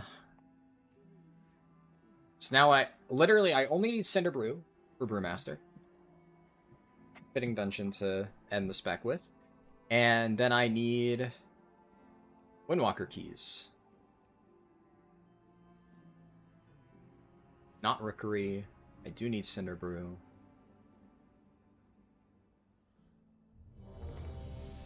Oh, we run it back.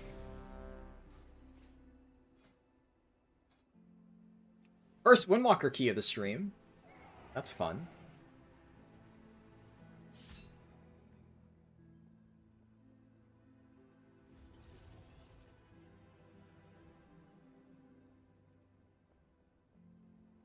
What are my talents like? Yeah.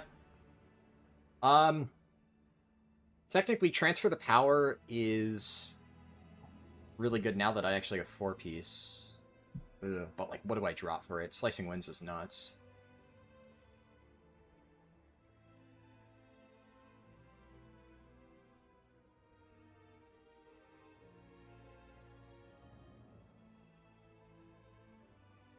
I'm honestly not sure if I drop anything for Transfer the Power. Because realistically, all of these are really, really, really, really good. It would only be, do I drop...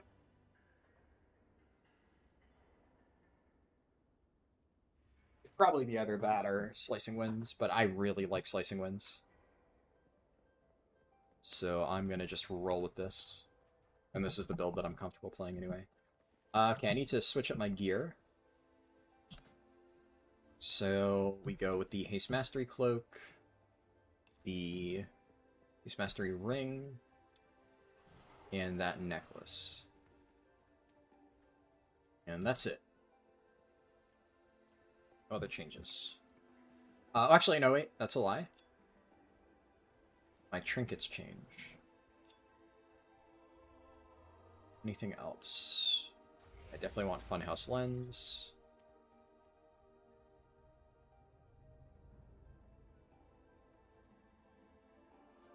I think that's it.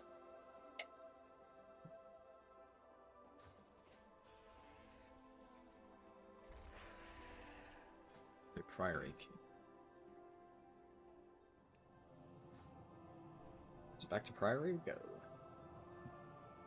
Would definitely be nice if we could just knock out Priory right out of the gate.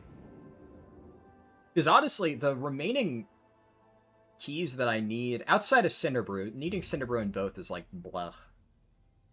But the other remaining keys I need for Windwalker are all very easy. Workshop, Motherlode, Theater.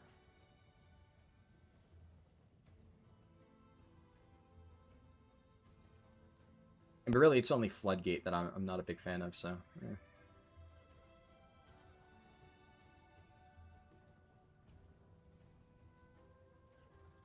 Motherlode, I guess, can sometimes be a bit rough with pugs. I did a Motherlode on Windwalker. It was my key. And like a few weeks ago, I had a tank who just did like, I don't even want to call it an MDI pull. It was like an MDI and crack pull. He just pulled like 5 packs together. The healer instantly got killed by all the mobs, and he just didn't stop running. It's like the typical M+ nightmare tank of some dude who literally just holds W in a random +10 with no comms, just endlessly grabs mobs as things are blasting the healer. And it, like, the other thing is I can't start damaging, right?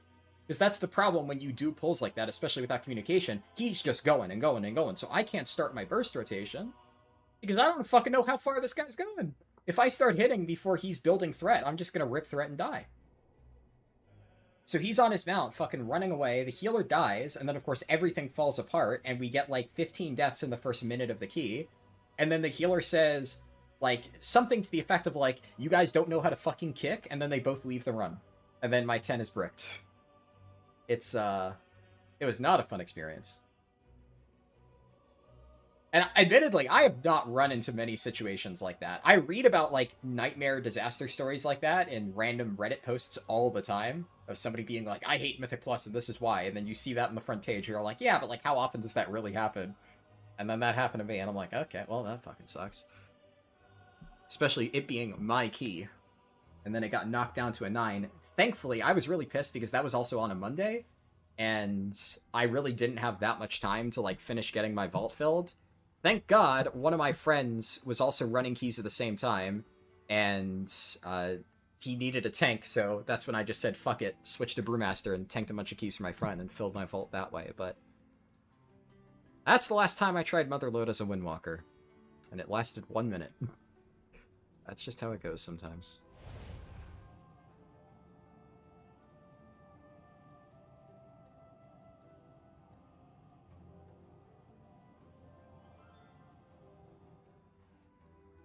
The other guy here? No, he's still out in Africa. What? Where are you going? Ah.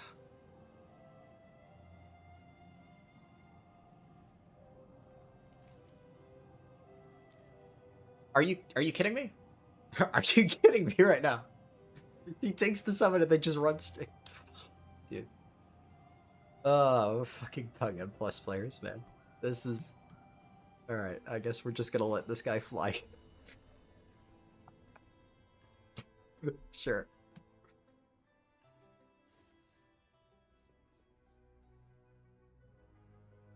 I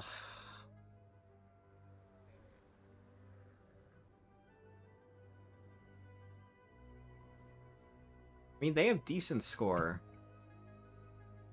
They have decent score, but I don't know. I'm seeing a lot of red flags. I guess we'll see how the key goes. But I'm very worried already.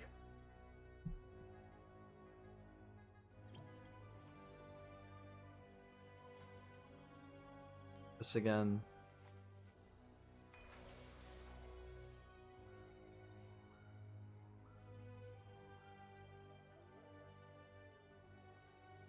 All my gear's correct.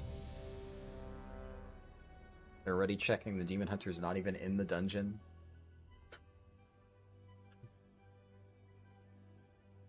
I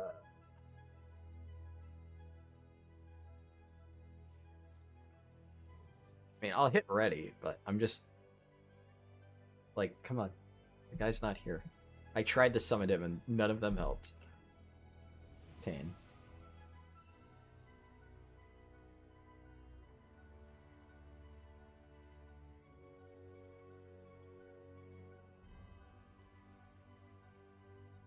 Also, loot spec is still... Yeah, it's Brewmaster. Cool. I actually can't fucking believe I got this helmet. I've gotten such terrible RNG on gear drops. And literally, like, yesterday, shortly before I initially planned on streaming, before I decided I was way too tired to stream this, like, last night, and waited until, like, early in the morning to do it. 2, I 1. literally catalyzed this helmet to get 4-piece then, because I just hadn't gotten any hero track drops, and now it's just karma. Now I get the fucking socketed leech helmet. I'm not gonna use another catalyst charge, fuck that. The expedition built the Priory as a place to contemplate the mysteries of Beledar. Right. But of late, the How far are we devotees going? have become secretive, hostile. Guards set to kill. Only Captain Dale cries protecting something. Each of his lieutenants bolsters his tactics. Christ. Away and defeat. Oh shit, defend us up.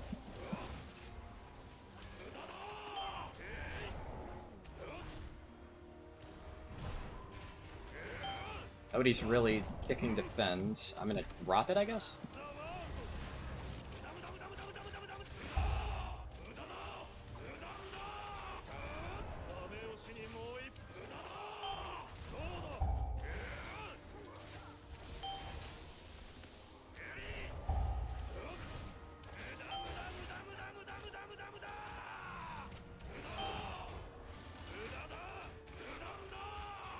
It's 0 stuns at all for the defense.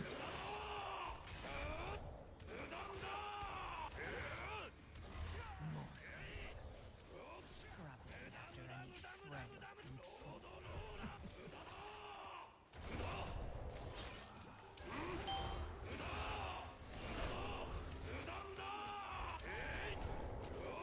Alright, I mean, we're fine though. That pull went pretty well.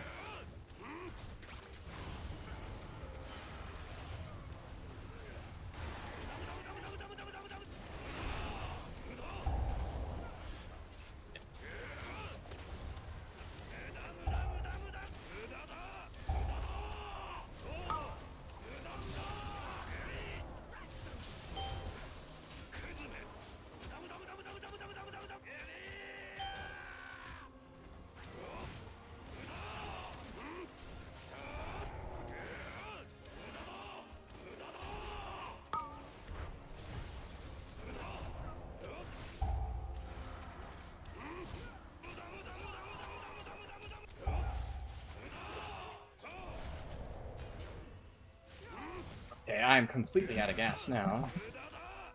This guy's also tanking these bombs. He doesn't know the trick. to sit against the wall. Okay.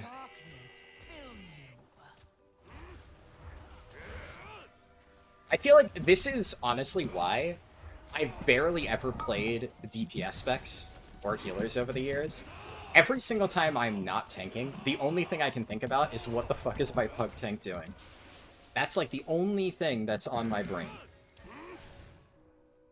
And it drives me insane. It actually just drives me up the fucking wall. Okay, alright, we're pulling this, sure. Gonna just build...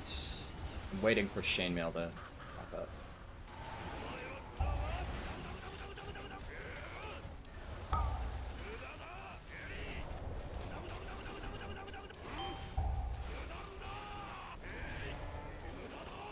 Purgatory? That's spooky.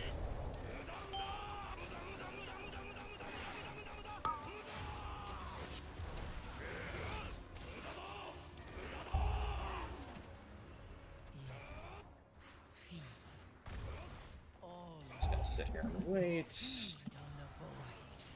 Let its darkness fill you.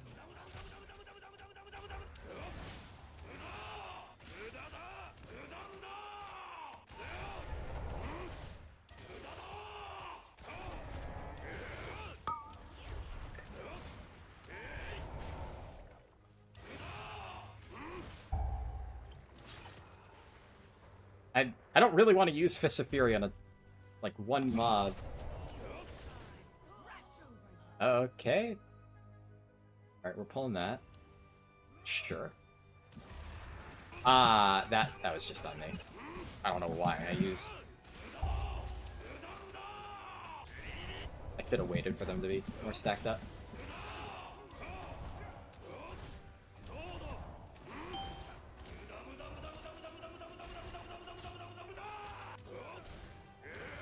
I'm assuming we're getting this patrol.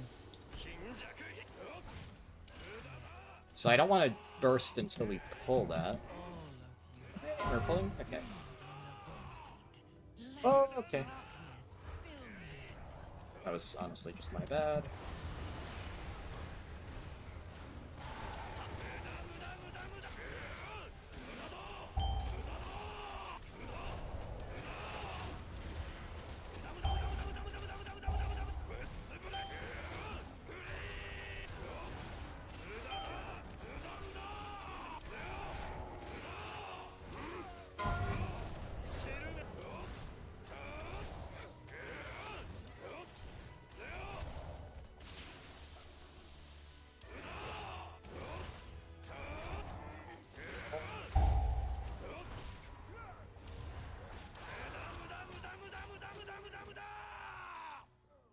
I assume we're double pulling this then?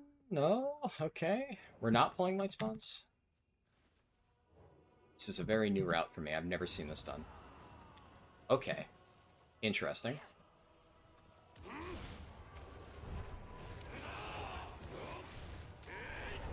I guess I'm gonna do this.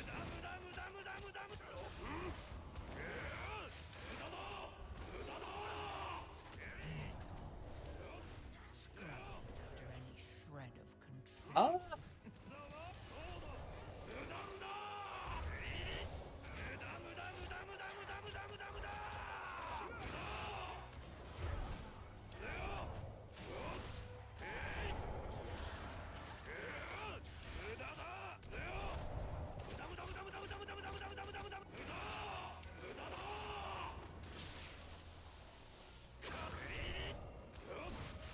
I'm just gonna hold because I have absolutely no idea what he is pulling next.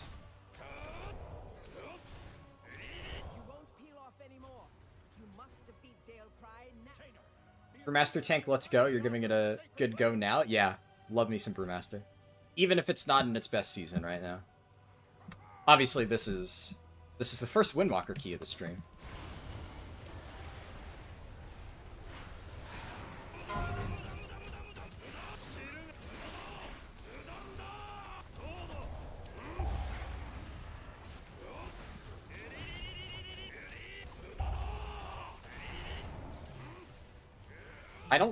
I think I might have accidentally canceled Fist of Fury a little bit early there.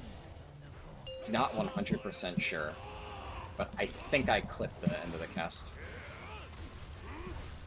I always try not to, obviously, but shit.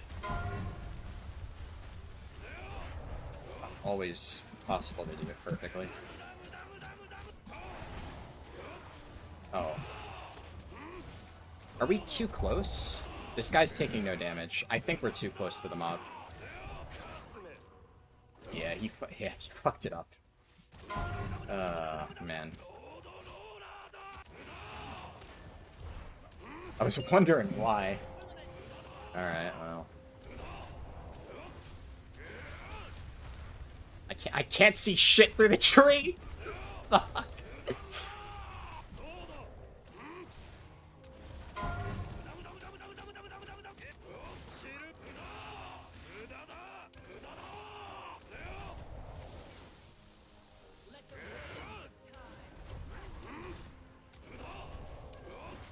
I'm gonna save my next burst for the boss, but I can get that touch of death damage buff rolling in. Oh, please. Don't accidentally buff it again. Okay. This could be good.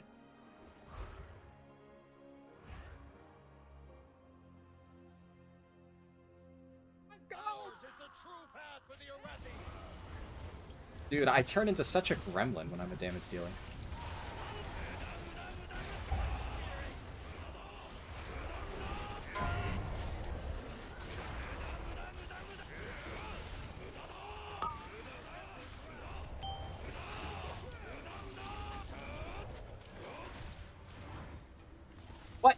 What?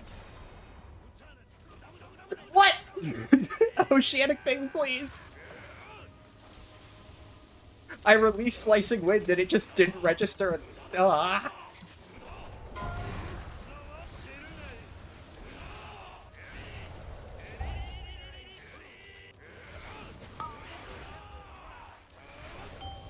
That's a funny side effect of Oceanic Ping that I haven't seen yet.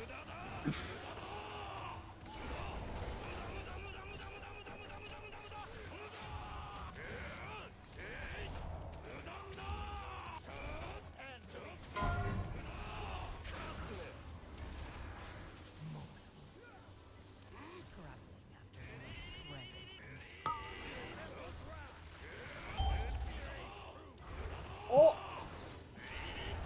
I almost greeted too hard.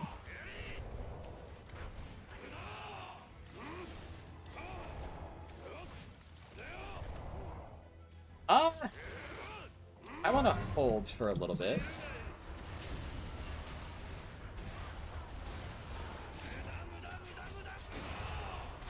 Did I clip that? Oh, come on, please stack them up. Oh, did I hit both? I hit both? Oh my god.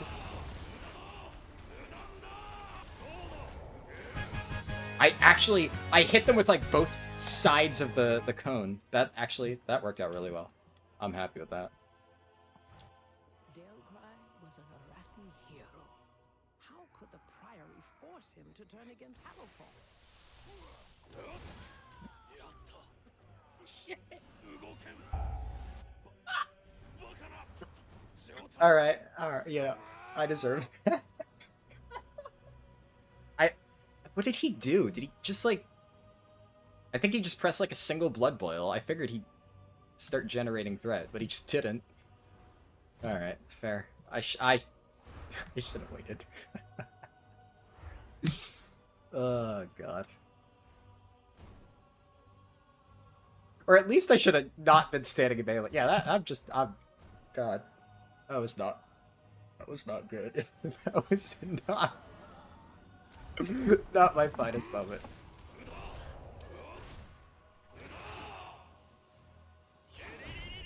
I don't really want to commit anything here.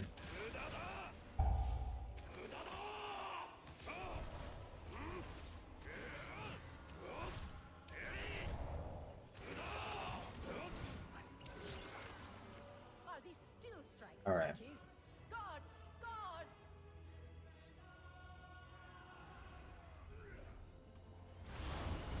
I'm gonna play very safe. Very, very safe. I hate this game. I hate this game. I hate this game. Why did it cancel my cast early? I hate that bug. I hate that bug so fucking much. Okay, we're double pulling?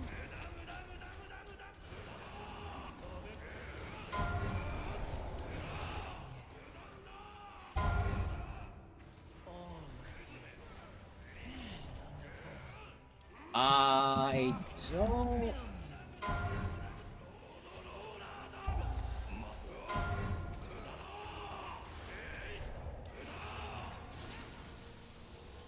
I think...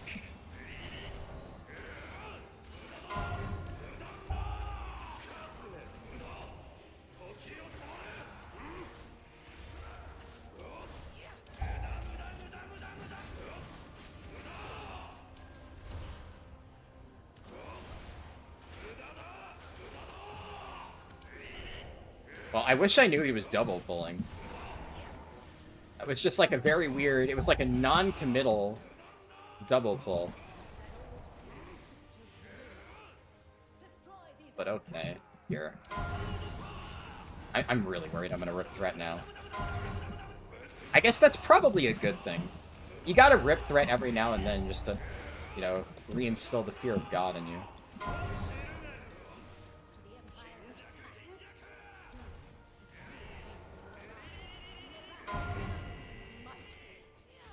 Yeah, this is probably a CD send.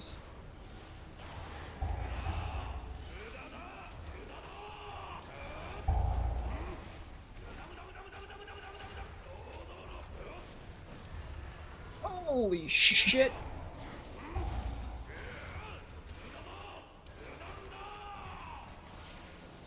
I'm gonna chill out here for a little bit.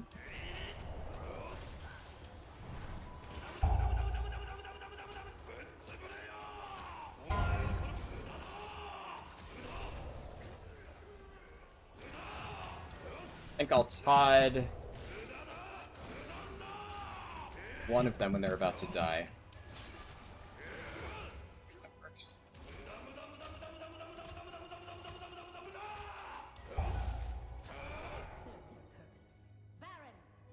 Okay. I mean, that felt like a weird pull, but I seem to have done okay. Will fall at our feet. By the Emperor's will.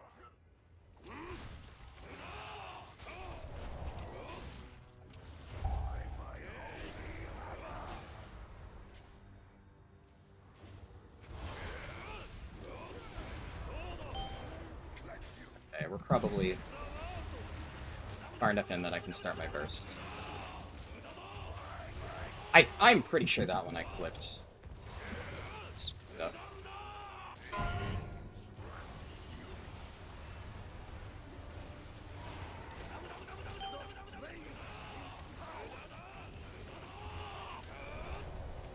Five, 4, 3, 2, 1.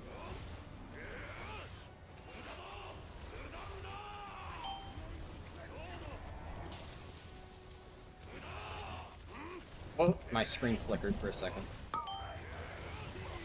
Oh my god! Somebody just ripped a bunch of them. Yeah. Unlucky. If I knew they were gonna do that, I would have carved them. Well!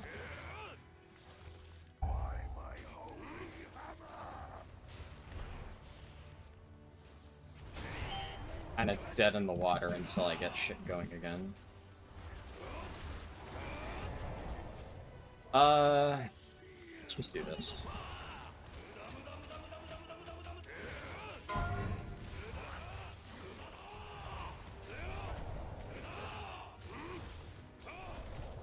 I probably should have just karma'd anyway for that set. 5, Yeah. 4, 3, 2, 1.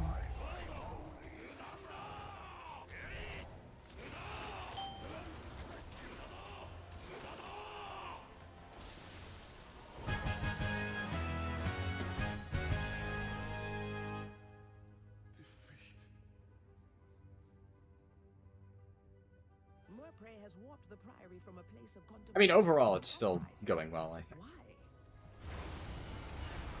Hold off a little bit. She has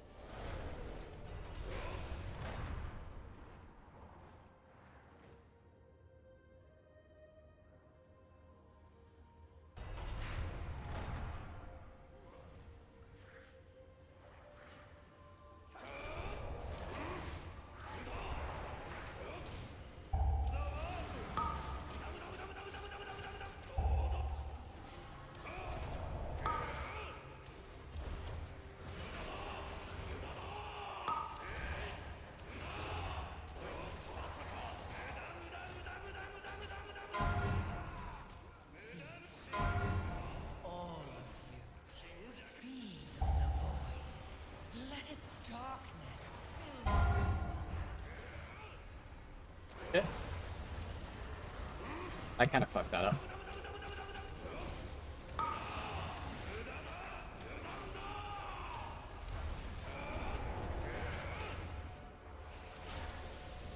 I will say, it's really fucking hard to play some of these bulls where I just can't be in melee like half the time because there's so much shit. I'm just like, what the fuck am I supposed to do? Blinding light reveals the strength.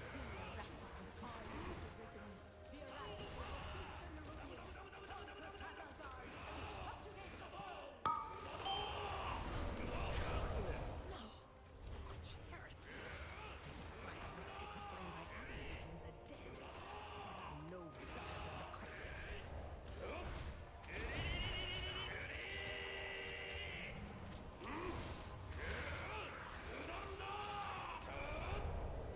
Ah, shit. Scrub after any shred of control.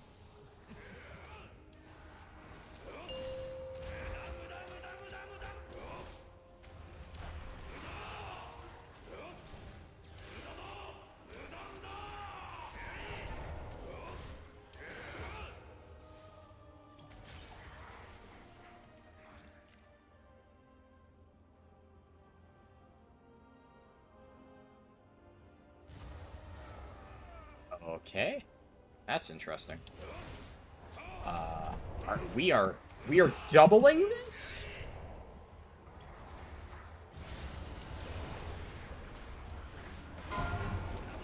Is this a normal pull? Do people do this shit?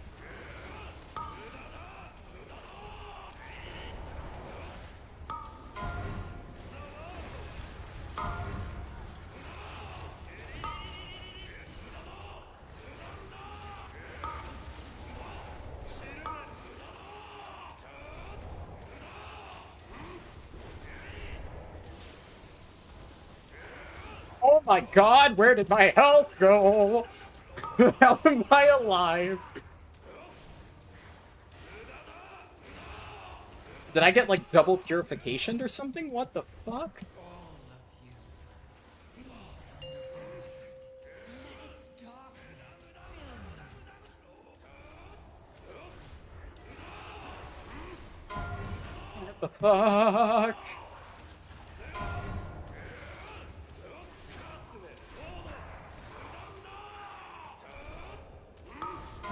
Oh my god, dude. I'm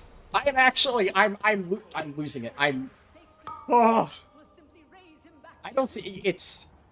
I'm actually I'm having a fucking panic attack with these pulls, man. I mean, this is a semi-normal pull, but he just gave me no fucking time to breathe. And then I got purification. I have literally fucking nothing after that last pull. So I just fucking builds.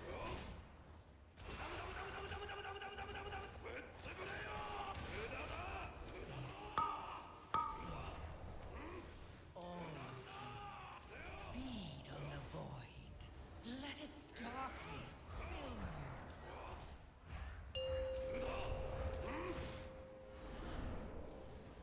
Yep. Doing double, right? Okay.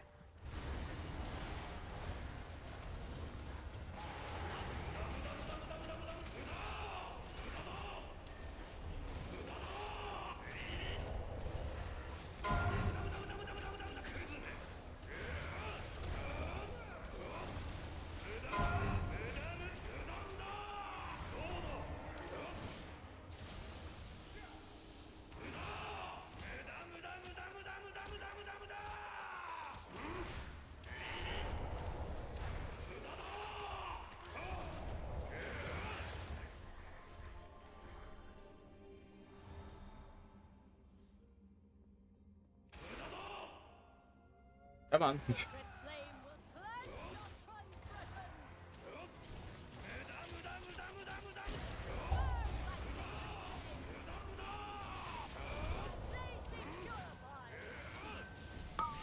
Four, three, two, one. Let's move her out of the shit, dude.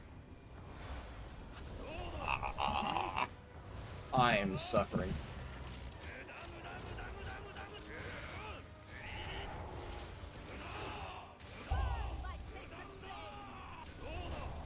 4, 3, 2, 1.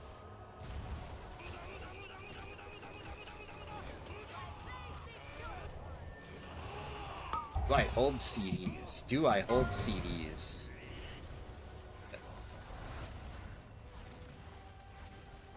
I think I hold CDs for shield.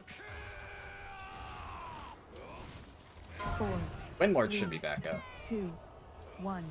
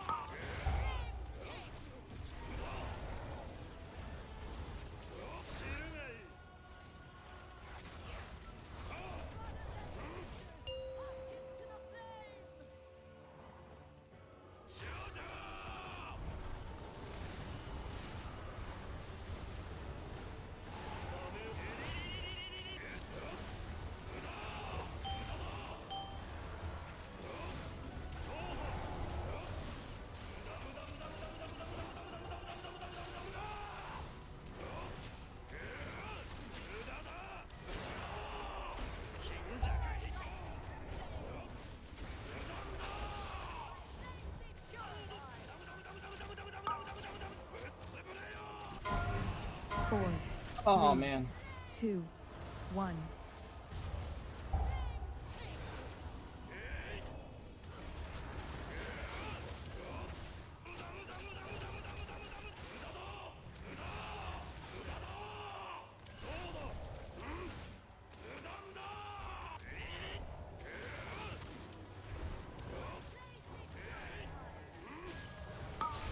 Four, 3, 2, 1.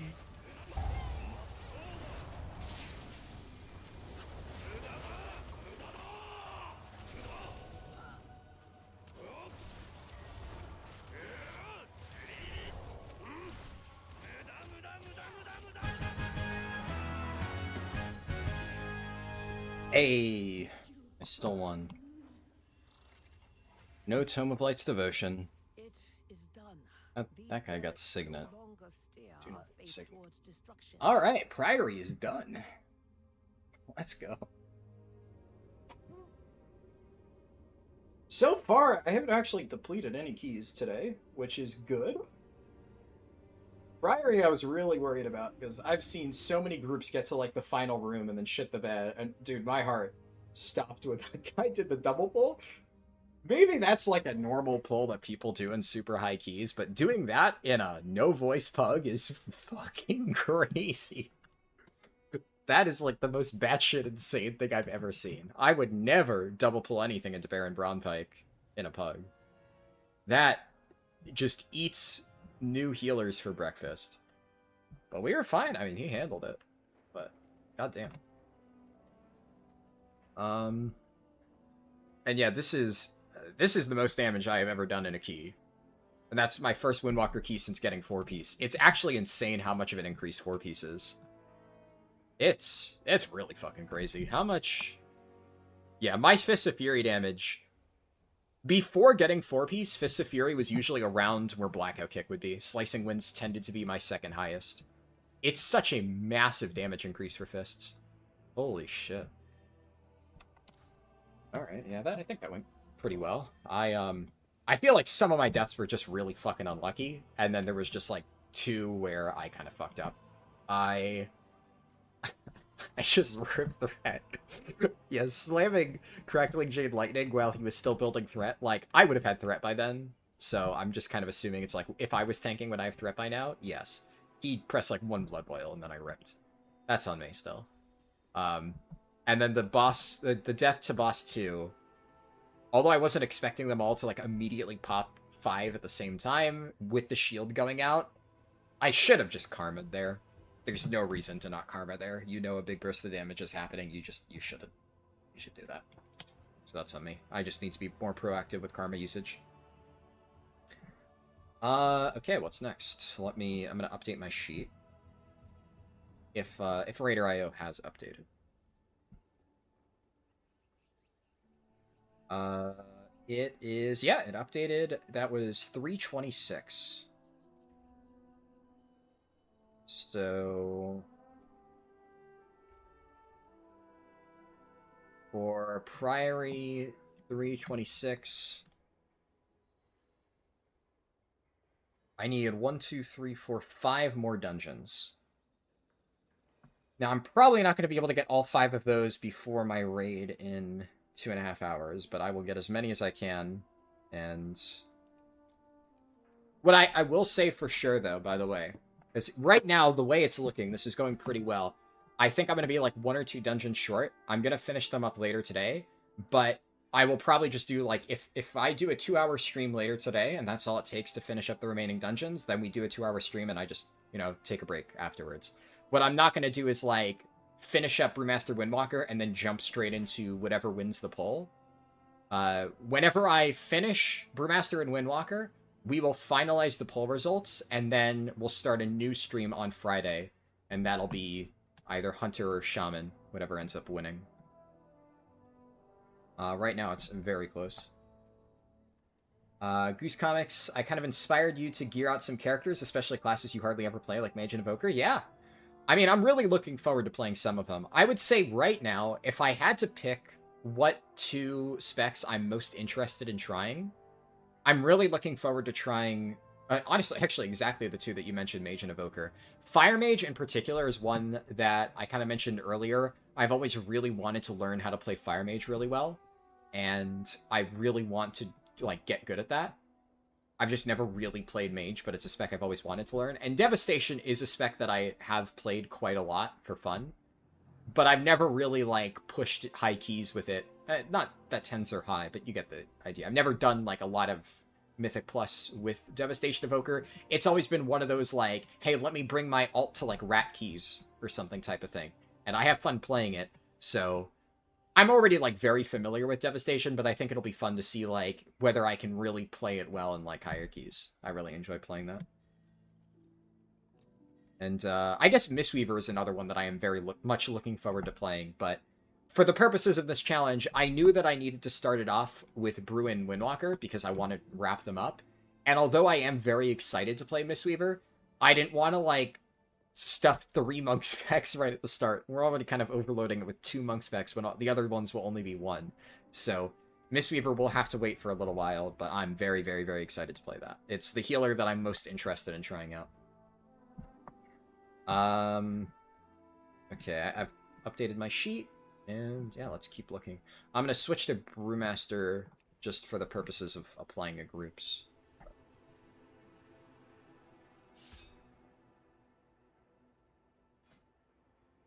Okay.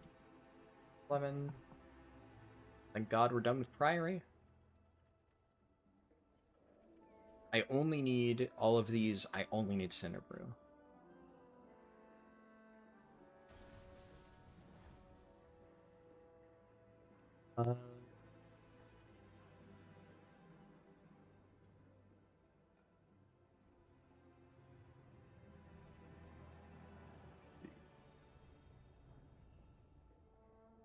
So for Windwalker, I need Motherload. I do need Theater of Pain.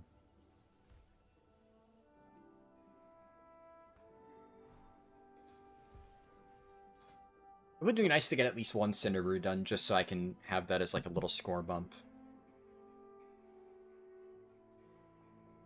for the other spec. But we'll see.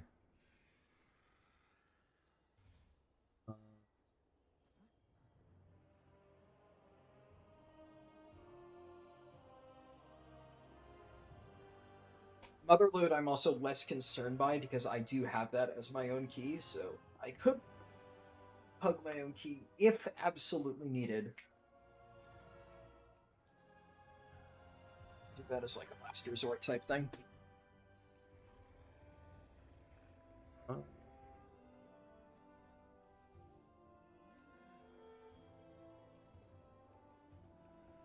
It's an 11, I probably won't get in.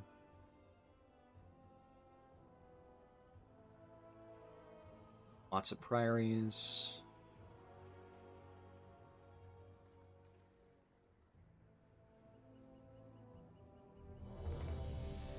Okay. They have faith, apparently. I mean, sure. Do I have faith? Oh, fuck it. It's worth a shot.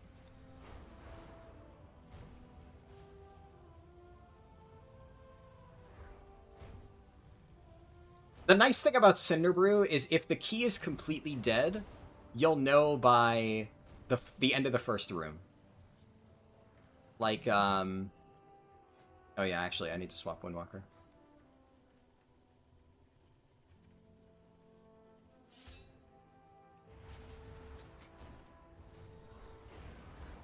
Because I feel like if you can get through the first room pretty cleanly, well, I will know for a fact, like, okay, is this group actually, like, good? If they, like, if they have, like, 10 deaths first room, I probably just leave, right? But...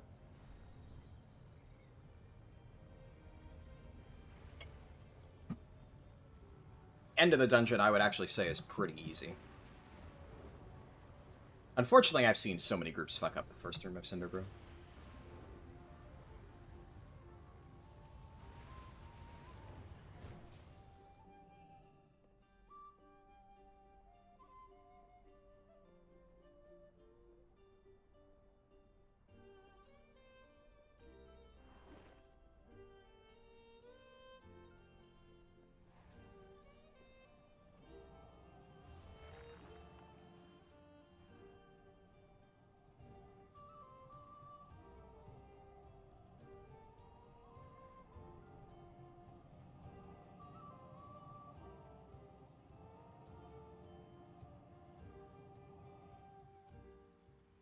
You have no idea how to play Evoker, and you haven't healed M+ at all, besides some meme queues with friends in like 5 or so, but you want to try Prez? Yeah, Prez should be interesting. I haven't really played Prez much at all. I don't really know too much about how it works. So learning that should be kind of fun. You logged onto your Mage, and for some reason it has a ton of AQ mats? What are you storing them for? Like, Encourage War Effort from way back in the day? Or are you talking, like, the stuff to buy, like, the class sets? Like, the Scarabs or whatever? If you haven't healed much before, you wouldn't start with Prez?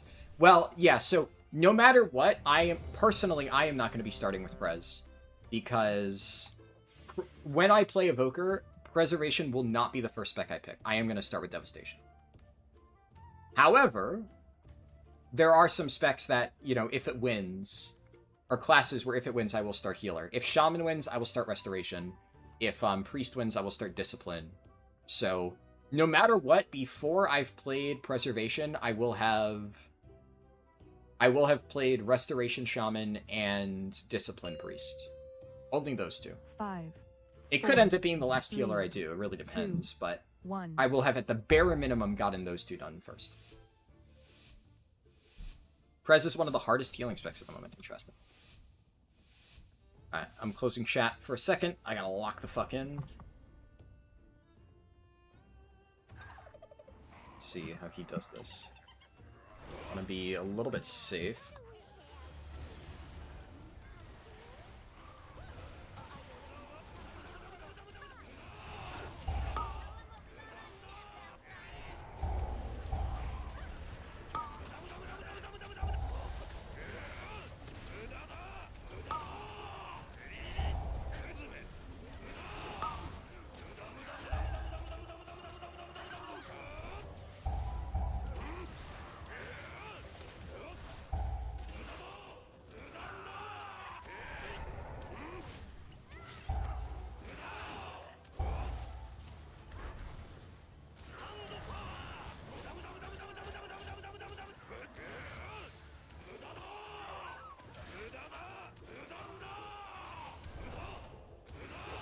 Mage says, something up with my targeting. After dying and doing tank damage. That's never a good sign.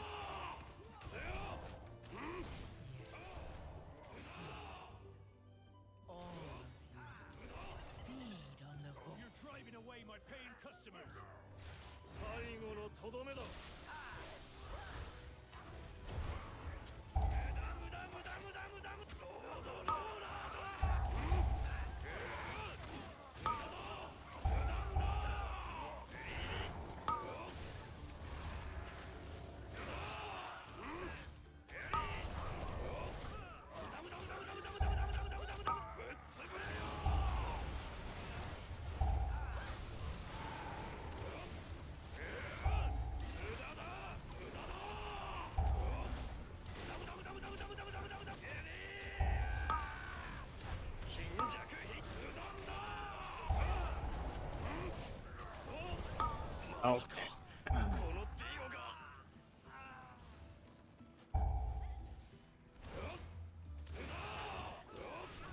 Yeah, this might just be it. Go next angle.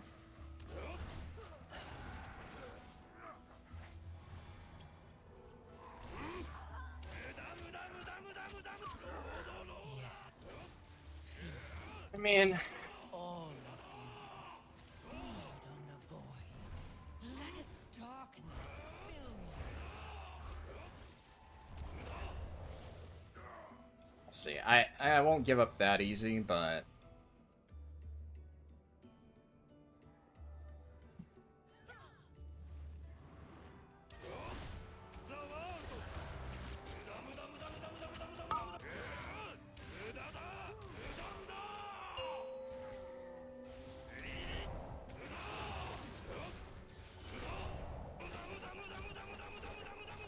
now the question is, do you want to get Cersei's ring and all of those alts? The answer is yes. Yes, you do. It takes 30 minutes, and the thing is, they've never patched out the Cersei's bug, where you get a duplicate Cersei signet, and it gives you free crest upgrades on your second ring. You absolutely get Cersei signet.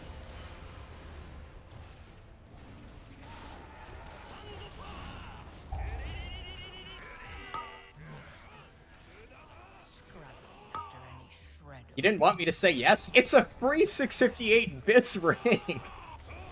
It's actually 2 free 658 bits rings because of the bug with the duplicate Cersei circlet.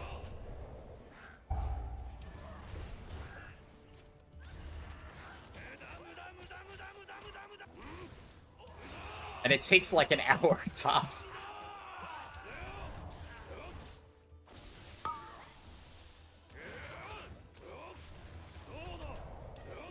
That's like one of the first things I do on any new character. Although, admittedly, I haven't bothered doing the duplicate ring on some of them, just because that does take a little bit of time. So what I'm probably going to do is, when I go around to doing that on all the characters that still need it, I'll just do 2 of them at once.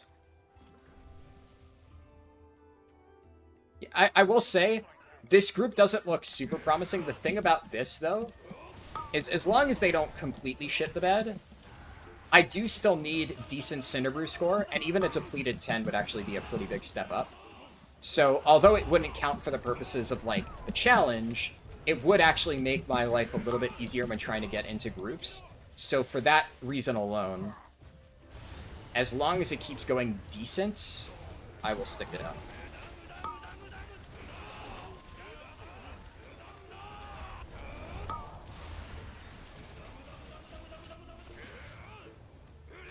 That one I definitely know I clipped Keg Smash early. Oh, my dash isn't working.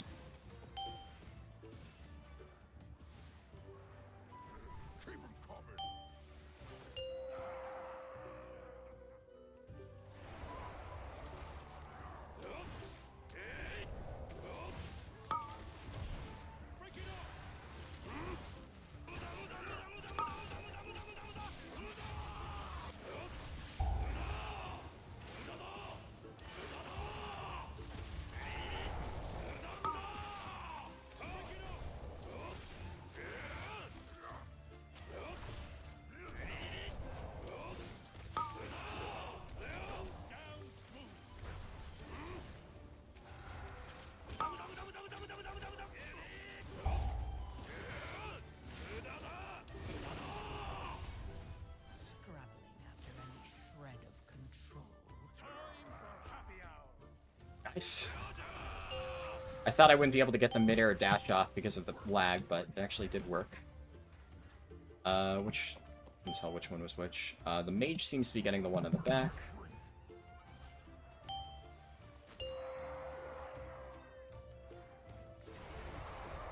Oh shit.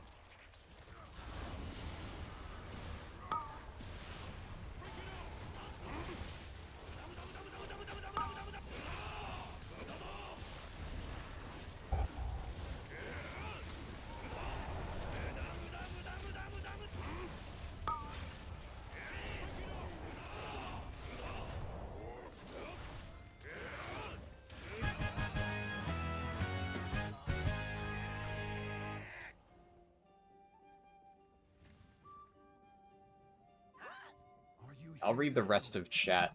My zeal to get back in business led to faulty reasoning. Didn't think it would send me that far.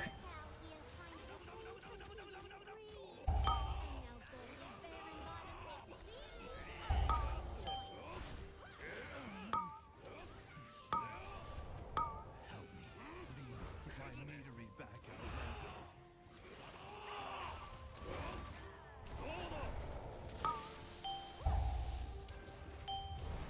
Oh my god. I'm getting sent way further with these on Oceanic Ping than I'm expecting. It doesn't release it until, like, multiple things after I intend to. And then I go fucking flying. We're not... Okay, we're pulling this, I guess. We're doing the good old 300% route. I kid. This dungeon just kind of sucks for that. But we have a priest. We absolutely could have just mindsuit skipped.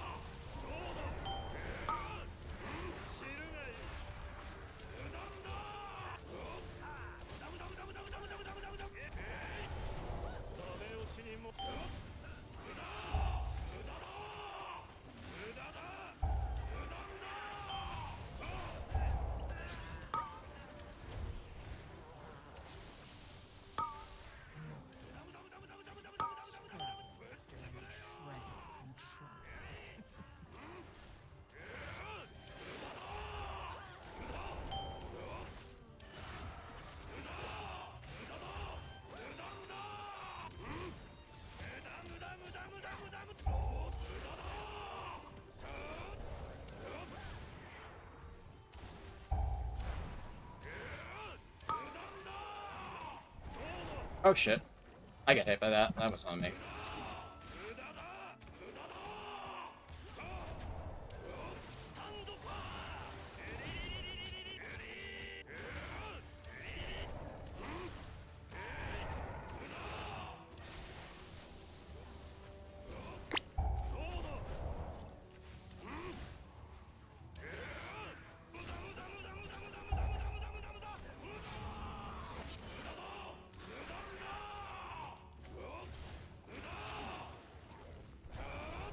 I feel like these mobs just aren't fucking dying, man. We should probably pull into the next pack. Because otherwise we're just gonna sit here hitting one fucking Careless Hobgoblin for fucking ages.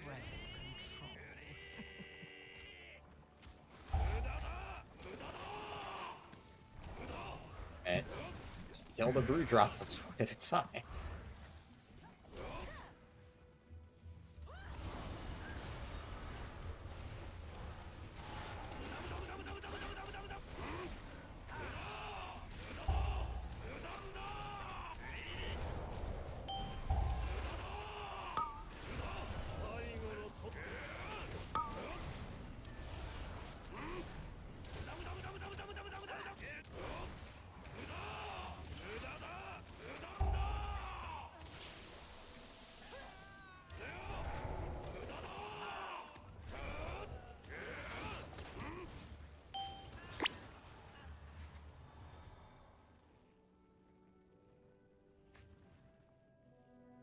What the fuck are we waiting on?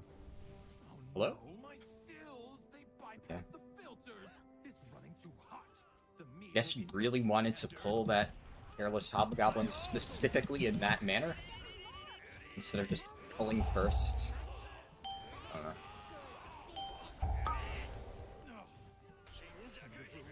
personal directive, my passion, ruining everything. Feed. All of you. Feed on the void. Let its darkness fill you.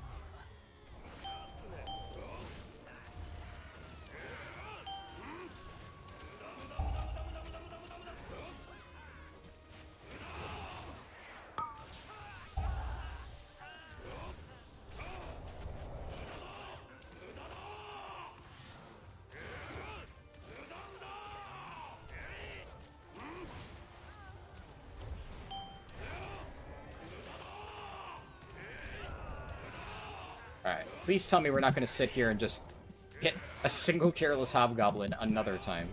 Please chain pull. Oh my Jesus fucking Christ.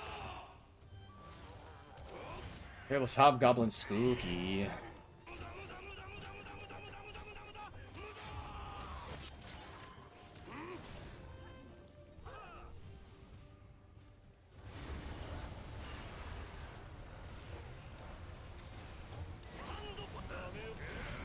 I think I just ripped threat because I just took a massive fucking hit to the dome. I also didn't get the buff for my condo to the Celestials because the game bugged out. The healer just died. Ugh. Let its darkness fill you.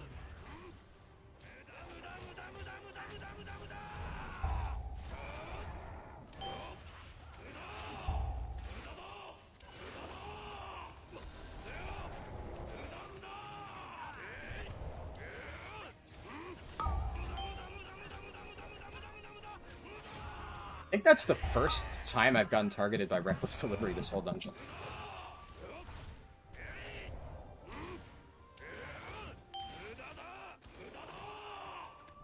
Jesus Christ.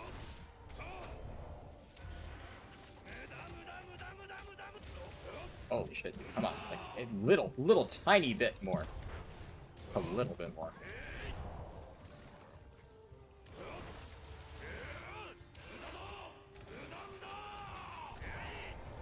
Oh, we're not getting the pack. Oh, no. Okay, well, we're not getting the pack in the corner, it looks like, which means we are almost certainly going to pull it in the middle of the fight.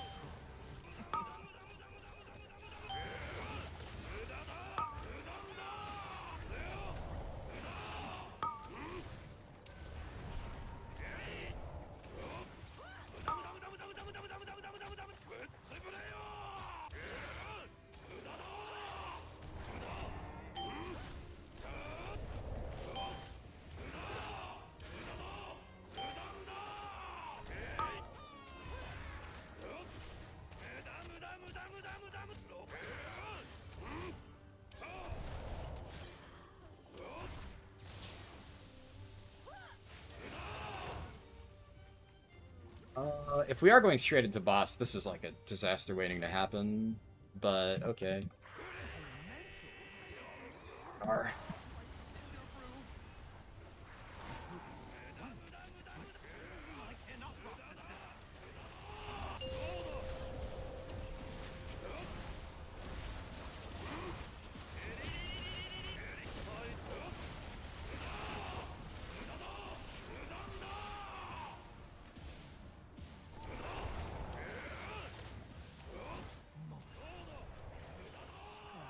After any shred of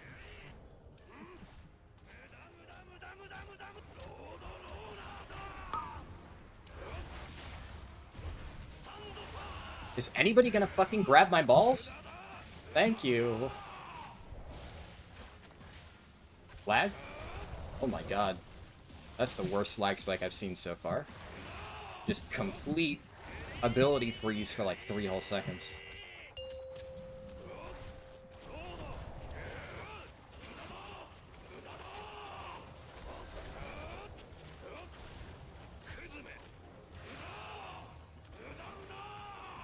Hey.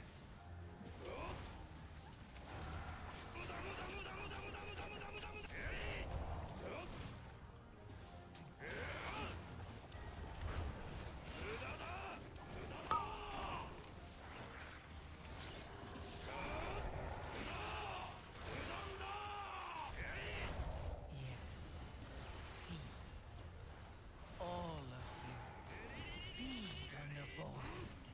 Let its darkness fill you.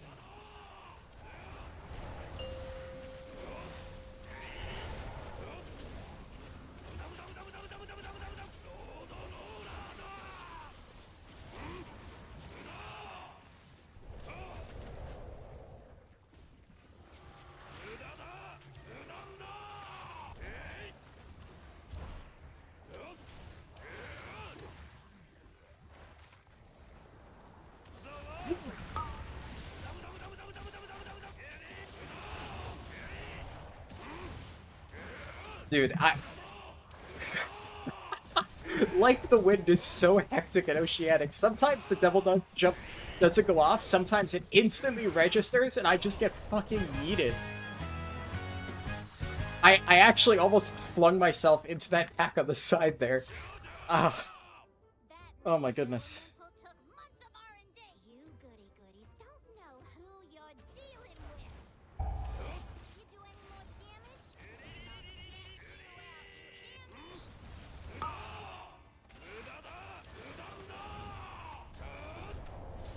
Yes.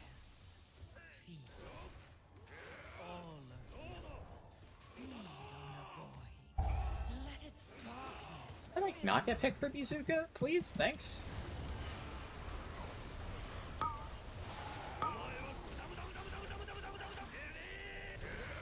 Nobody's eating my balls. Nobody's eating my balls. My balls are right here. Please fucking swallow them. Thank you. I got Bazooka again, dude?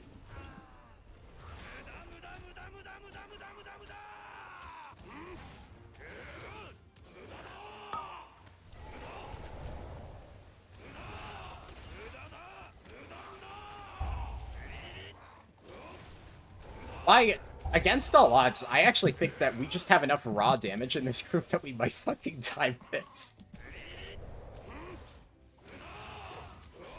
It seems the Mage actually was just having technical issues in the first pull.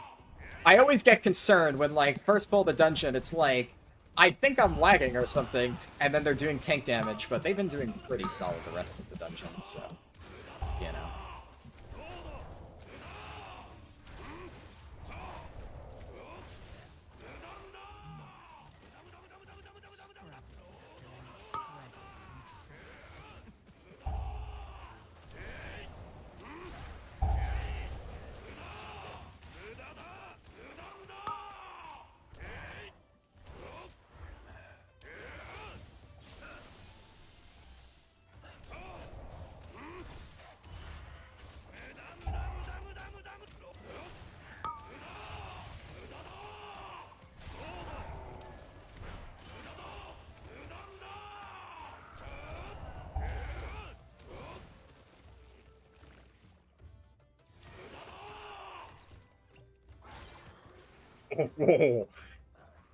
How did that one shot?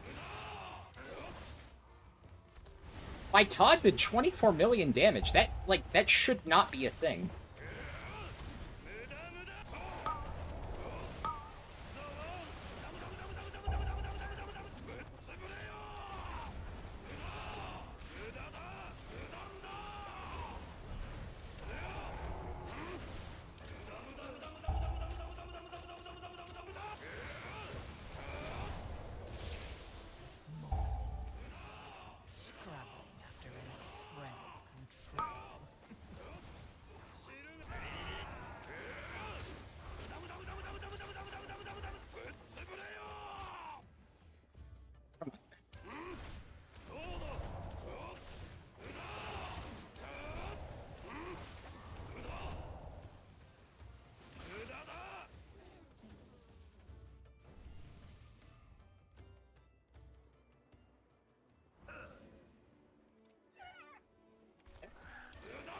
Interesting.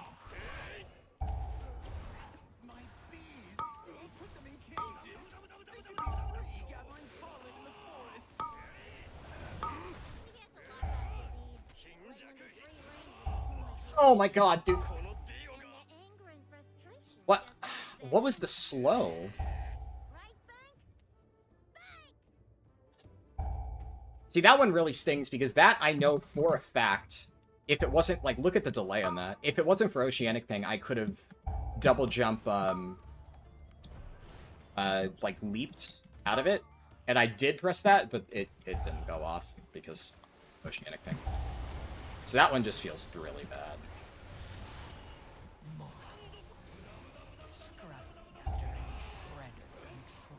But I've also never seen all of these mobs pulled at once. I think it's a little bit ambitious, but yeah, whatever.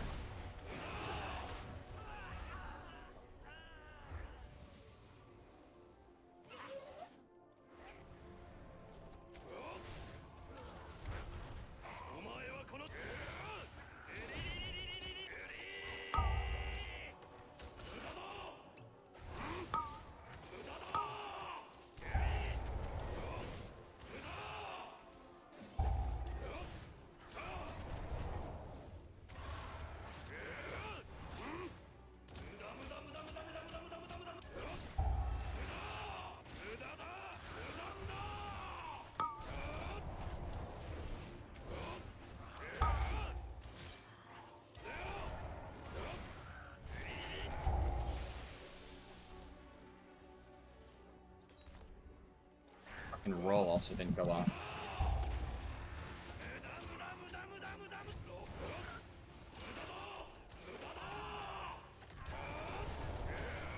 Oceanic ping is killing me, man. Scrubbing after any Literally. shred of control. Time to bust out my speed.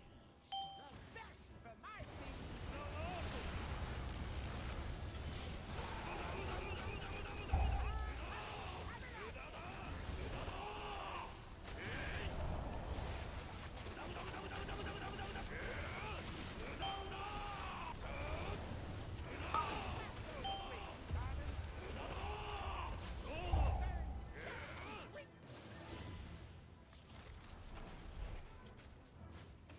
Nobody else is doing the mechanic? Okay. Fuck my damage, I guess. I'll be the one to be ethical. Sure.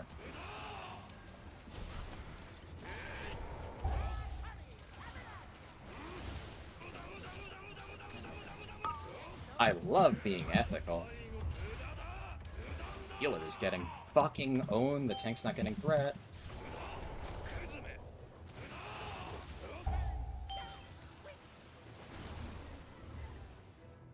Okay, somebody did the bees already. I guess they were maybe waiting to do 2 in 1, which is just, you shouldn't. I think you should.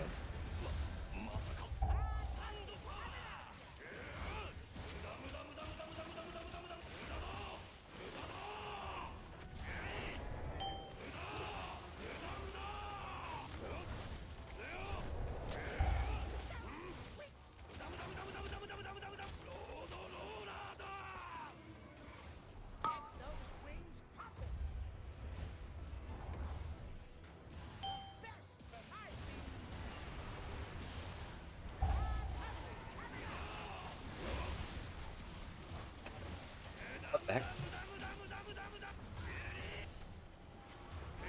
This tank.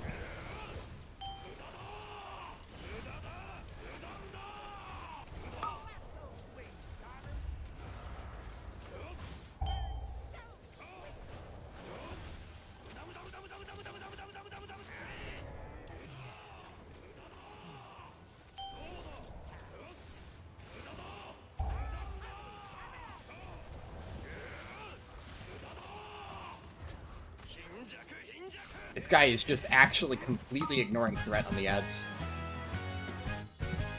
I just saved that fucking healer's life with that leg sweep. Oh my goodness.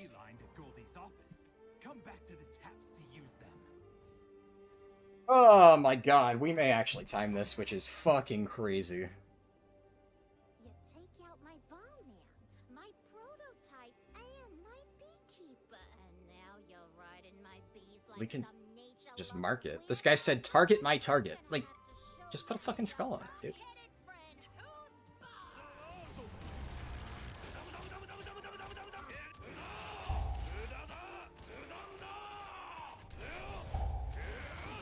Who's boss?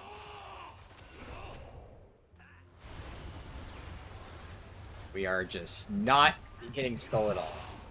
Also, I did not get Conduit of the Celestials buff because the game lagged out again. I hate that so much. Alright, what is he targeting? This one? Sure.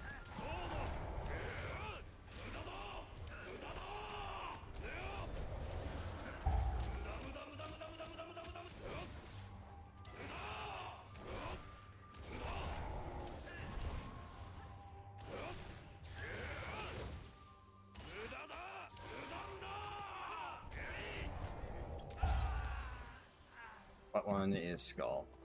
I'm gonna just wait for the marker. And Feed on the void. Let its darkness fill you.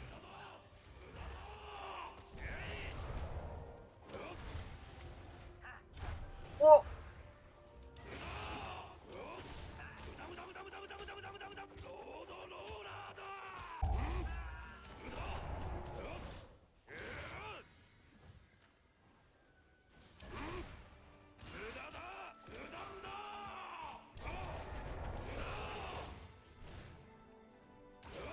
Hello? Game? Hello?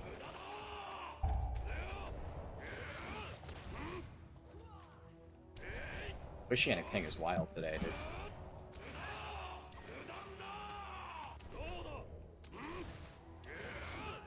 It looks like he got hit with the same exact thing. Gotten my employees, but now you're dealing with the CEO herself. What's my... Taking this metering from me. Okay.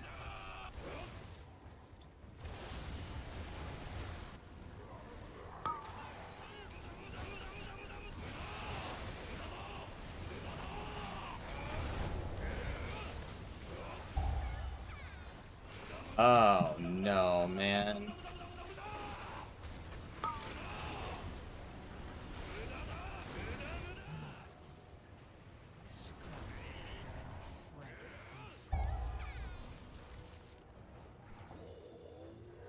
Oh, that guy's fully DC'd. Man!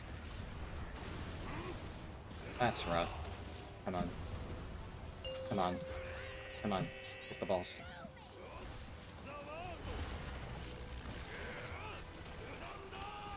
Unfortunately, I think the Mage's ball we didn't manage to get.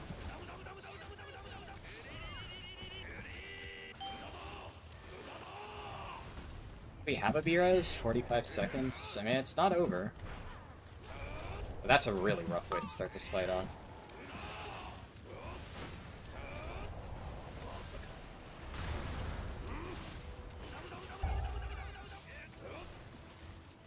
These...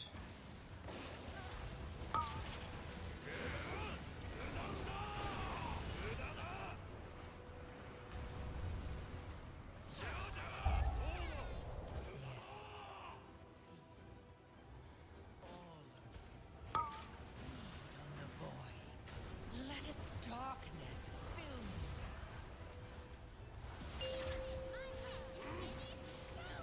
you. I'm like, there have been 3 times this dungeon where I have lost the buff that I'm supposed to get from Conduit of the Celestials. It's a known bug, but it's really annoying. I think it happens more with lag. I just don't get like a massive chunk of my burst window.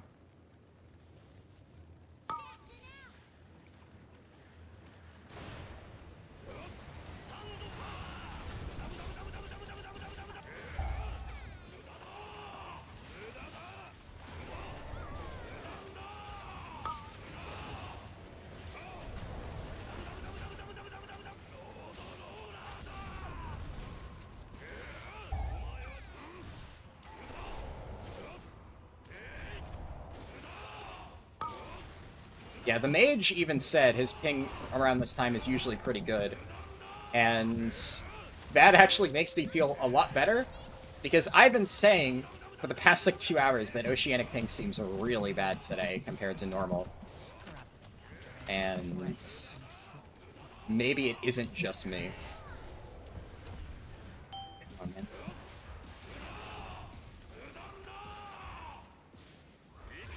You get your fucking ball.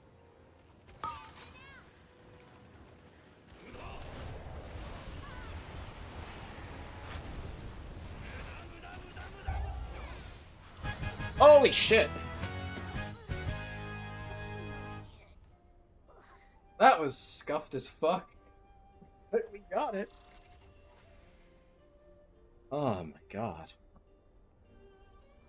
Yeah, I'm gonna be honest, I had 0 faith. I'm very impressed that we got that. Cinderbrustein. I actually think I'm gonna use this for Brewmaster.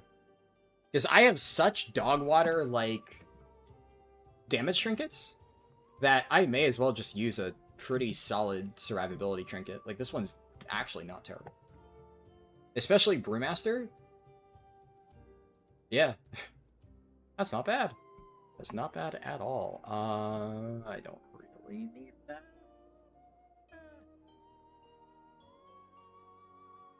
Hello. High Mastery, I would take if he did not need it. Unlucky. Would be an amazing upgrade anyway. I'm coping, but you know what? Let me cope in peace. Okay, that's a really annoying one out of the way.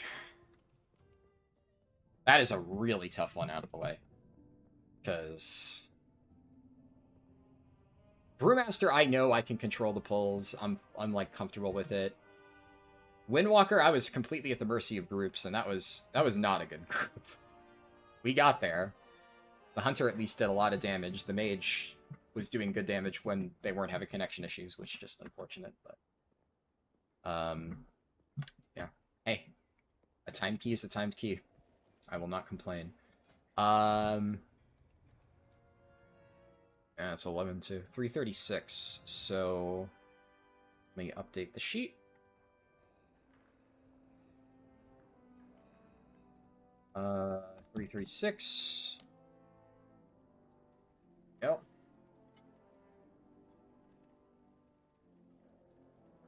Four more to go. Still 0 depleted keys today. Let me catch up in chat, because I obviously wasn't able to read much during that key. You think there's only one spec that doesn't want to use the circlet, and that's Arcane Mage? I don't... Well, okay. Every single spec at low item levels will use Circe Circlet, right? If you're a fresh level 80, you're going to be using Circe Circlet bare minimum until you get something in, like, the 650s. If you're telling me that, according to Sims, Arcane Mage replaces it at, like, 650 item level before getting, like, hero track stuff, maybe. But a 658 Circe Circlet is still going to outperform a 606 item level ring. So every single person on their brand new character should still get that. And my entire point of, is it worth getting Circe Circlet at all, is you still get Circe Circlet on both slots to count for a 658 ring. So you get free crest upgrades all the way up to 658 on both of your ring slots just by getting Circe Circlet. So it's worth getting. Whether it's worth actually using at higher item levels, that's a different conversation, but that wasn't the thing that I was saying. Yeah, the only slightly difficult key I have left now is Cinderbrew 10 on Brewmaster. And actually, getting that trinket is really nice. It's not a Tome of Light's Devotion, but that's actually a major upgrade for Brew, because my trinkets were some of my worst slots. So, that is big. Circlet gets replaced for Arcane at 639. I would imagine that heavily depends on what rings you have. I can believe that if you have a perfectly statted ring at 639, it would be replaceable. But I don't think that any generic ring will be better than Circe Circlet at 639.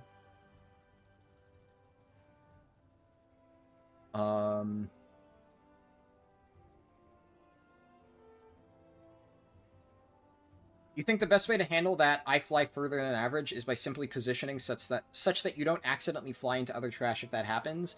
Well, yes and no. The issue with the oceanic ping is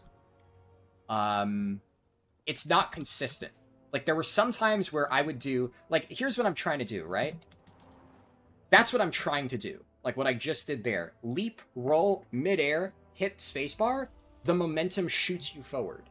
Now, sometimes what would happen is I would do this, and then I wouldn't actually get, like, the thing. And although that time the dash actually did shoot me forward still, because obviously I'm not on Oceanic servers right now, I don't have ping. Actually, I think I still am technically on Oceanic servers, but the ping isn't that bad. So even then, this would be faster if I was doing it with no ping. But what was happening sometimes is I would jump, roll, nothing would happen. I'd land on the ground, and it would do the dash, but the dash wouldn't move me anywhere. It would, like, stop me in place. And then other times, I would hit the roll, and without even pressing spacebar, because I think it, like, registered a second press or something, it would launch me into the distance, like, in a millisecond. It's not consistent. I either go nowhere, or I go flying.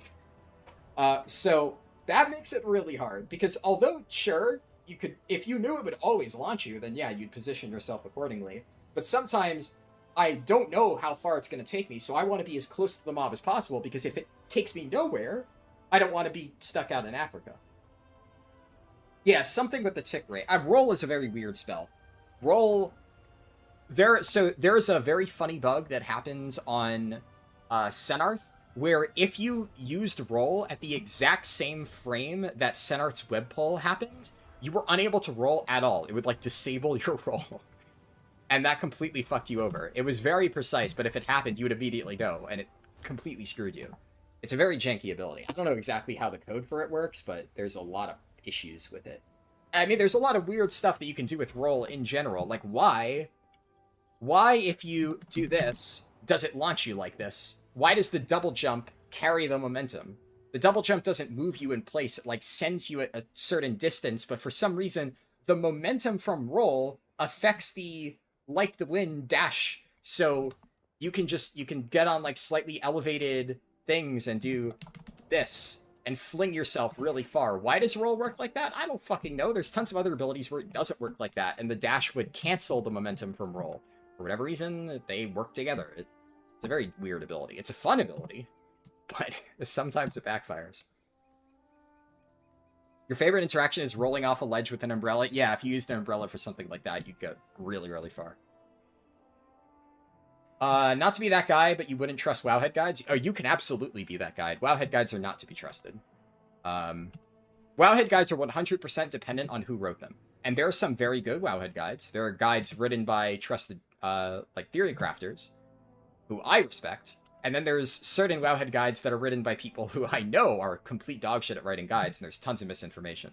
Case-by-case basis. Always check the author. There's some weird stuff with Wowhead guides where I know a few Wowhead guide writers who are really annoyed with, like, certain formatting things where Wowhead will force them to be like, what is the best XYZ thing? And they are forced to, in their guide, put an answer when what they really want to say is, it depends, and here's why. But, like, the format of the Wowhead guide forces them to put a definitive yes or no thing, and that can be really annoying.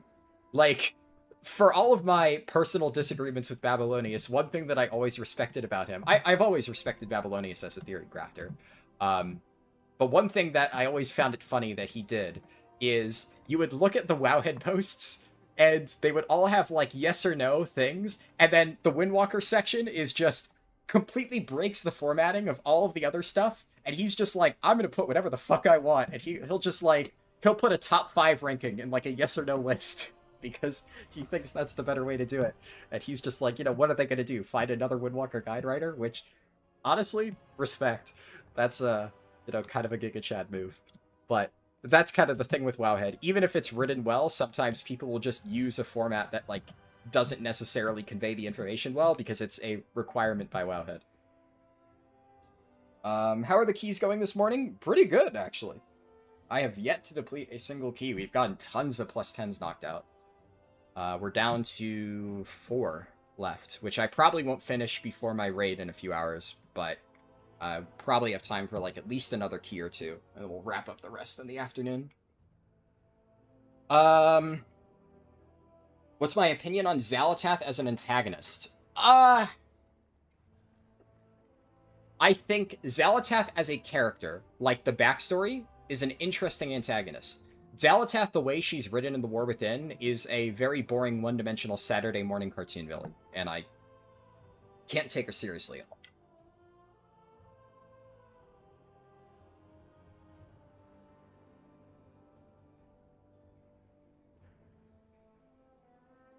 My throat just closed up. 1 second.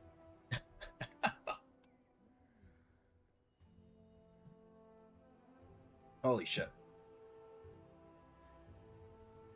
Yeah, my throat just said no more talking. Shut up for like 30 seconds. That, it just like locked up. Drinking water, so hopefully that'll help.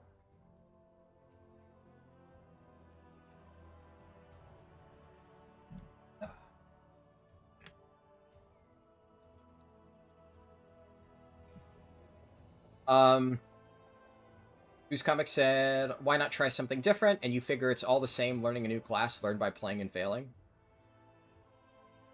I definitely think there are some specs that are, it depends. Like, so, speaking as somebody who can't really attest to whether preservation is the hardest healer to learn or not, obviously I haven't tried it yet, if I were to look at it from a tank angle, if somebody asked me whether they should play Brewmaster as their first tank, I love Brewmaster, but I would tell them no.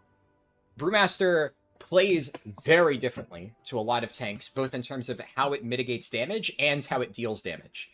And Brewmaster also is just especially in dungeons, right? I will say, Brewmaster in raids, you can kind of just fall asleep at your keyboard and survive. It's a very strong spec. But Brewmaster in dungeons plays very, very differently. You also need to note that you have a lot of utility that you need to use correctly. Kiting is very integral to Brewmaster because a lot of times you'll just run out of shit and you won't be able to live unless you kite for a bit. And Brewmaster is actually very good at kiting, so knowing how to do that properly is interesting. But if you're not familiar with Brewmaster's playstyle, right, one of the nice things about it is that it has a lot of, like, either ranged or semi-ranged abilities where you can kind of, like, bunny hop, right, and just keg smash, breath of fire, spinning crane kick. Well, I did not mean to hit that. You'll do spinning crane kick while you're, like, kiting mobs, and they're not actually hitting you, but you're staying, like, you'll sometimes dart in, do, like, blackout kick, tiger palm and, like, a low health target, and then you'll maybe roll backwards a little bit, keg smash, and you're hitting the targets. You're keeping threat on the targets, but you're kiting them as your cooldowns come back up, and then maybe dampen harm comes back up. You hit dampen harm, you go in, you fucking tank and melee for a little bit, group up the mobs, get a kick, stuff like that. But in order to properly tank, like, higher level keys as a Brewmaster, you need to learn how to do that. Whereas, like, Prot Warrior right now, you just fucking slam your face at the keyboard and shit dies, and you're invincible. And, yeah. Same with Guardian Druid is maybe not, like, as strong as Prot Warrior, but fundamentally, like, the general idea of you just fucking roll your face in the keyboard, Moonfire procs going off, you know, press and thrash, press and iron for, it's not really that difficult. So I think that if you're learning how to tank dungeons, what I would definitely recommend to somebody is you play, like, probably Prot Warrior or Guardian Druid first. I think those are the two big ones. Vengeance Demon Hunter 2. Unfortunately, as much as I hate to say it, Vengeance has been dumbed down to the point where you can kind of just roll your face in the keyboard and get by. I understand that, obviously, all of those tanks have a very high skill ceiling. Guardian Druid, to a lesser extent in Moonbear, it's honestly very simplistic, and that's one of the things I don't like about it, but Prot Warrior has a very high skill cap. Vengeance definitely has a very high skill cap, but old Vengeance was definitely an unforgiving tank. I'm talking old Vengeance, but ever since, like, Dragonflight, I think the new version of Vengeance is pretty straightforward. And they all, I don't want to say they all play exactly the same, but they're all very easy to pick up and understand the basics of, okay, how am I surviving? And how am I doing damage? And, like, what are my utility stuff? Vengeance is maybe a little bit more heavy on utility, but it's also pretty straightforward. Sigil of Chains groups up mobs. Sigil of Silence silences everything. Sigil of Misery is like a, you know, disorient or whatever. I don't know what technically the term it is, but really it's kind of like an in-cap, I guess is maybe the better way to put it. You have Chaos Nova, you have a stun. Vengeance is just very crowd control heavy. That's like your thing. There's not like Ring of Peace is a much harder utility spell to use, for instance, than something like Sigil of Chains. Sigil of Chains you throw on the ground, groups up mobs. Ring of Peace, there's like a lot of intricacy to how you can use it. You could just throw it down and bounce stuff, but knowing when to, like, Ring of Peace, where to Ring of Peace, using it on, like, the very edge of a bunch of casters to, like, bounce them into the center of the pack, or using Ring of Peace as, like, a kiting tool, and a bunch of mobs are chasing you, you're gonna rop them, but, like, where do you rop? Rop, like, along a doorway so that you can kite along the edge of a door. There's so many little things you can do, and it's one of the reasons I fucking love Ring of Peace. This is one of my favorite abilities. Also, I just realized Void Elf Racial is not on my bars. At least in my Windwalker build. Just not a big deal, because it's a utility racial, but should do that. Rip double sigils. Honestly, I'm fucking dancing on double sigils' grave. I am a very big current Vengeance DH hater. I do not like the current playstyle. I don't think it's bad, but the thing that you need to understand is that the old Vengeance Demon Hunter playstyle was just better. It was more fun. I don't care if it wasn't as viable for Mythic Plus keys. It was more fun to play, and I will die on that hill. And the problem is, the old fun Vengeance Demon Hunter playstyle died so that this new fucking Sigil Soulcleave spam playstyle could live. And yeah, I get it. It's good for keys. People like playing it. It's strong, but I don't find it that fun to play. It's inoffensive. It's not bad, but every time I play Vengeance Demon Hunter, I'm like, one of my favorite tank builds died for this, and it just ruins the experience for me. I cannot wait until Legion Classic so I can go old Vengeance Demon Hunter back. It was so much better. It was so much more fun. So I'm honestly kind of glad Double Sigils is dead. Maybe one of these days they'll get their heads out of their asses and bring back the old playstyle. And the thing is, a lot of the stuff that makes the current iteration of Vengeance good, you could still keep that utility along with the old playstyle. Just neuter... The main thing they need to change is the way that Frailty works, and change the interactions between Soul Cleave and Spirit Bomb. And kill Soul Cleave and make Spirit Bomb the de facto playstyle. And obviously, in order to do that, you would need to change fundamentally how... well, the problem is right now, Felscard requires you to run both, right? So the playstyle that I think should be is dumb, but I also don't think Felscard is very interesting. I think Felscard is an extremely uninteresting hero talent tree, where it's just like, hey, you meta, and then some of your abilities make you explode. Woo! It's like Shadowpan levels of interactiveness. Where it's like, hey, sometimes, after you spend a certain amount of energy, you do a big spinny attack, and it doesn't interact with the rest of your kit at all. It just does big damage. And the fact that the current Vengeance Demon Hunter tier set is literally built for Eldrachi Reaver, and people are still playing Felscard because Eldrachi Reaver is just, like, it's not terrible, but it's not, like, it's kind of clunky, and Felscard is just like, Herder, I press big button, I do big explosion, I do big damage, and it doesn't even matter if there's synergy with the other tier set. Because Felscard just does more damage. Which is unfortunate. So, you know, I guess for all the earlier questions about what specs am I not looking forward to playing? Surprising to many, I would imagine, I'm not looking forward to playing Vengeance Demon Hunter. Not because it's weak. It's very strong, and I'm probably going to blitz through the +10s because I know how to play it. That's not the problem. It's very good, so I'm not going to have any issues like getting into groups or pushing high. My Demon Hunter's already decently geared. I'm just going to be absolutely miserable the entire time, and I will be constantly bitching and moaning about old Vengeance Demon Hunter the entire way. So, that's not going to be a fun stream. You stopped playing in Wrath and started playing it in Dragonflight, so you never played with that Vengeance Demon Hunter? Yeah. And the thing is, that Vengeance Demon Hunter also wasn't really meta. It wasn't bad for many years. It was like a solid tank, but it wasn't like the powerhouse that Dragonflight Vengeance was. And that's kind of the... Vengeance's history is now eternally, like, just plagued by Dragonflight Vengeance, because now whenever people look back on when was Vengeance the strongest, they're going to think of Dragonflight Seasons 3 and 4, when Vengeance in Mythic Plus was arguably the strongest a single tank has ever been for M+. It dominated that meta. And now, whenever people think, oh, what was the best iteration of Vengeance? They're going to think that. Because, yeah, you just fucking drop sigils in the ground, and it was fucking overpowered, but it wasn't fun to play.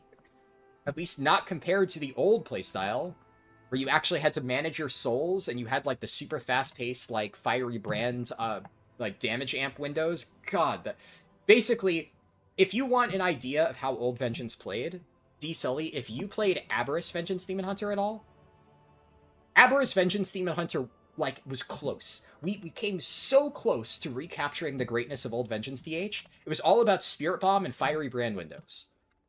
And Aberrus was really, really, really, really fun because of the way the tier set worked with the Fiery Brand procs. It gave you more damage amps, which let you play those more fire damage focused builds.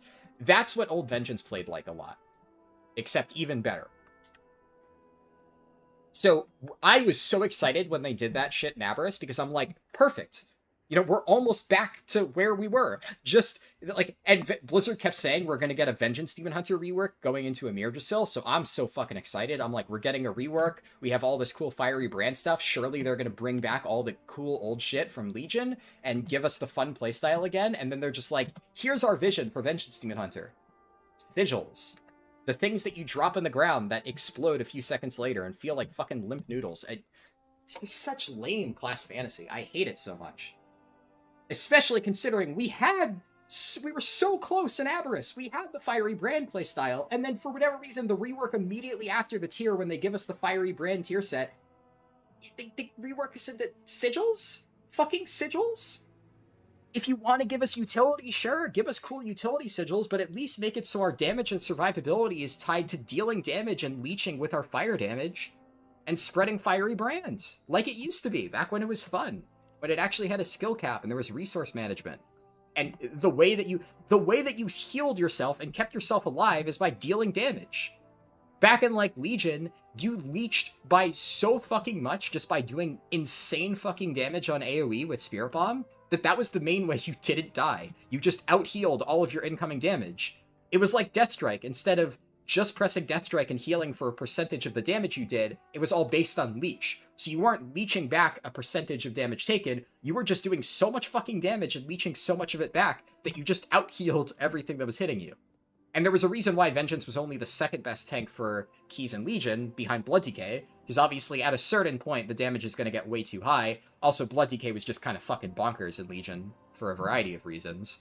And because of the way that it worked, obviously Vengeance's self-healing was notably worse on single target. Vengeance was very weak on single target. In terms of single target survivability in Legion, which is one of the reasons it was the worst raid tank for a while.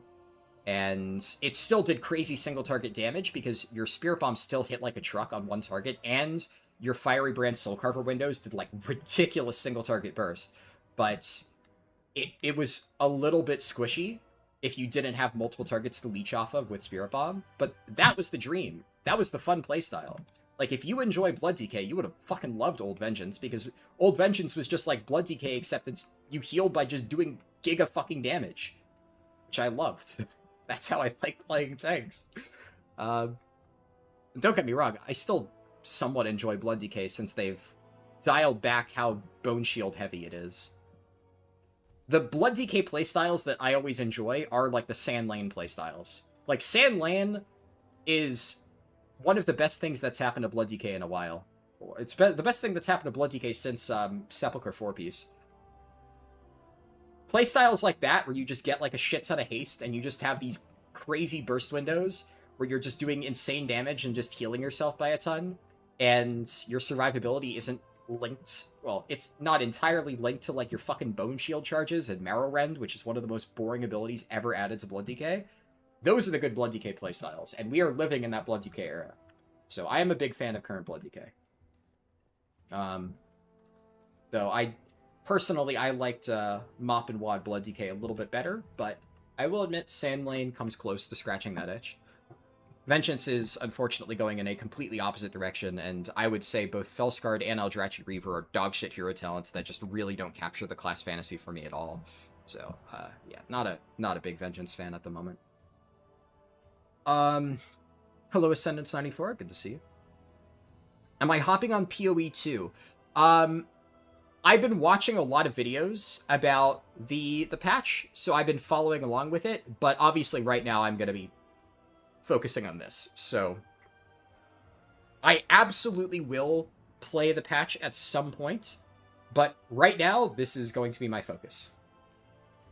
WoW is the priority. But I am very excited for it. I think Huntress looks very cool. Whenever I do play the new patch, I am probably going to play the League as a Huntress, because I really like the design of the Spear playstyle, from what I've seen at least. It could feel completely different when I actually get my hands on it, but based on all the videos I've watched, Huntress looks very interesting. Dragon Redux said, seems like came at a good time into the daily Harldan rant session. Look, we started talking about Vengeance Demon Hunter, and it was all downhill from there. You know how it is. Why was I saying that? Oh yeah, I was answering the question of whether certain specs can be better or worse to learn on, and my entire point was that if I was suggesting somebody learn tank, I would say ideally Prot Warrior, Guardian Druid, or Vengeance are probably new ones because they're fairly straightforward, and then you can focus on learning like the routing and positioning and mechanics and stuff like that, while this tanking is fairly straightforward. Blood Decay is also another good contender, with the thing that Blood Decay plays very differently to other tanks still. Well, I would say Blood Decay is not super hard to pick up, not compared to like Brewmaster. It's definitely a very fun playstyle. I think a lot of people will gravitate towards it, but you'll have to kind of relearn how to tank the playstyle if your only experience is on Blood, because Deathstrike is just a very different experience.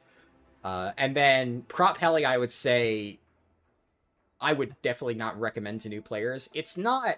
Prop Heli is just very weird. Like, technically speaking, it doesn't have the highest skill floor ever, but there's a lot of quirks to Prop Heli that I would say make it much harder to play well.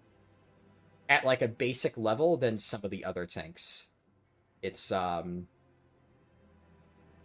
little bit finicky. But then Brewmaster is definitely the hardest to learn.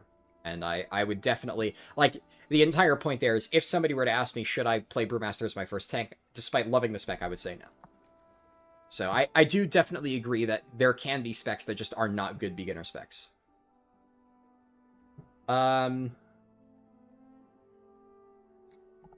Stick said, getting to learn the ropes, CD usage, fights from a healer's perspective on an easier spec, you would prefer that? Yeah, I would agree, personally.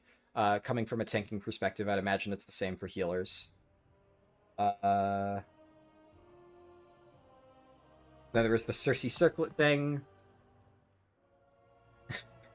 Out of context, is anybody gonna grab my balls? Yeah. Goose Comic said, I get that, but if you had never played tank before, how would you know Brewmaster plays different from any other tank? Well, obviously, if you were going in blind, that's a different story.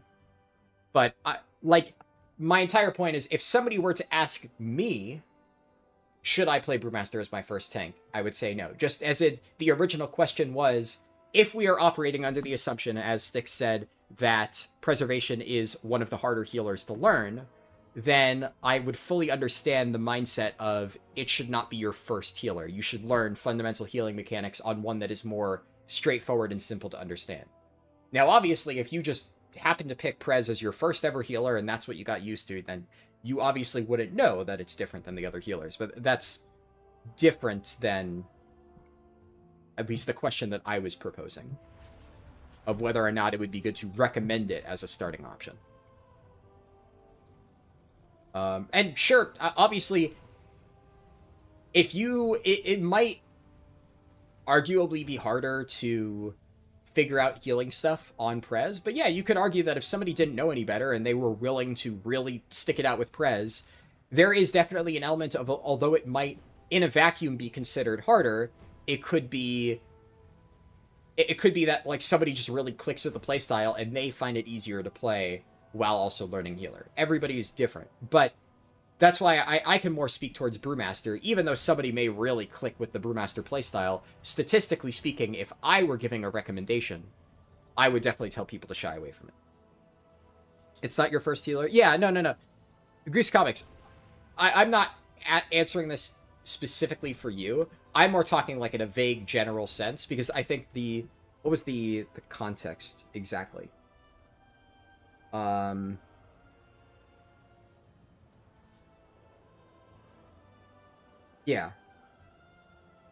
Yeah, so I'm more talking about, like, Styx just generally recommending. Obviously, like, because that's the thing. Styx in chat doesn't know you at all. So I'm guessing his recommendation is obviously not tailored towards you personally, knowing exactly your experience with healers, right? It's more just from a general sense, under the assumption that you're not familiar with healers, would you not recommend a harder, quote-unquote harder, spec to learn a role for the first time?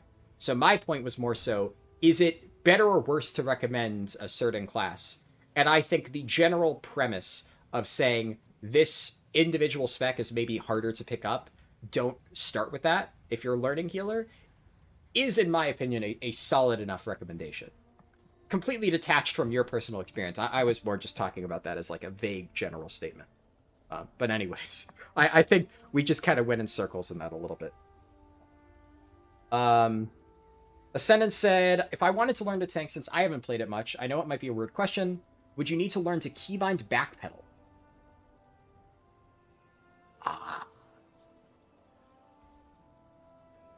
That's it. It is actually an interesting question. So, okay. There's the simple answer of yes, keybind backpedal, right? Yes, you should have backpedal keybound. The more complicated answer is, obviously, keyboard turning and backpedaling in general is not something that you should be doing in, like, 99% of circumstances. Like 90%. There are absolutely situations where I will use backpedal a little bit. Now, the way that you move as a tank is generally speaking more like this. If I'm kiting mobs, I'm jumping like this. I'm keeping my camera face so I'm not getting hit in the back. I'm jumping, turning my camera, stuff like this. Exact thing will depend. So yes, when you're tanking mobs, you're never going to do this. You're never going to do what I'm doing now and just hold backpedal, right? But if I need to, like, quickly make an adjustment, and I see, like, let's say there's a big line mechanic coming right here, and I just need to make a quick, like, little tiny adjustment, backpedal like this, that's perfectly fine, and that is a use case for backpedal. Another thing that backpedal is just objectively very good for is if let's say, just to pick an example, let's say there's a bunch of spread circle mechanics, and let's say my Ring of Peace is like an ability that's like trying to kill me, and I'm trying to avoid it. There's like a bunch of other shit. I want to stand on the edge. If I'm running at full speed towards the edge here, I stand a very good chance of like slipping and like hitting a ledge at a wrong angle and flying off the side. A lot of times what I will do in fights like that, where it's very precise, I'm right at the edge, and even then I did fall off, right? But I will absolutely use backpedal in those circumstances for very minor adjustments, because the thing about backpedal that makes it bad is that you don't move very far. So if you're holding backpedal to run away from mobs, that's bad.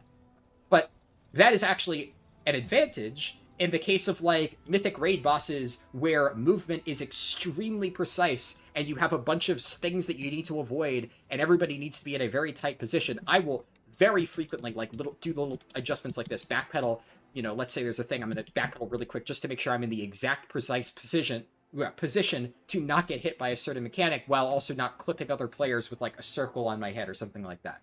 So, short answer, yes, absolutely. To play this game, you need to have backpedal bound. It's a movement key. If you are unable to move in this direction without strafing or turning and running in that direction, I mean, that just, it removes a gigantic method of movement. Even if backpedaling isn't the main method of movement that you're going to be using, that's just taking a massive potential tool out of your toolkit. Even if you aren't going to use it often, the situations where you are going to use it are critical, like that. So, I would argue, for all forms of content in the game, all roles, DPS tank regardless, have backpedal bound. Do not just unbind it. The only reason I could see unbinding backpedal is like a training wheels type thing of like, if you're really struggling to like not keyboard turn or not backpedal, if you unbind it for like a day to force yourself to like learn how to do this and like jump and strafe and stuff like that as like a limited thing just to basically build your muscle memory, maybe. But then the moment you get comfortable like strafe jumping and stuff like this, rebind it. Definitely don't play the game without it. You had a lot of mixed answers in that? Yeah, well, I don't want to give a completely, like, unilateral answer or, you know, opinion on something, but I do think it's pretty safe to say that if anybody out there is telling you, objectively speaking, that backpedal is not needed to play this game at all, they just don't know what they're fucking talking about. I can't think of any good player that would recommend unbinding backpedal as a permanent solution for playing the game and stick to their guns on that. That's just never a good idea. Like I said, if I could definitely see it being recommended as a good way to train yourself, like I said, with the whole like training wheels type thing. And I could see if it was asked in the context of should backpedaling be used as a method of movement, a lot of people might default to a no, you should never be backpedaling when running away from mobs, which as a general statement, I would agree with that. Maybe not never, but you should almost never is probably what I would say. You should be doing this. But there are definitely circumstances where, although niche, you will want to use backpedaling, so unbinding it, preventing the ability to do that entirely would definitely be a bad decision. You've always just strafed back. Yeah, you can do that, and you probably still will a lot of the time, but there are definitely situations where it's useful. Thanks, that's probably the most informed answer you've gotten. You'll probably try to learn it then. Yeah, I would definitely recommend it, and I'm glad that the answer helped you. Let's see, I think I've answered everything in chat, so... Alright, let's get... I'd like to get at least 2 more keys done before raid. I don't need Priory. One of my friends is doing it. The nice thing is, in the time that it took me to yap, there's probably a lot of North American players who have woken up. And now I'll have less Oceanic keys, because I'm going to be honest, that was driving me up the wall in that Cinder Brew. I was starting to fucking lose it a little bit. I'll be honest. So if I can not have to deal with that, that would be very nice.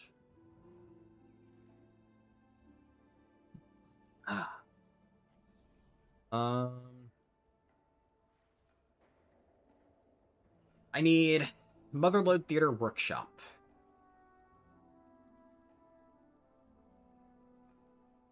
And I don't have a battle res. I have jumper cables, but... Oh, okay, sure.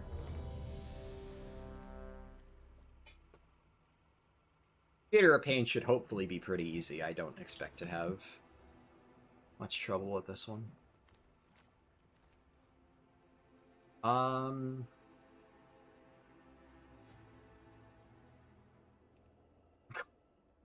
Okay.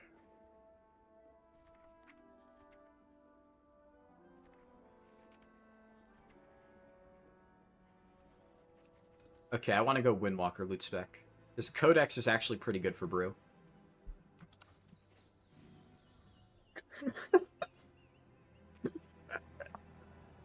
Something...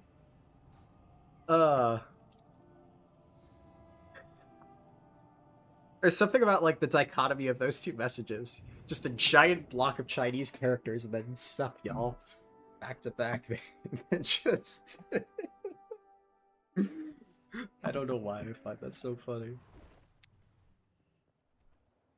What is the Path of the Undefeated? It just... I have no idea what this guy's saying, but it's just something, something, something, Path of the Undefeated, something, something, something. Alright. I don't know if he's just saying that he's using his portal.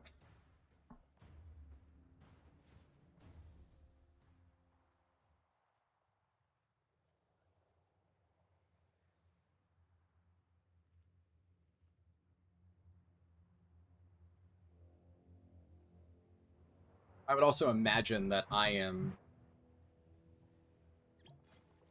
probably the designated CC'er for that mob.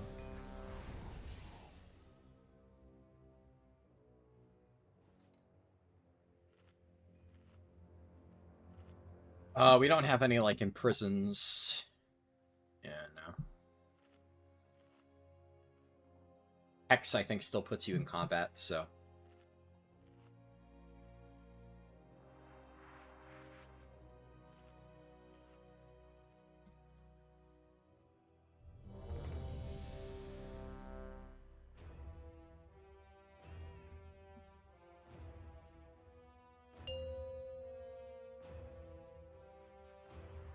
Depending on how fast this is. If this is like a really fast theater, I might have time for another key. I might need to leave the rest until after raid.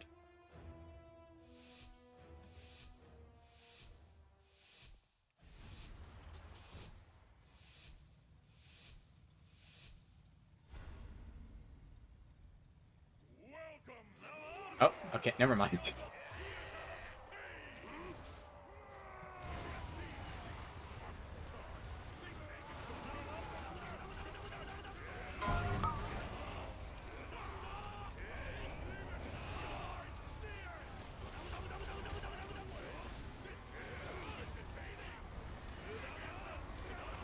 Is this an Oceanic key? I don't think it is. No, I think the leader is the Illidan guy. My stuff just feels way more responsive, which is nice. Yeah, oh, that... God, it's good to be back. I can actually use my shit without just feeling... just got... I mean... That's on the tank, 100%. He just did not hit Desia at all. Also, I don't know what the fuck happened there, but my Slicing Winds just didn't go off.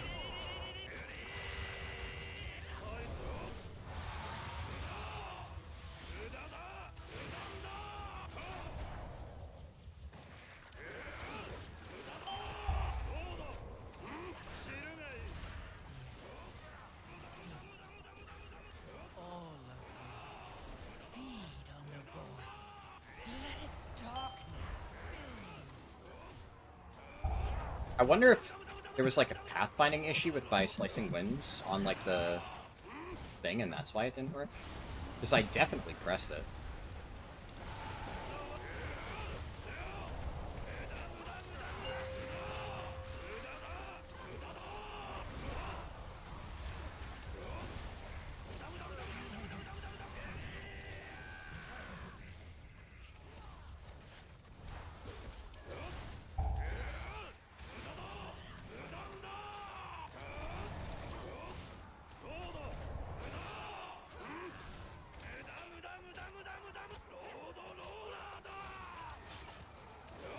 Probably should have used that on the first guy.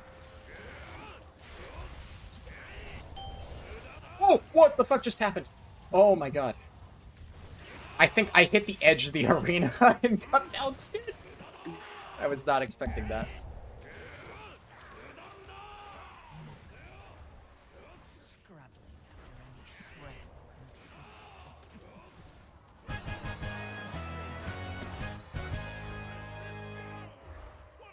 There we go.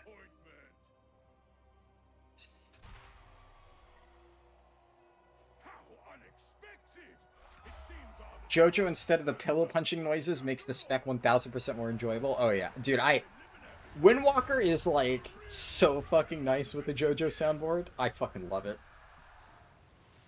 It fits so well. Alright, where are we going?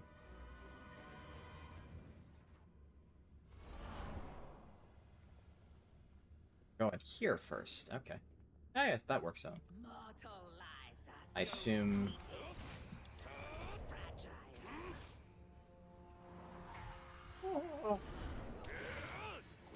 God, that would have been so embarrassing if I rolled off the edge.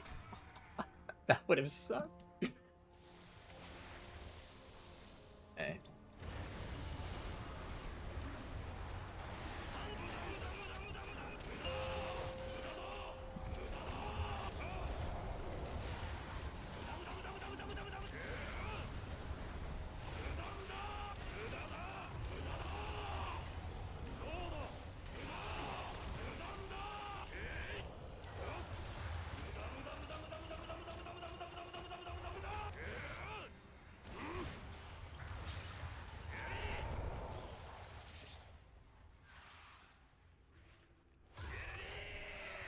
Wait.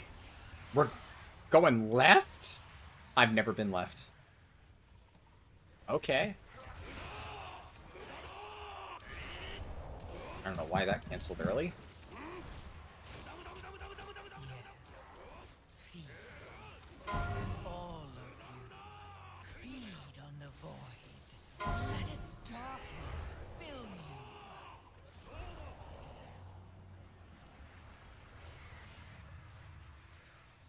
Because you're always right. God. That's good. I like that.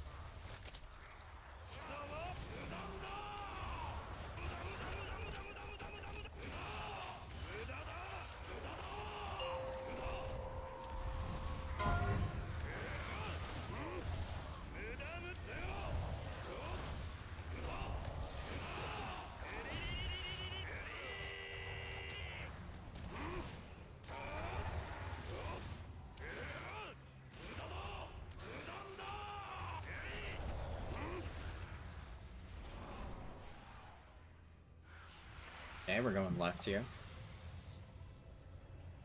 I do really like the new visuals on these tornadoes. It's so nice because people haven't been falling off ever since they did this. At least not as often. Like, so much easier to see. Night and day.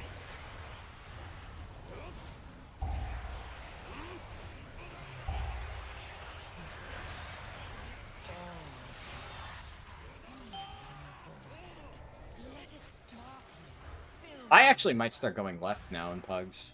Because I used to never go left in Pugs just because so many people would always just eat shit and die. But it seems like it's just a lot more consistent now.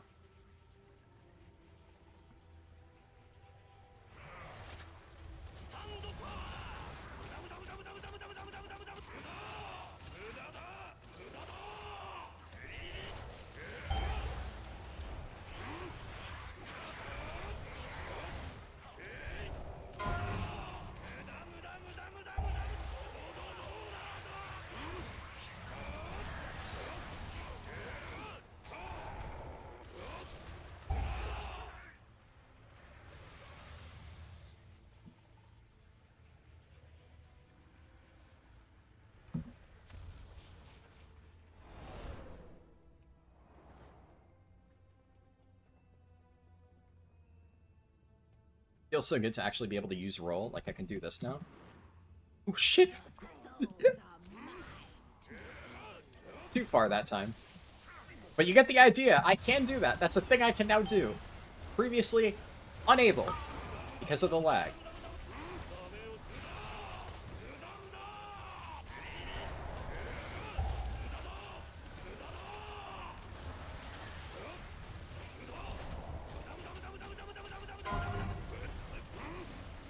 I assume we go to entrance, right?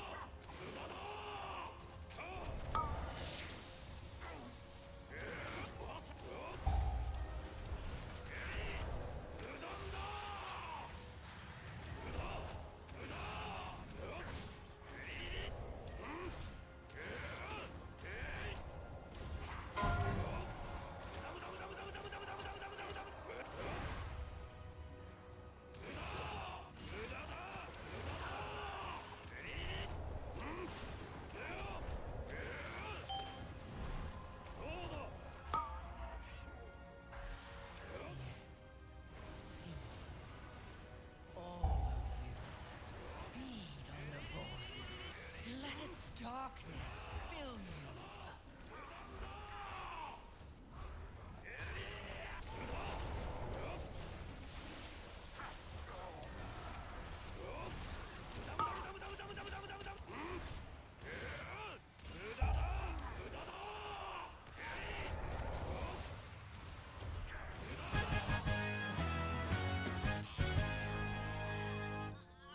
Our challengers have passed the first trial, but they're still a long way from the title!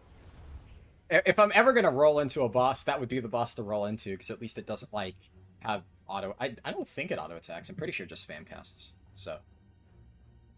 I should have waited, like, a second or two earlier. Where's... Oh.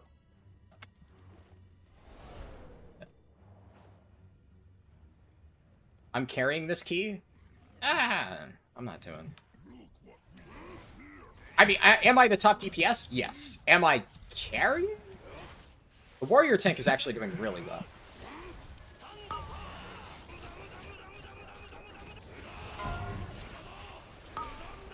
I also don't think the other DPS... Whoa! How did my leg sweep not hit that? I'm literally on top. Yeah, I mean, that was definitely... Right as I was praising the warrior tank, he does one of the dumbest pulls I've ever seen. I don't know. Getting that many Withering Discharge mobs is just not a good idea. I would never do that. Unless you're in, like, a coordinated group that has, like, kicks planned out. That's just kind of dumb. It is weird that I did leg sweep and it just didn't hit the mob I was standing right next to, though. That was really weird. I still interrupted that one, but then another one missed, so...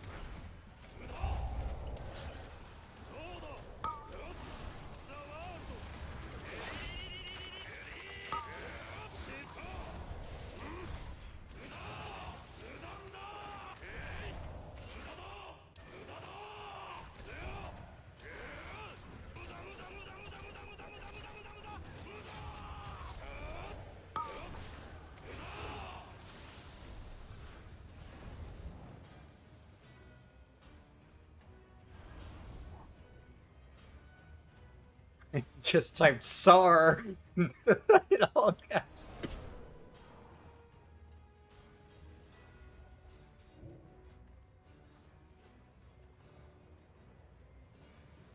It happens. Overall, he's still doing pretty good. Oh, I fucking ricocheted.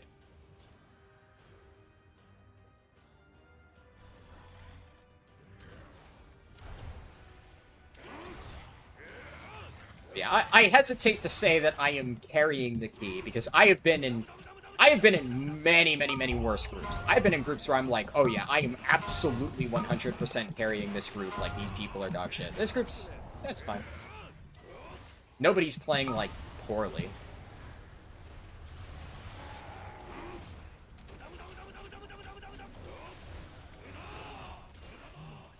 even that pull, all things considered, like, if we didn't full life, double? Okay.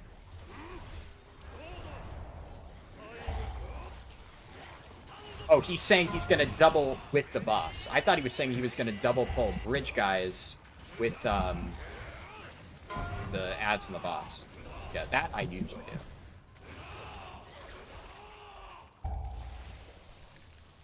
Really awkward positioning here, though.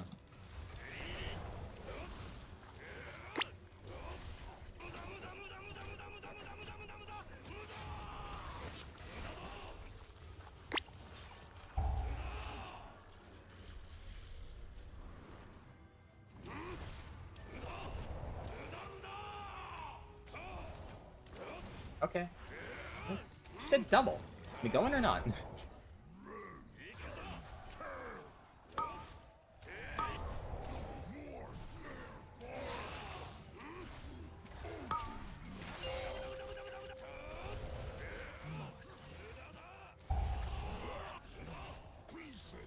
Is it just me, or was the cast on that kind of delayed? I mean, I didn't die to it or anything, but...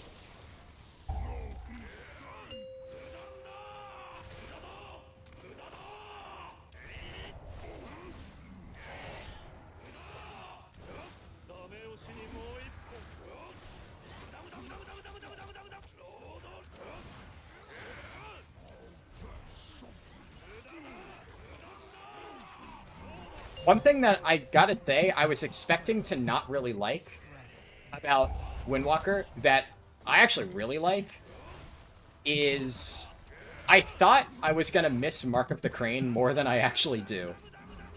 I used to really like playing around Mark of the Crane. It's like an interesting concept of having to like tab target between mobs, but I'm gonna be honest, not having to worry about it, it's kind of just a vibe. It's so nice just not having to be like, oh boy, let me just tab target between every single mob to get my Mark of the Crane stacks up, and oh boy, I need to hit these, like, temporary targets to get, like, 5 Mark of the Crane things before this, like, mob dies or whatever. It's honestly just kind of chill not having to worry about it anymore. Even if it was a fairly interesting concept. So... like, primarily on a boss like that, I can just full send single target into the boss without having to, like, tab between the little fuckers on the sides. And it's just a headache having to worry about the other shit.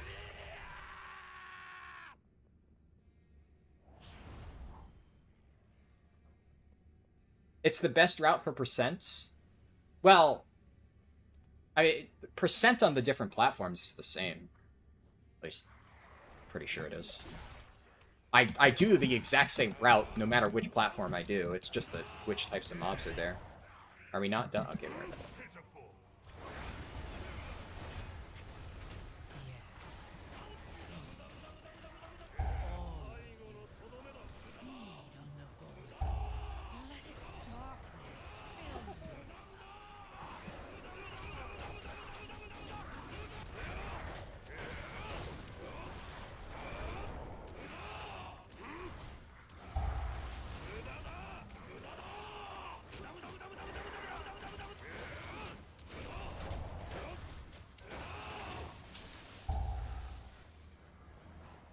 It's so nice that I can press my mobility thing, and it works.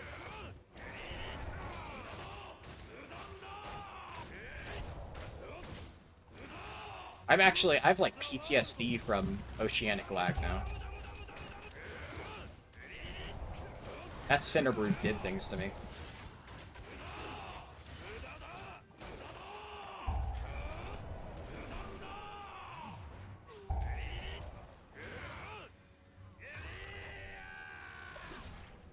Alright. Are we gonna tank it in the correct spot? My blade will bathe in your blood.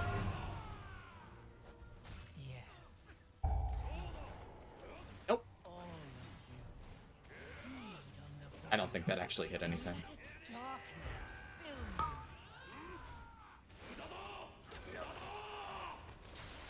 So just, you know, for anybody that doesn't know, when you do this, you should tank it on the stairs, because that lets you, around like these little pillars in the side of the staircase, you can LOS the cast of Ricocheting Blade. But because he's tanking it in the middle, there's like nowhere you can really LOS. At least if there is, I'm unaware of an LOS spot that's viable.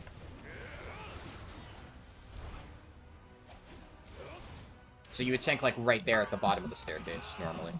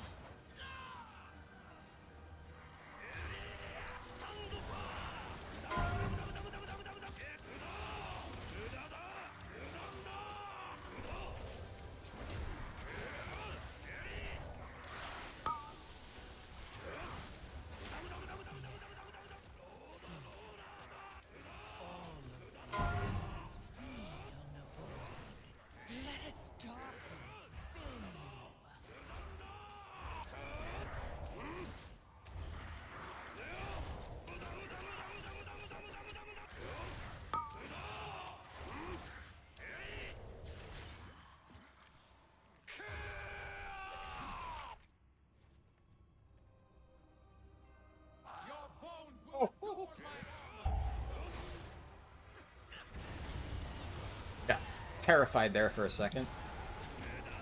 I just took a tick of that sword. Oh my god, I hate this mob so much. Dude, where do I stand? I think I ended fucking Fist of Fury a second too early. But also, what am I supposed to do?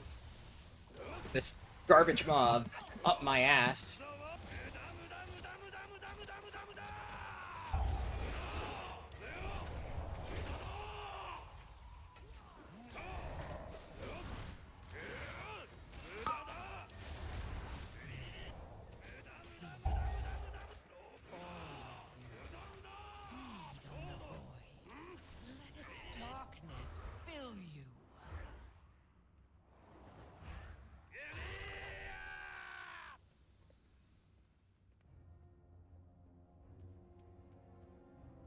Now, hopefully, this is one of the annoying things about this dungeon.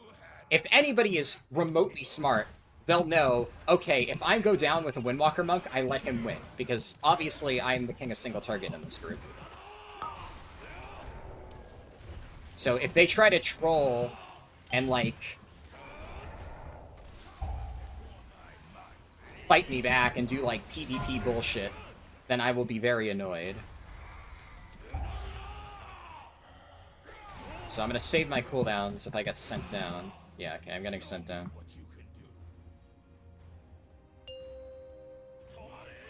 Okay, so obviously...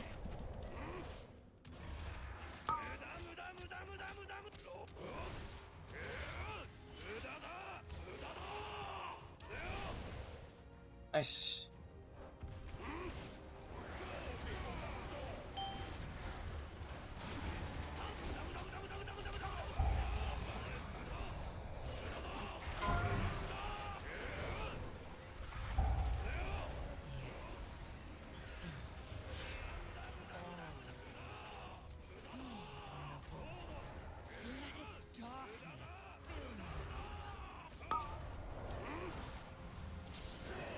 Oh, I was out of range. Fuck.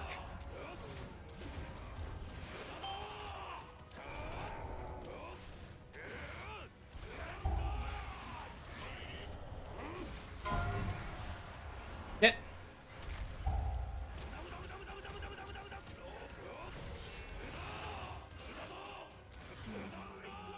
Fucker.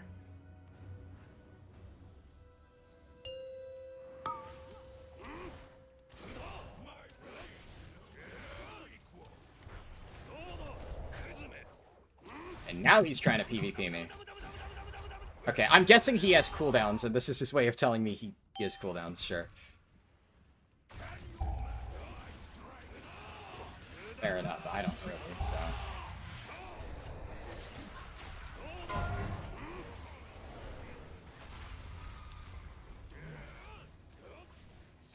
After any shred of control.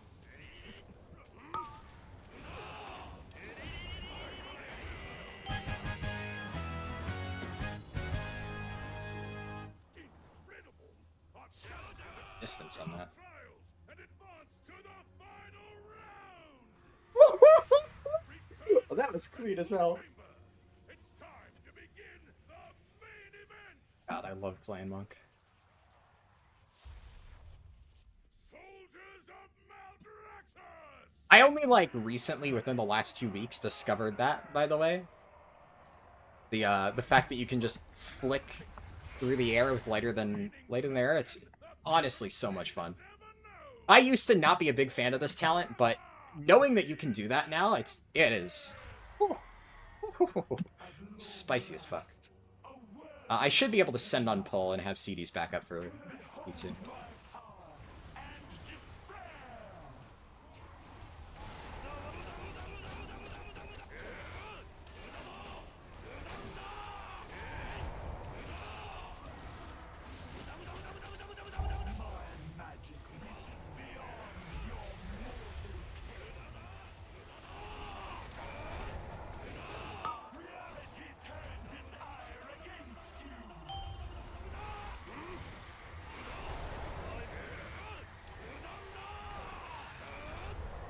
After any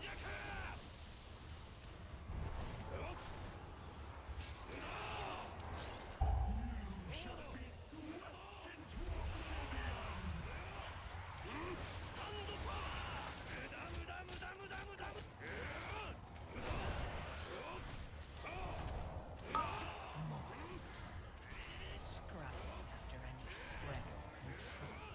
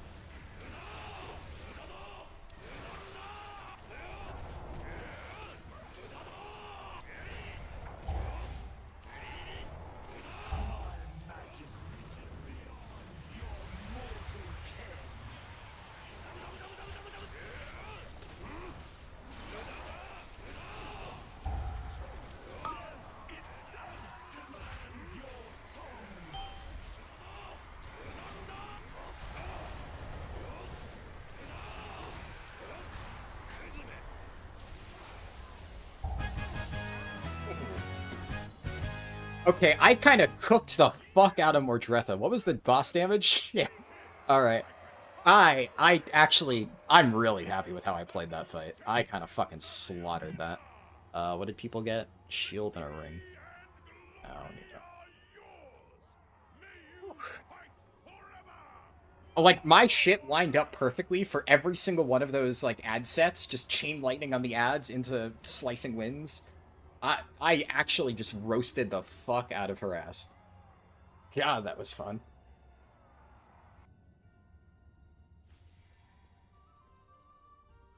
Yeah, overall, I think I did pretty good. Happy with that.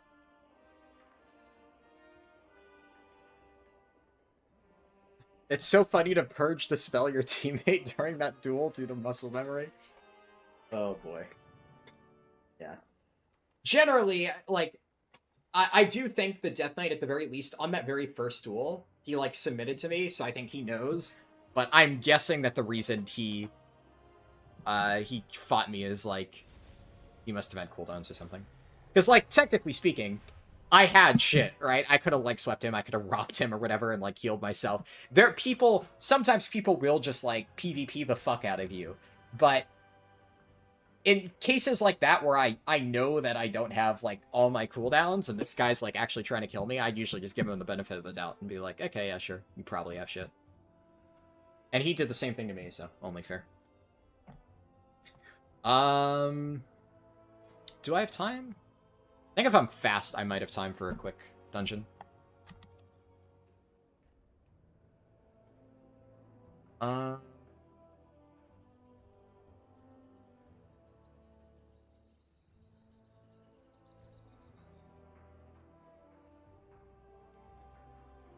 Hold on, let me update the sheet. So... Just Time the Theater of Pain, that was... I think that was more score than my previous run.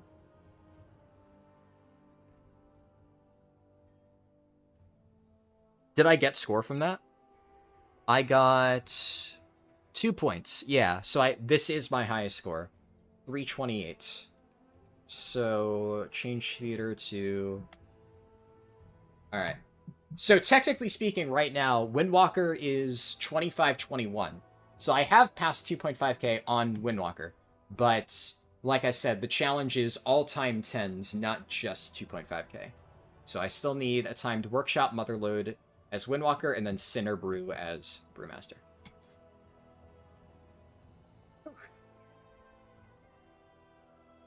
When's the next stream in the series? We're gonna have a slam of these a lot, so I'm definitely not gonna have time to finish all 3 of these final dungeons right now, because I have raid in like 30 minutes. But I'm going to, after raid, I'll probably take a quick break and then finish up like the last few keys that I need for Monk. So, like, later this afternoon in, like, 6 or so hours, give or take. And then, the next class will be tomorrow, sometime during the day. Probably, like, in the afternoon. That's the plan. There technically is a... Ooh...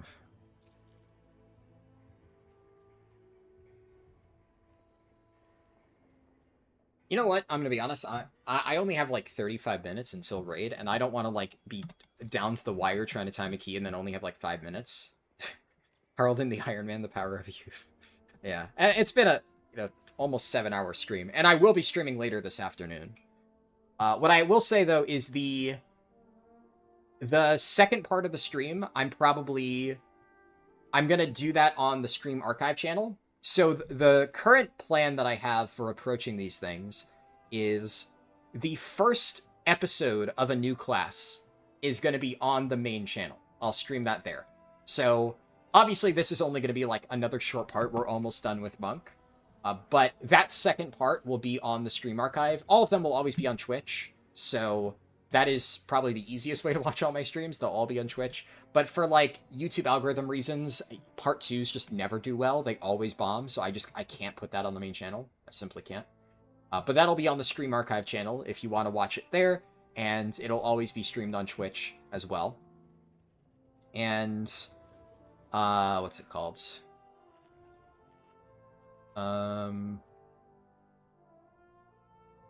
Yeah, a lot of them will probably be, like, many parts. So...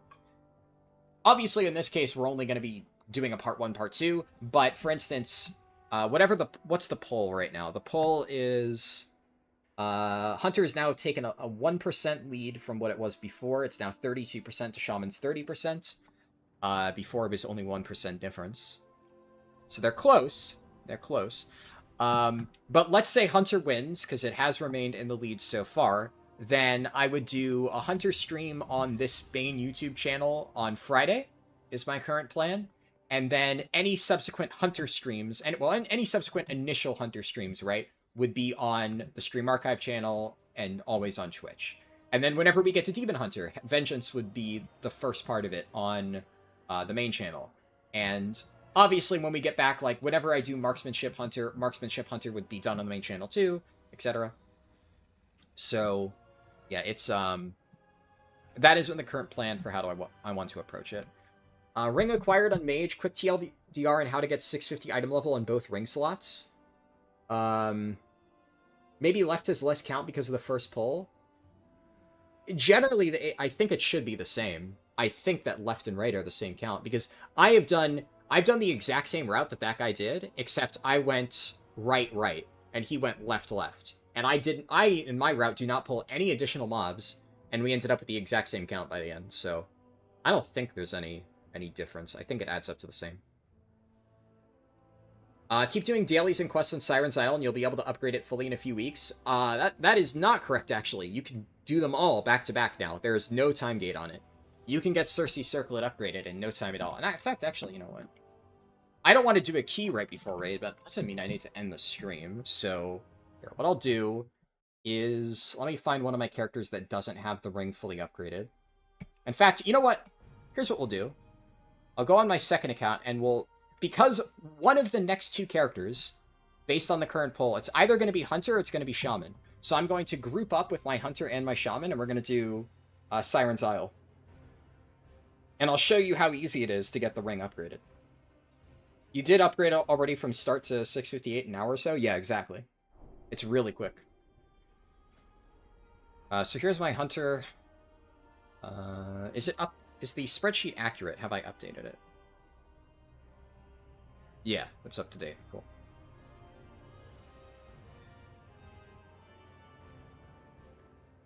Yeah, Goose Comics. I will show you how to do that. The short answer is that you need to get your ring up to 658, then delete it, and then get a new one. But there are some quirks with it that sometimes cause problems. Not always, but it can make it a little bit janky. Also, I'm going to turn off the audio on my Shaman. And... the way that I've been forced to do cross-realm groups is I do this. And then on my other account... Wow, it's actually the first result. Normally, that is not the case.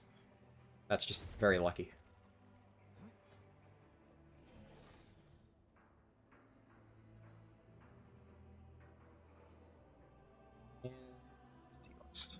Alright, so now I can do cross-realm. Have to leave war mode.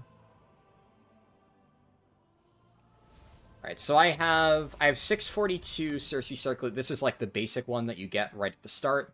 This is my Shaman. Also has exactly the same Cersei Circlet. I'm curious, if I hover over my Shaman, what is it? Interesting. I actually... Oh, that's funny. I did actually get 2,500 on Resto Shaman last season. I couldn't remember if I did or not.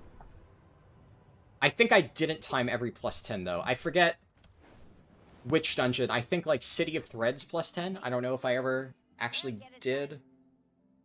Not 100% sure on that. But yeah, it goes to show, I mentioned before, Resto Shaman I have played quite a bit recently. It's probably one of the only non-tank specs that I played, well, outside of Windwalker, of course. Windwalker and Resto Shaman are the only two non-tank specs I think I played in Keys last season.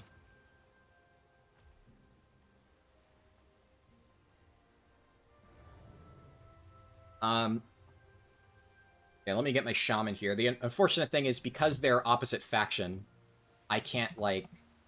A lot of times I'll have my other account sit on, like, a two-seater mount, and I'll just ferry it around, but you can't do two-seater mounts cross-faction, which is annoying.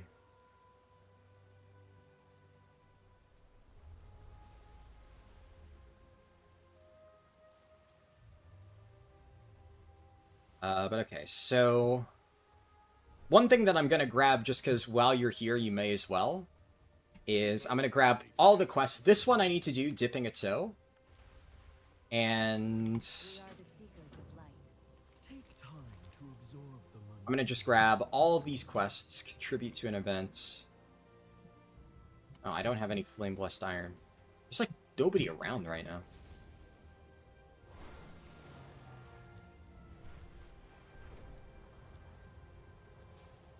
Also, you may notice I am playing MM right now, even though I did say I'm going to play BM as my first character, and that's just for leveling purposes. I actually leveled this character as Marksmanship, just because Marksmanship got like a mini rework a little while ago, and I just wanted to see how it felt. I thought about saving that for like a stream, but I wanted to level this character, and I figured might as well test it. To any consolation, it doesn't really feel that much different.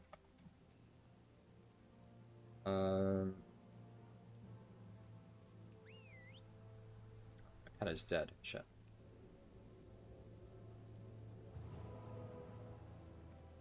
Yeah, I have Growl on.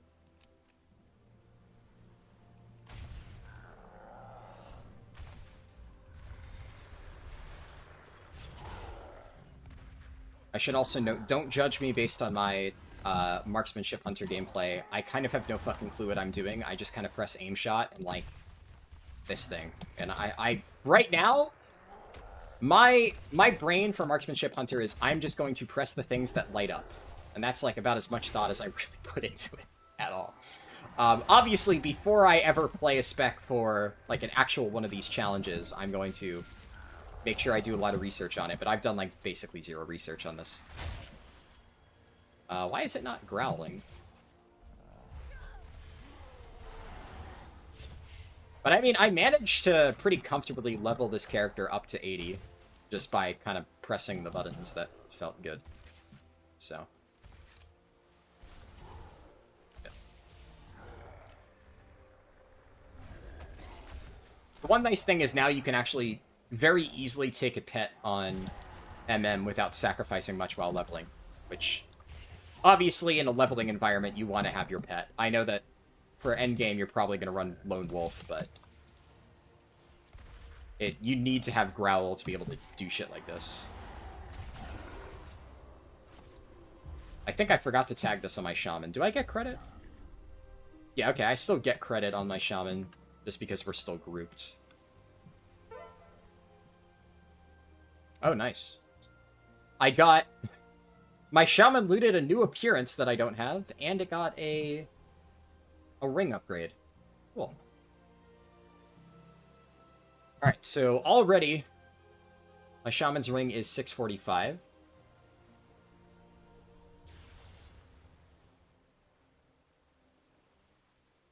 And basically everything you do has a chance to give...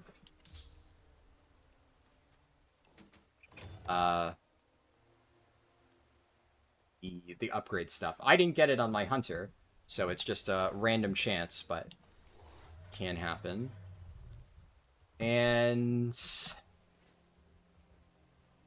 the weird thing is, normally there's like more people here. I guess it is really early in the morning, so there's like absolutely nobody around. But one of the best ways to do, or to get like the currency, the upgrade thing is like the events.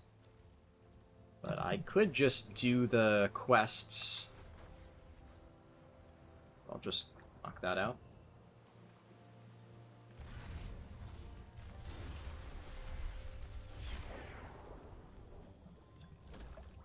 And... yeah, there's like all the different treasure chests. There's one up north. I've done this so many times, it's like muscle memory at this point. And then you do the one in the east, etc.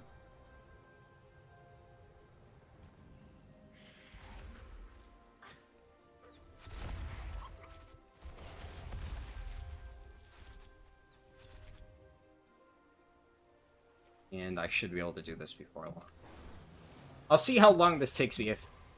I don't think this should take any longer than like 20-ish minutes, but I also do want to at least take 10 minutes before raid, so I'm gonna just, you know, do this for a little bit and then just kind of in stream and prepare. You couldn't even watch the whole stream without taking a nap. It has been a fairly long stream. What's the deal with deleting the ring and taking a new one? So basically this guy that you talk to is like part of the introduction thing to get your ring. I guess that I will make sure I explain. If you talk to this guy after deleting your ring, he'll give you a replacement. And that counts for upgrades in the other ring slot. So you can get 2 free 658 rings, basically.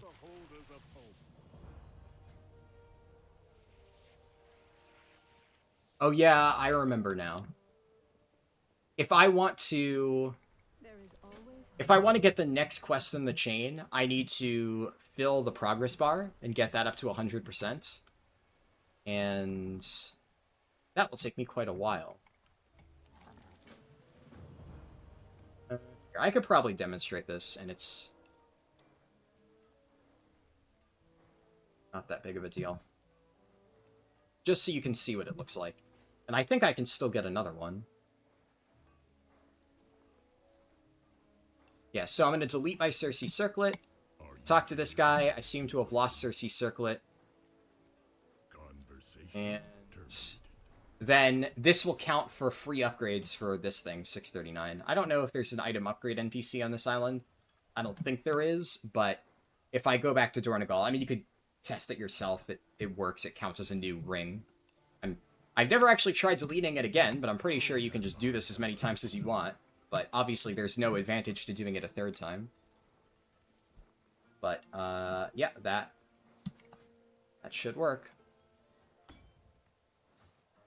And then it keeps the upgrades, right? The only thing that makes this problematic is if you, since getting your original Cersei Circlet, if you have race changed or faction changed your character, then when you delete it and get a new one, it'll be at the base item level of like 639, and then you need to farm all new upgrade tokens to get it back up to 658. Now, you can still get the upgrade tokens, but you won't be able to do like the guaranteed quest drops or whatever. You will have to farm it like from scratch. And, well, it's very annoying and very tedious to do. And I've had to do that on a few characters that I have, like, since race changed or whatever. Like, my monk, I've changed to Void Elf recently. So, when I did this on that monk, I had to farm all the stuff up from the very beginning. It was not very fun.